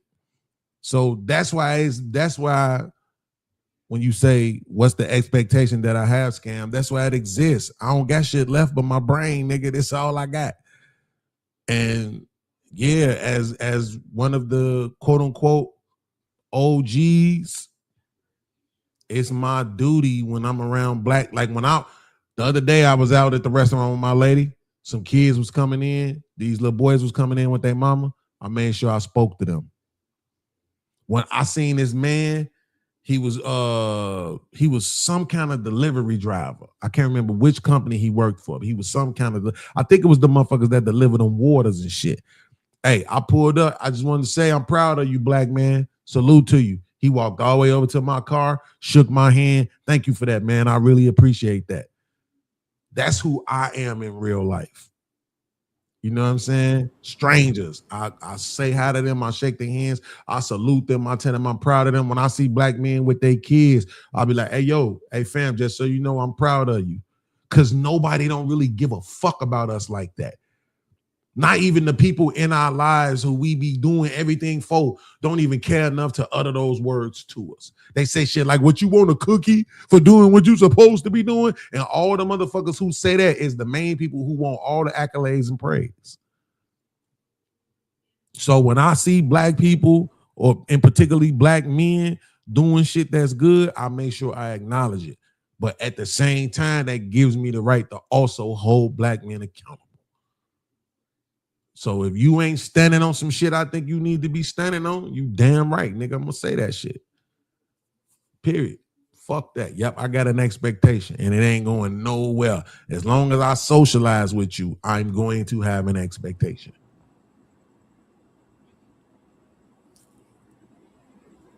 Fair game. Yeah. I more motherfuckers do it to me. You seen my niggas Tommy, Freezy, when World Class was around, like all them niggas that was around me, them niggas didn't hesitate to hold my ass accountable or remind me of some shit I had said before. Because that's what I told niggas I wanted. Fuck all that. But it's some niggas who can't take it when they fucking wrong. Or they just don't understand, like I'm doing this because I see things this way. You want me to do this other thing, but I can't do it that way because I don't see it the way you see it. That's fair. I was about to ask you that question. Yeah, that's fair. But there's supposed to be an understanding. I still struggle with it. Understanding that everybody doesn't see things the way that I see them.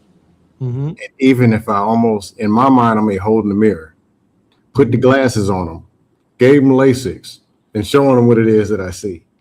Mm-hmm. But I still have to accept. Now, there's a percentage of people just going to say what they want, do what they want. Right, but absolutely. People who don't see what it is that I see, or they don't see what I see right then. Or don't see me have to move the way that you saying, look, man, I don't want to see that. But it's more. It's see, for me, Scam. I don't. Now that last part, I ain't gonna lie. I might have misspoke because I don't think it's necessarily that niggas don't see it. I just think sometimes niggas move differently. So remember, I said earlier how back in the day they should be like, bro, if you had a problem with me, you could have hit me offline. No, nigga, the problem I had with you was some shit that happened online. So I'm going to address it online. If this is about to lead to you apologizing, that needs to be heard just as much as the bullshit you did was heard, right? But some people don't think that. Some people think, yo, hit me offline, hit me on my DMs, text me, something like that. Don't address whatever we got going on online. I'm like, that is the dumbest shit I've ever heard in my fucking life. Why don't you want people to see us grow? How come you can't accept it? Being mature and working through some shit. Beans, how come you can't accept it? Accept what? Okay. Certain thing, like me and Jay Speed, for example, we talk all the time. Mm-hmm. I ain't been around like that off and on. And I disappeared a couple times for like months. Mm-hmm. But it might be something said, done, and we'll talk. Might be something in the panel, because there's stuff that I'm learning out. It applies to stuff in real life. Mm-hmm. And it'll be a conversation offline, not online, because online is not the time or the space for that particular conversation. But if you choose that, I'm not going to try to change your mind. What I'm saying is, when I choose what my option, though, also, you're not going to change my mind. See, so if I say something that might be offensive to you, and then you address me offline, you have all the right in the world to do that. But if you say something that's offensive to me, and I address you online, understand that I also have all the right in the world to do that. Right? Don't try to now force me to live by your standard when I can't force you to live by mine. Just accept the fact that we had two different standards and then move on. Is the goal to be effective, or is it that you're going to do it the way that you feel it need to be done? Which one is more important? For me, I ain't gonna lie. For me, it's doing it the way that I feel it needs to be done. Yeah, absolutely. Because the truth of the matter is, we dealing with human beings. I've proven this over and over and over again. These niggas not gonna take accountability anyway. So what the fuck? What? Look, if I watch this, if I think in my mind that if I approach you about something offline, you're gonna give me a different response than you would online, I already don't even respect you enough to approach you offline. Fuck approach you offline. I want everybody to see you cower behind not being accountable. Even if they gonna keep showing up to your show every night, even if they gonna keep sending you all their money, I still want these bitches to see you not be accountable. They could chalk it up to, oh, it was a broke nigga, you don't owe him nothing, whatever excuse they want to make. But the seed has been planted. Motherfucker seen you was unwilling, nigga. Well, when I do something, nigga, I am the first one to rush and go hold myself accountable. That's why I left that post up that I don't know if Mont knew about it. I left that post up that I posted days before the shit happened with me and Trey. I said some shit about him hastily. It wasn't even that big of a deal. This is what I said. I said he let people say whatever they want to on his show, which at the time wasn't true. So I posted on my community wall, hey, I said this thing about Trey that wasn't true. He ain't know about it. He ain't say shit to me about it, but I knew. And I'm the only one who need to know. Nobody else don't need to know. I know I was wrong. So I held myself accountable out loud. On my very next show, I made sure I mentioned it again and showed the post. Now, what happened when that nigga did some shit on his show? Exactly. Y'all better not go to his channel no more. That's what I'm talking about. And that's why I'm going to keep standing on this shit. See, and this is an example I want to give mine earlier. Let's say you got a father. He got 2 kids. He come home and he got a rule against something. If you do this thing, I'm going to whoop you. So he come home. He catch one of the kids in the act of doing whatever that thing is, and he whoops him. Boom, right? So let's say some days, weeks, whatever, months, however long, go past. He got another son. He hear about it while he at work that the other son did this thing as well. Now he come home. He so tired. He ain't got no energy. He don't feel like doing no whooping and shit, you know. He threatened the kid, tell him I'm gonna whoop your ass, be prepared. But then he never actually gets around to whooping him. How you think the other kid gonna feel? Like, damn, when I did this shit, you beat on me. Now, when he do it, he don't get nothing. Now, watch this. This is why it's important. Because the father isn't just intentionally not whooping that kid because it's that kid, right? It's some other circumstances, some other reasons that's leading to him not whooping the other kid. But from the kid who got the whooping, from his perspective, all he know is you whooped me, but you not whooping him. And and the only thing, and this might sound fucked up, but the only thing that's gonna make me feel better about this is if you whoop my brother. That's the only thing that's gonna make me feel better, because you can't take the ass whooping away from me that you gave me. You gave it to me already. So the only thing that's gonna make me feel better is if you whoop my brother, right? And that's kind of like where I was at with the, holding niggas accountable shit with mine. Beans, this is what you gotta understand though, right? You didn't get whooped, right? Yo, you whooped me. You didn't get whooped. You didn't get whooped. You didn't get chastised. You didn't get none of that. And it wasn't my homies was like, "Yo, what you want to do about that nigga?" Huh? Okay, I made that up. Didn't nobody say What?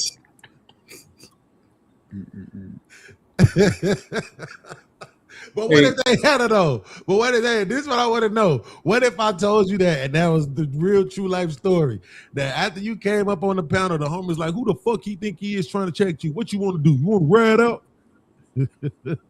Then what? Would you still say, no, I didn't check you. I didn't try to hold you accountable. I said they being unreasonable people. Well, Mike, or Beans, I mean, do you accept? You gonna mix me and Beans up? That's right. I was going to ask you a question, and I forgot it. I look better than you. I'm doing better than you. My car better than yours, my wife better than yours, my house better than yours. Now, Beans, do you accept? Rub it in. For example, there might be a troll that rocks with me on a troll level. Right. And they agree with me on something I say. And then you say the same thing and they don't agree with you because they don't like you. Mm-hmm. Do you accept that that's their choice? I do. I'm still going to call him a bitch ass nigga, though. You can't force them. Like, there's some people in this space that don't like me. They just found out I was ugly last week or something. I tried to keep it a secret, but they found out, so they don't like me. Or I trolled them 4 years ago and I don't even remember, and they still, whatever it is. Absolutely. But I expect them, if they like content creator Joe, to nod their head every time they say something. Mm-hmm. And not listen to anything that I say. It's expected, and it just is what it is.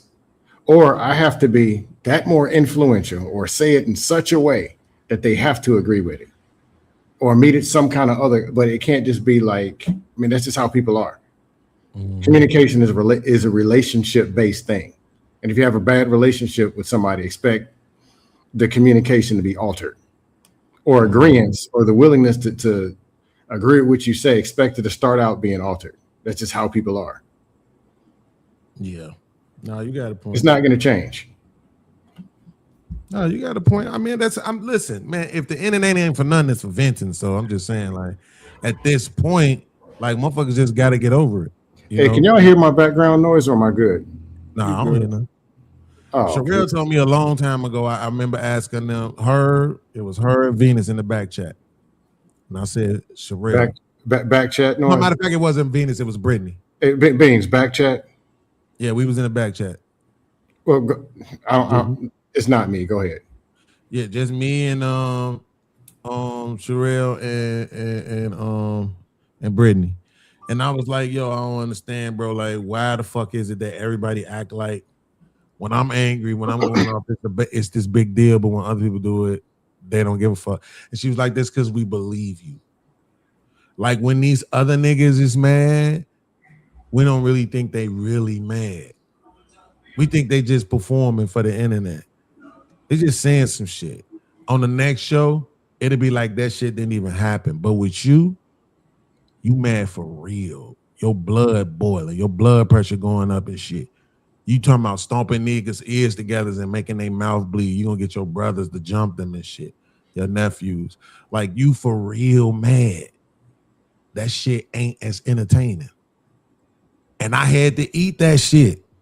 It is entertaining when you get mad. I can't as a troll. When you get mad, it'd be entertaining. Well, yeah, but that's you a troll though, right? So, but I'm just saying, like, that was her response to why motherfuckers don't treat my anger the same way they treat everybody else's anger. Because you really hurt somebody or get somebody hurt. I'm like, yo, that's fucked up. I gotta eat that, right? I gotta accept that.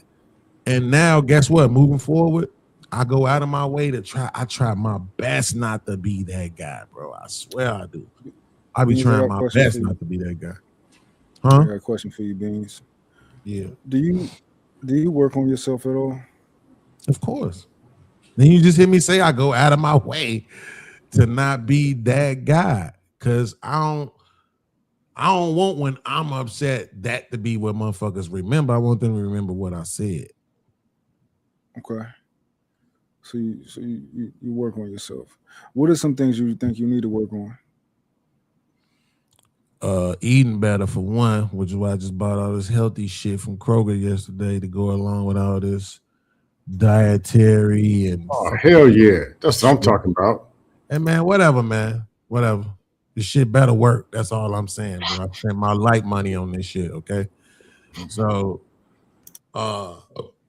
but I mean, as far as like my online persona, bro, I need to stop cussing as much. I need to remember that I don't have to take it all so personal. But I do, I do. Fatty was the one who first pointed that out to me. He was like, bro, you take everything so fucking personal. Like everything is just an attack. Like some of this shit is just the internet. And I was like, I think I argued with him and then I saw it in myself on another show and was like, damn, I do. Now I just have to embrace it that, yeah, it's that little kid in me the teenager in me, all the shit I've been through, that every fucking thing, like I said, Trey letting that nigga get away with calling me a PDF on his channel. Then that nigga telling me I was lying.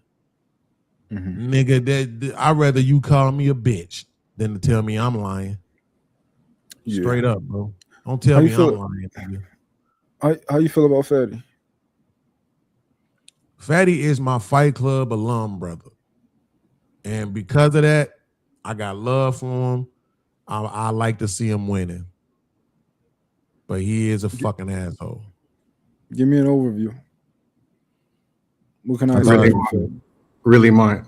Say it one more time because I need to make sure I know what you want from me. What can I expect from Fatty? Let's say I don't know him. I don't know Fatty as well as everybody else knows Fatty, actually. What can I expect from him? Truth be told, you can expect the same shit from him that you're gonna get from me. Y'all start off, it's gonna be cool. If you disappoint him, or if you do some shit that he disagrees with, or he feel like he needs to call you out for, he's going to fucking do it.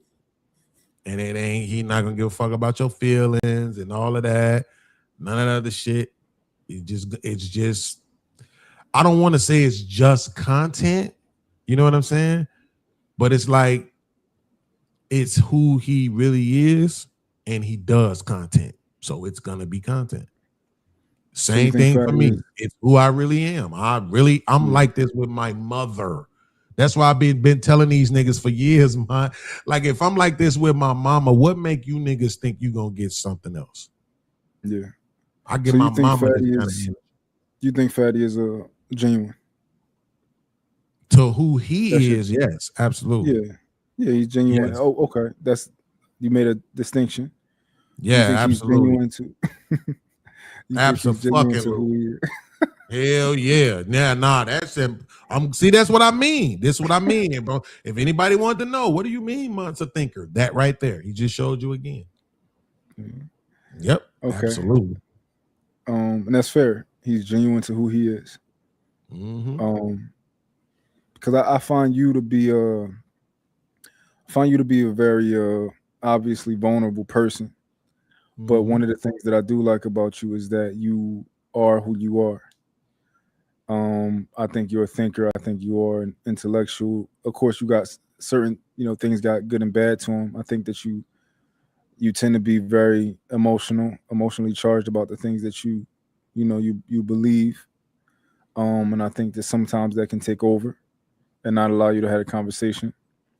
But I think that you are very transparent. I like that. But okay. And the reason that I asked you about Fatty, I'm just curious. A lot of y'all been around a lot longer than me. So when you brought up Fatty, I was just curious. What's your take? What's your history as far, not your history, but just if you can give an overview of like, this is who I think, this is what comes with Fatty. Yeah, man. Like I said, I root for him. When he every time he reaches a new milestone, I'm happy for him. I believed in Fatty from day one. I gave him his first show on my channel. Didn't last but a couple of weeks, and that was partly because of me, but it probably wouldn't have lasted much longer than that anyway, because Fatty, just like me, is his own man. You know what I'm saying? Just is what it is. He has visions and the way things need to go and whatever, like, it's some people are just like that. You know who else like that? Steve Jobs.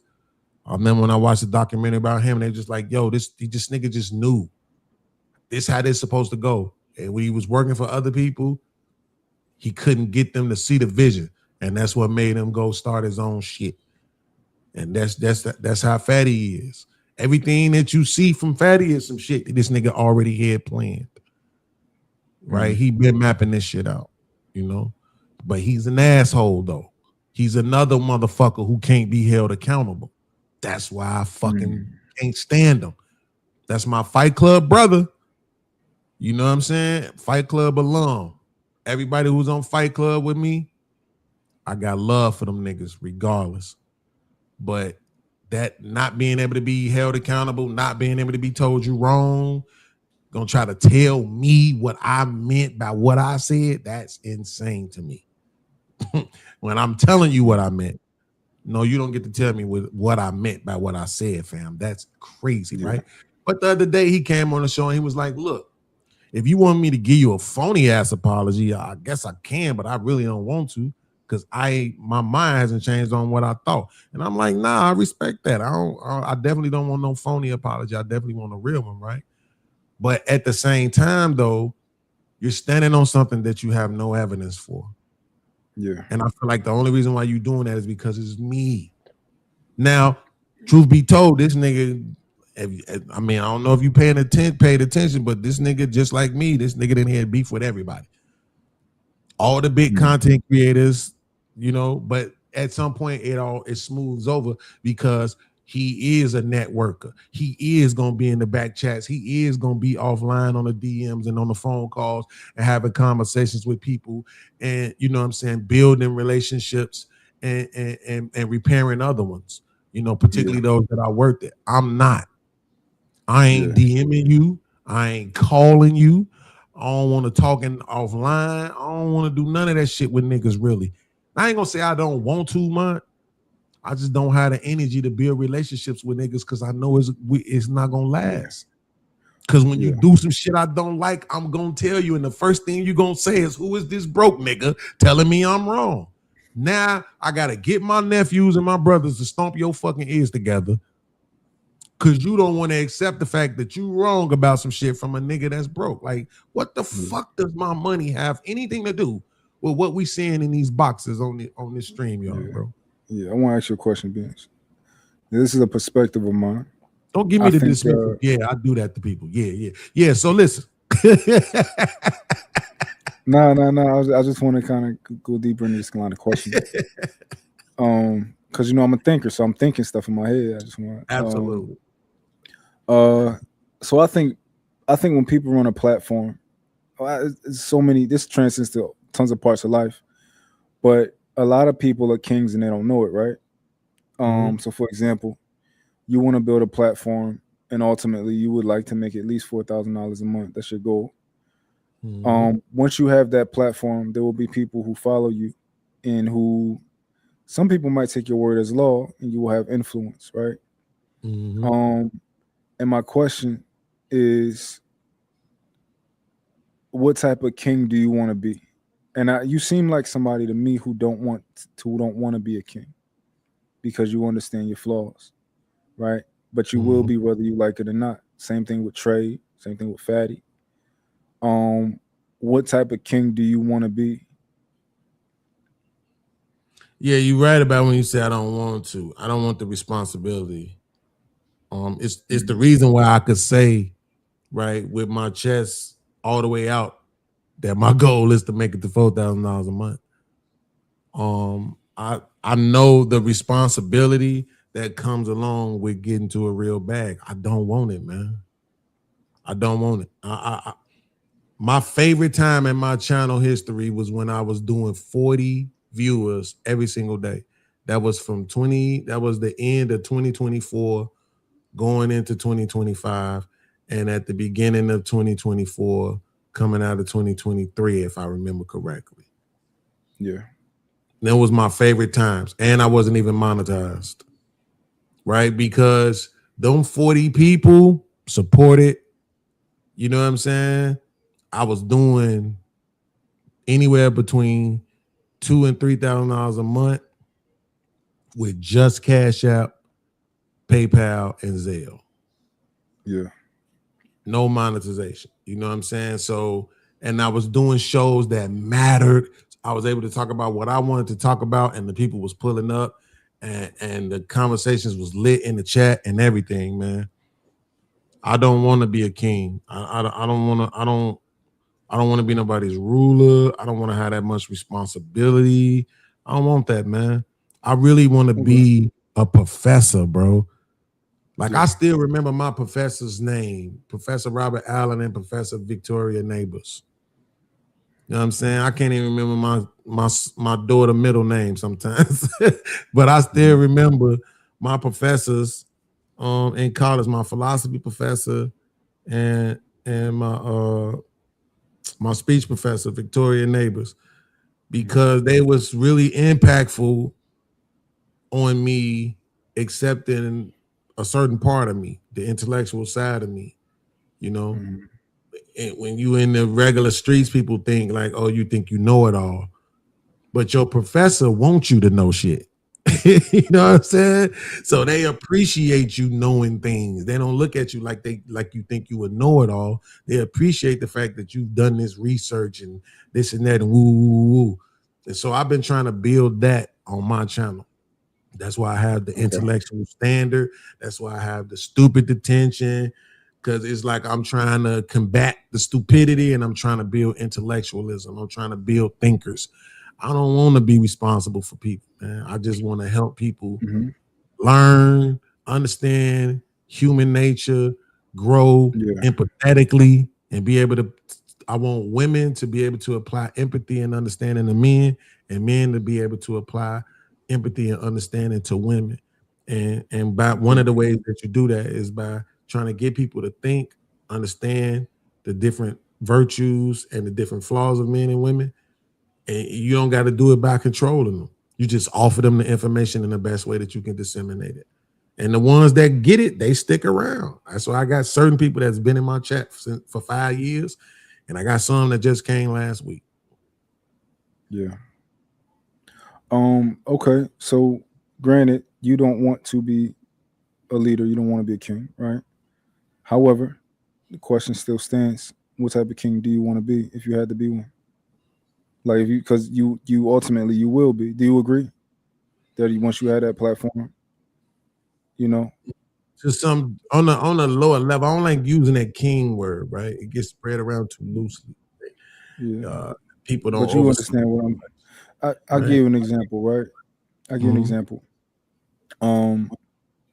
Maybe this question could benefit Trey. Let's say Trey has the power to truly cause people to not come to your channel because he like, yo, if y'all go to this nigga channel, you can't come to mine, right? Mhm. And let's say that is to a degree the power of a king in this space, albeit stupid, right? This is we just on YouTube talking, right? Mhm. However, would you agree that the distinction that I'm making, well, the point that I'm making of how this is like akin to a king, that makes sense? Yeah, yeah. I mean, and that's the thing about it. I don't want to be that guy, even though I was, but Yeah. not for the So chat though. so that's the thing, right? You can identify. You know what? I don't want to. I don't want to be that type of king, right? So my Mm. question is, since I've articulated how Trey can be viewed as a king to a degree in this space, um, what type of king do you want to be? I want to be the beans guy. Okay. Like that's bro. I've been standing on shit, the realest shit, since I got here, bro. For real, for real. I like me. I like how I move. And the shit that I do that I don't like, I talk about it out loud because I know I'm not the only person that move like that. I know I'm not the only person who probably don't like certain shit about themselves, So I talk about my flaws out loud. I used to talk about being suicidal, and taking pills and cutting on your wrist and all that kind of shit out loud. And you know what they did? They used it against you. As soon as they get mad at you. Nigga, wasn't you suicidal? It's like, yes, you know that because I said it, motherfucker. Like, you can't hurt me with that. That's me. Like, that's not gonna work. It might work on the audience because the audience is stupid. But I like this version of me, bro. That's what I'm saying. This version of me is the collegiate version of me. The one that's always thinking, the one that don't want to react to shit just because everybody else reacting to it. I want to react to something that I know I could sit there from 5 minutes to 2 hours and talk about it and really go deep into it and be able to give people some jewels they can walk away with and strike up some conversations, possibly change some people's minds, have some people say some things to me that make me see things in a way that I didn't see them. I like that kind of connection. So instead of saying king, right, I would probably say like a preacher, right, or a professor. But a professor at a community college and not a major university, where I have more of a closer relationship to my students, a smaller classroom where I can actually engage with them damn near on an individual level if it's needed to, you know, or like with or like a pastor of a small church instead of a mega church, right? Now I gotta have security. Niggas can't even talk to me.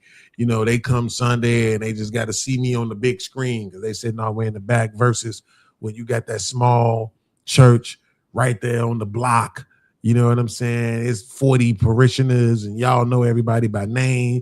Y'all going to old country buffet after that. Y'all got a prayer line. You talking and praying with people and you walking them through their situations and helping them out. And people can donate money here and there because it's a close-knit family. You know, that's why I'm like, when I think about the king thing, it's just like, it's too much expected from those to, you know, they say heavy is the head that wears the crown. To whom much is given, much is required, bro. So I don't want a lot, you know. But I like being me. Let me ask you this question. What type of king do you think Fatty is? I mean, I don't know. See, because when you ask me about Fatty, what it makes me think about is how is he with his people? People in his chat, the people who, you know, he works with. All of the untouchables. Yeah. Like at one point, everything was Team Fatty. And then it became the untouchables. This is actually how we ended up falling out last year, because I made a statement saying shout out to the untouchables because they prioritize money. And the reason why I was saying that is because I'll watch Fatty do his shows. He'll say like, yo, we need 10 new members. We need 10 $5 cash apps, right? We such and such. And guess what? If the new audience, if the regular audience or whatever, the people ain't stepping up, one of them untouchables is going to step up. Somebody from the untouchables is going to step up and make sure he get those memberships. You're going to see 10 memberships gifted in the chat, right? You're going to see 2 new super chats come in. You're going to see 4 new super chats or 4 new cash apps come in, right? Like they make sure that he meet his goals. And that's what the kind of prioritizing of the money that I was trying to illustrate, even though I admittedly didn't do a good enough job of it. But once I explained that's what I meant, I felt like he should have just accepted it. But as it goes to his people, the untouchables, the other platforms, the networking, all of that, bro, I can't take nothing away from bro. Nothing. He been getting it done since he set out to do it. And, you know, like I say, on some levels, I'm super proud of him, you know. Okay. What type of king you think I'll be? It's hard to say. I don't really know enough about you yet, but from what I do know, I can't even really picture you in that role. It's to your point. Look what you said you wanted to do. You said you wanted to become the Black Joe Rogan.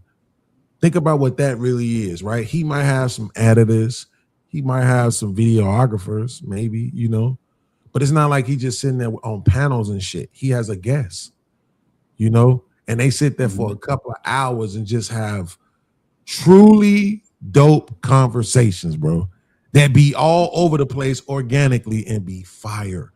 That conversation he had with Arsenio Hall, I could go watch that again. Yeah. You know what I'm saying? Long as it was. But also for me, it is different when it's somebody I know. I tend not to watch too much shit that ain't nobody I know. Yeah. But I know I got a lot of love for Arsenio is like family to me, you know. So, but it was still just to sit there and just listen to hours of that conversation and just chilling. It's like that I could definitely see for you. But look how that's not really kingish. You know what I'm saying? Like that's so business. That's an aspect. That's an aspect of what I want to do. But I still do want to. I do want to have panels and conversations. But I think that I can run them a little bit differently. than what we traditionally see. You know, So I think you've I been can make them studying productive. basically.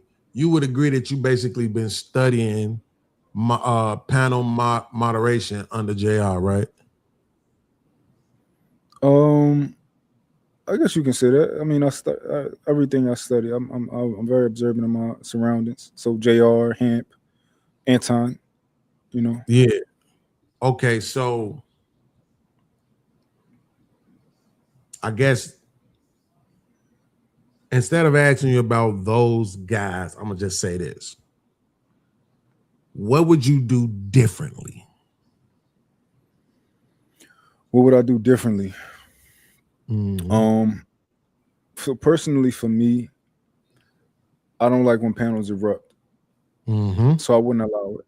I wouldn't allow it at all. I only like productive conversation. I don't care if I like what you're saying. I don't care if I don't like what you're saying. If I do like what you're saying, I want your points to be heard. I don't want people cutting you off. I will use the mute button often, not because I'm trying to silence somebody, but if I see somebody is trying to get a point out and you interject, mute as this person keeps going. So those are some things. I don't, I will let people talk whenever it's, when it seems like I don't have to, get involved. But I want people to know my presence as a moderator. I want them to know that this nigga going to mute me, so I might as well not cut nobody off. Because I'm going to just get muted anyway. And I want to be extremely fair. Whether I like you or not. I don't care. I want to be fair to your points. I want to prevent people from being disingenuous in moments where they seem like you're trying to misunderstand what somebody's saying. Mm-hmm. Yeah, I want to make sure that we're hearing people. Well, I think everything that you said is exactly what I was aiming for back in the day. And I used to make fun of my man Aaron O because I felt like he couldn't really get it done. But that was prior to me having 7, 8, 9, 10 people on the panel. And then I found out the hard way, and he had a really good laugh at my expense that it ain't that easy. But I would say if in order to do exactly what you just said, you're going to need two things. One, Zoom. Get rid of StreamYard and get Zoom. Because on Zoom, when you mute people, they stay muted. On this motherfucker, you mute a motherfucker and they can unmute themselves. That's one. The second one is you're going to need a really good rapport with the panelists and with the chat. Because, like I said, I used to kick people off because I felt like they were hindering the conversation. To Fatty's credit, he's come back and said that. A few other people have come back and said, like, man, I see what you meant now. I see what you were saying when you were just trying to have real conversations. You wanted people to answer questions directly, give yes or no answers. All those things I was expecting from people, and they felt like they couldn't give it to me, right? But then they went and gave it to him, right? But that's because of what they thought about him. They respected him. They didn't actually respect me. I was just the new place they was coming to, But you're just gonna need a really good rapport with the people and make sure that they understand and know that, like, yo, this is what this is. I'm not tolerating none of that. So if y'all want that, I'm telling y'all now, you might as well just go find another channel to watch. Because if you don't really lay that foundation down in the beginning, then it's gonna seem like, oh, why he doing this? He trying to be too much of a control freak, So Ham did it very well, establishing things very early on to the point where now if he say don't use a word, well, them niggas would have cussed me out. Who the fuck do you think you are to tell us we can't use a word? He'll tell them don't use a word, and guess what? They will remove that shit from their vocabulary, right? Because he built a great rapport with the panel and the chat. So people just respected him. Not to mention the fact that just like him, you got the bag, you got a woman, you ain't no felon, far as I know. Like I said, easy on the eyes to women. You got everything working for you. So I mean, you could definitely make it work. And once you do, then I'm gonna have my brothers jump you. Cause this shit ain't fair. Niggas like you need to get the fuck on. Why y'all in our space, bro? this all us old niggas got left. Don't get. No. All we got left is podcasts. We're gonna have to start beating these young niggas up coming into our damn space. Beans, you made a good point, man. I'm gonna say what's up to you. What's up, Mont? What up, creator? What up with it, Scam? So look, y'all. What you doing, man? You know, and I hear you, Beans. I'm gonna start with you, right? And somebody put it in the chat. They said it's a like a condition where it's almost you fearing the success and the responsibility. Like you don't mind the accountability, but like you said, hey, you can't. Okay, so I tell my clients you can't be petty and broke. You got to pick one, right? So you're gonna be petty, right? If you petty, you can't talk crazy. If you broke, you can't talk crazy. You got to pick one, right? If you petty, you got the money, right? If you talking crazy, you get where I'm going. So you got to pick one, right? So with you want the success without the like you can't control if people want to love you and take you to a different place, right? And so I would just give you the advice to be prepared, right? And don't even speak. When I talk to my brothers, this is what it is. We don't even speak negative because I look at everything like rocket fuel. And if you don't have much, you know how much rocket fuel would cost. Would you give it away? So you don't have no energy for any negative and what was and how it is. And okay, cool. You did that. That's a part of you. But now it's the reset button. And the only thing you focus on is that goal that you want to hit. Right. And we can't smear that goal that we want to hit by the past negative things that may have hindered us or may have catapulted us. What we can do is now prepare ourselves for the challenges that are to come. Because who you was yesterday, you not today. You're a whole different person. You age, you know more, you got all of that. So now you got what it takes. I think they said it's the fear of the fact that you're exposed, but you already have the qualities, you already have, you know, the competence, you already have the success, so you don't have nothing to worry about. And if you go to the moon, you come out and you want to go to the moon, great. You should take it and accept it. But it's like I want it.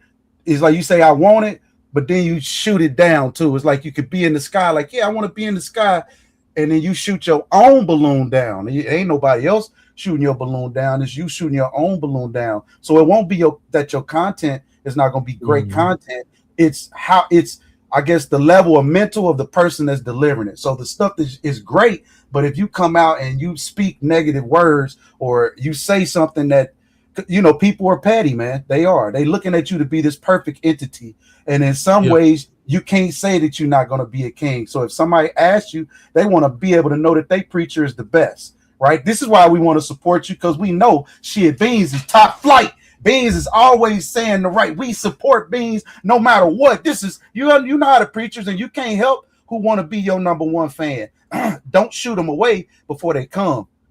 So I know it's crazy, but no, it's not. You know, psychologically, we don't. It's like you building your team. You building the people that's going to be just like you, and certainly the flaws of the people that's going to be just like you will always be there. But we don't have to highlight it. Right at the moment, what we do is we highlight it when we have the conversation. Right, if we are like-minded people, we can now open up and just kind of be real and have the conversation, because ain't nobody perfect. Right, if you following me, I know you ain't perfect. So now we can have this conversation, get perfection out the window. Right now we can really get ground, you know, straight up ground roots without somebody, like you said, trying to weaponize information. Right, we can just kind of be open. I think that's what we lacking in this. It's open and sharing, bro. Go ahead. Let me say this so I won't forget. So and I'll let Mont. So I've talked about this again openly, bro. The fear of success. Because you have to maintain it. That's what the actual fear is. right? People who don't experience that probably won't know that, but that's what the fear is. You see somebody like, man, they seem like they're afraid to be successful. It's not about afraid of getting to the place of success. It's about maintaining it. Mm-hmm. You got to get up every day. Because now, you got to duplicate the shit that you did to get there. You got to duplicate that shit. And then on top of all that, depending on not only how much you want to elevate or how much the success demands it, now you got to do more. Exactly. Right. I had a cousin who was an iron worker. I talk about my cousin a lot. He's an iron worker, right? He used to work at the local union, right? He started his own business. So he started getting work. Then guess what? They started saying, oh, can you do this job over here? Oh, well, over here, guess what? This job is gonna require 12 motherfuckers. So now he becomes an employee. He got to go hire all these motherfuckers. And niggas, we talk all that shit about how we gonna hire all these black people, but safe to say, most of the people he hired don't look like us, right? Well, he's trying to get the job done, and he want it done right, fast, all that shit, right? But then, so real quick, I'm gonna let you go. Real quick, I want to cut your story because I know y'all ready to go, and they say I'm long-winded. So I want to get this answer from you. This is about you right now, you and Mott. So now, to answer the question that he asked you, don't put no roadblocks in front of him. Don't put no walls in front of it. What king? Just if you are forced to be, it's dropped in your lap. You inherited it. It is what it is. What type of king do you want to be? T'Challa. All right. So let me do this. Let me just finish this real quick, and I'm gonna get back to what you were saying. The reason why I'm bringing that up though is because guess what? Now this nigga just finished building the goddamn Obama library, presidential library in Chicago. When I just think about, you got 30-something motherfucking employees you got to worry about. You got to worry about their health insurance, all that shit. Like, I don't want that kind of responsibility. You're not going to stop worrying about what you don't have to worry about. Hold on. Listen, understand, brother. Most people, this is why they say most people is followers, most people is workers and shit like that, because they don't really want the responsibility that comes along with ownership, with kingship, with, you know what I'm saying? All of that shit, right? So that's why I said I got a goal, and my goal ain't even a whole lot. Check it out, Bean. I'm just listening to what you're saying.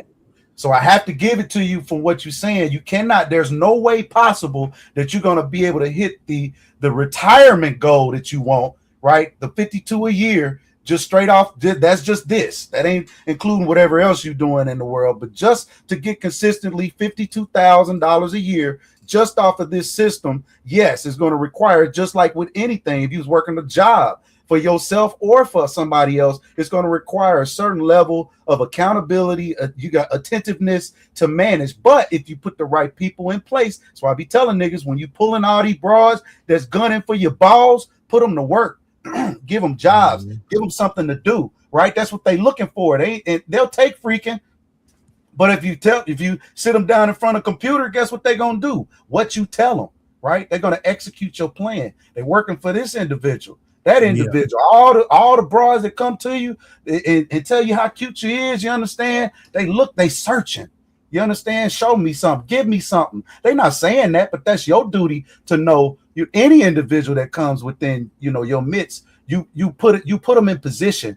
That's where I think that's where we strong. We could be strong, but we still have to have competent people that can actually execute the job. You are in a position where some people are going to actually be like, hey, Beans, you ain't got to worry about that. Just be Obama, basically, and be prepared to be Obama. Stand on what you believe, talk about what it is. Just be real, do what you do, and you there. Now, mine, for you, I think it's a great idea. I think it's a great pivot to be the black, to be that black, kind of the voice. I don't really know your history, but I do know you asked some questions earlier. You would be a fair king. That's what I would feel to say, just from brother to brother. You would be fair because every time I see in every show, even though there may be pushback, the pushback is I'm just trying to be fair. right? Let's hear this other side of whatever it is, right? I may not like it, I may not love it, and that's one thing I did see, but I at least want to hear the other side of the argument. And a little laxed, I think, just kind of really relaxed. But if you get the right guess, well, like you said, it's your house, so you control the demeanor always. You set the tone. If you was the boss or the manager, it's your show. If anything fuck up, it ultimately comes down to me. If they didn't provide great customer service, it ultimately comes down to me, right? I have to be the ultimate manager. So I got to show everybody how I want things done. And once they know what I want things done, there's a reason why, because there's a psychological, thing about everything. When you go to any company, they're going to take you through orientation. I don't care what you know. I need to teach you how we do things around here. It's the science of us, whatever that infrastructure is sometimes. And it is as we go. There's no perfect way of doing things. It is as we go. However, what you said earlier, you have to set the tone of what type of podcast this is going to be, right? You ultimately set the tone. You're the dad, right? The dope dad, to be real dope dad of this podcast. And how are you going to raise the kids that come before you, right? What principles are you wanting to put before these people?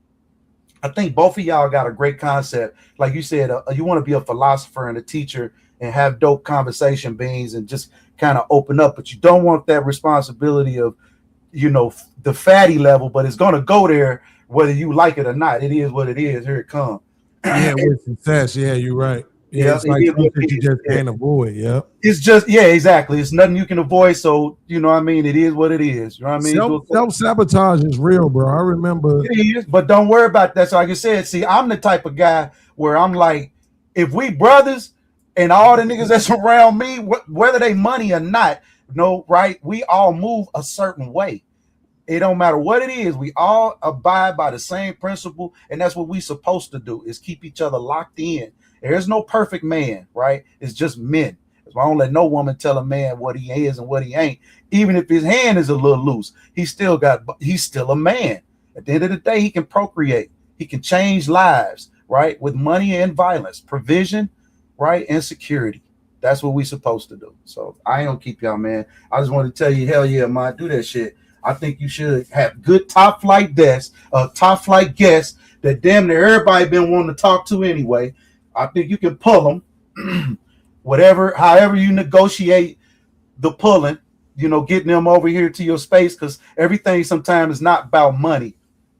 It's about resources, right? What's in it for me? This shit blows up to the world. How are we gonna split this up, right? It's just great. Go to the moon, and if you negotiate properly, now motherfuckers is coming on, because you basically what we say, we want your fan base. Because that's what all this is. We sharing, some fan base, but you get a high profile person over here, it instantly, depending on who it is, bam, you gone. But not only get that high profile person over here, have the in-depth conversation that when people come to your shit, I don't care who they are, from Luda to Waka to Sauce to Sada Baby, E40, to politicians, right? We're going to have real in-depth conversation. Don't come over here if you don't want these questions asked. Nigga like Willie Beeman ain't getting ready to hold. I'm saying you got to be the same that we are with us. We got to be the same with them. And then we can have, it ain't to beat nobody up, but it's really to open them up, right? Everybody's so robotic. Where we on here, we pretty much us. Like, we on here every damn day. We know who everybody is. You niggas know who I am. Damn near, you know what I'm saying? Because I'm on here. So you know my personality. That's what we don't have with our politicians. They wait until politician time to try to gain perspective with their constituents. But if you already part of the culture, if you own here every day, we already having these conversations, well, it makes it easy for us as constituents, future voters, to go and move in that direction. You see how influence works? You're not rushing 2-3 months before the campaign trying to gain voters. We already part of what you've been speaking on from day one. We had, real conversations with you. So now we can move this wave of influence in the right direction, in the proper direction. So I think that'll be good, bro. Get them white folk. I want to hear what you had to say. We need to hear some people just, you got a calm demeanor, right? And you ask the right question.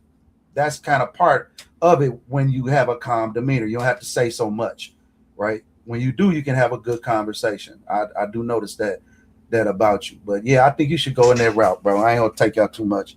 Good looking beans, good looking Mont, go ahead, niggas, full steam ahead.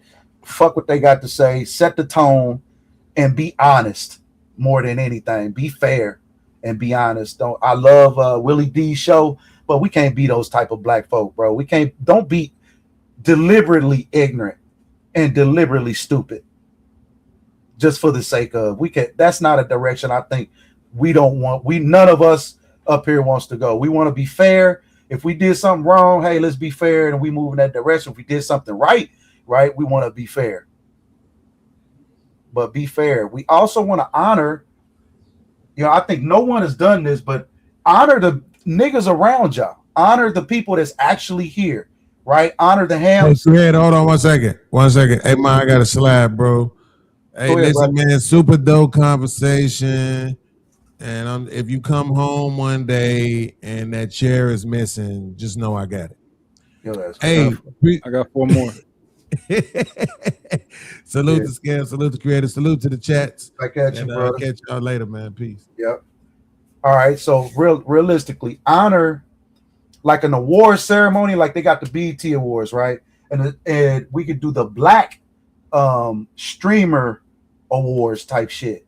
And since it's us honoring, right? And that's some simple shit. It don't cost nothing. You know what I'm saying? I'm not great at that shit. I'm great at coming up and sparking these ideas. The executors is the women that be listening, and they know what to fucking do. Like they can take that shit and run to the moon with it. But we need to honor us. That's all I'm simply saying. We know who all these people are, but the internet per se, if I go ask my kids who these people are, they not gonna know who none of these people are because they're not in this space. We have to uplift these individuals, right? And not only lifting those individuals, we are the infrastructure of this space, right? Like it or not, it is what it is. We are the ones consuming this material. We are the I don't know how to put it, but you know what I'm talking about, right? Mm-hmm.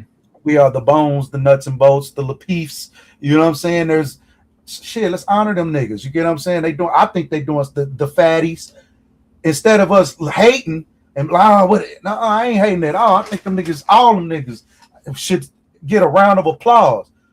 And rookie of the year, we already know who rookie of the year go to, right? If we was to do that, I don't even have to say. I think it'd be unanimous, right? That's what I mean. That's fucking hard work, and it shows how the people that's working behind the scenes working together to make this shit happen, man.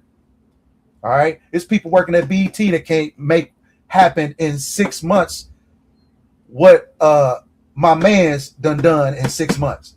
All right, and you moving in the same trajectory. It always gonna start small because you ain't on no bullshit. Everybody can't afford the real diamonds. Apex is a different level. All right, it ain't regular. You understand it need to be apex, right? The conversation. I don't think I tried to say a cuss word, right? That type of level, man. And you get the people on here and let's have a conversation with Terrence Howard. Let's talk to that nigga for real. You hear me? He coming. He gonna want to give you all the game. Just have questions for him. Right? They're gonna give you all the game. Have them questions. Maybe even sit 2 or 3. Those are the panels I would love to see. Antoine Daniels with a Terrence Howard and a Sauce Walker.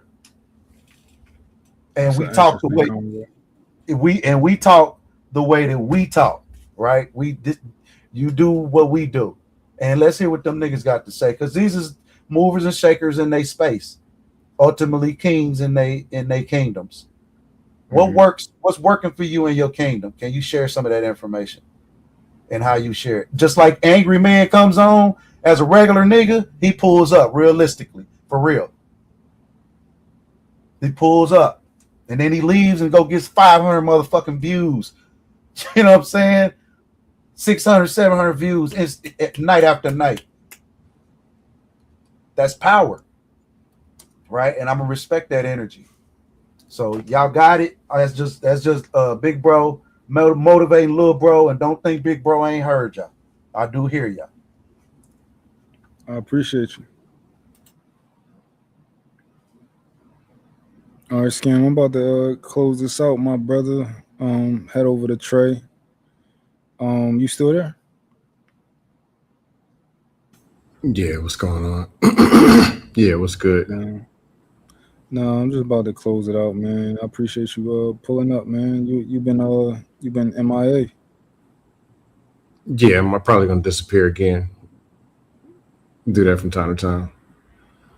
Okay. But at the end of the day, it's your show. Do what you do. If it's some dust, I'll come over with the trolls. We'll do what we do. If it's good conversation, that can happen too, but it'll be what it's going to be. Appreciate you. You subbed to my channel? Is this your first show? No. Or you went live before? It's my third. No, it's not my third show, but it's my third interview, I think. Third live? Third conversation. But I've been live several times. I've done some open panels and stuff like that. Oh, okay.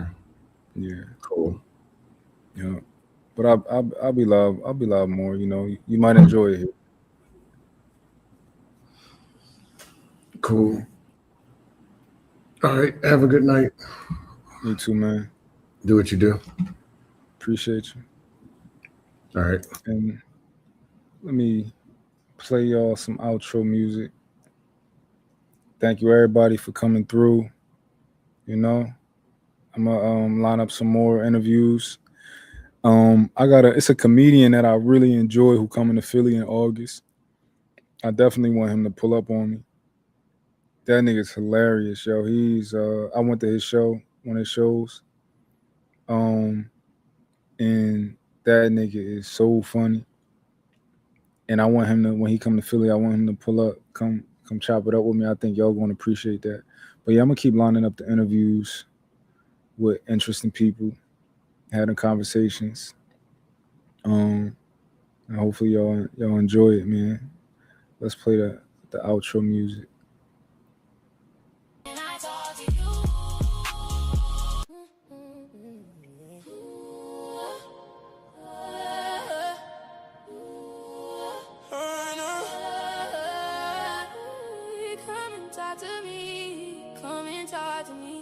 I really wanna meet you. Come and talk to me. Can I talk to you? I really wanna know you. Come and talk to me. Come and talk to me. I really wanna meet you. Can I talk to you? Come and talk to me.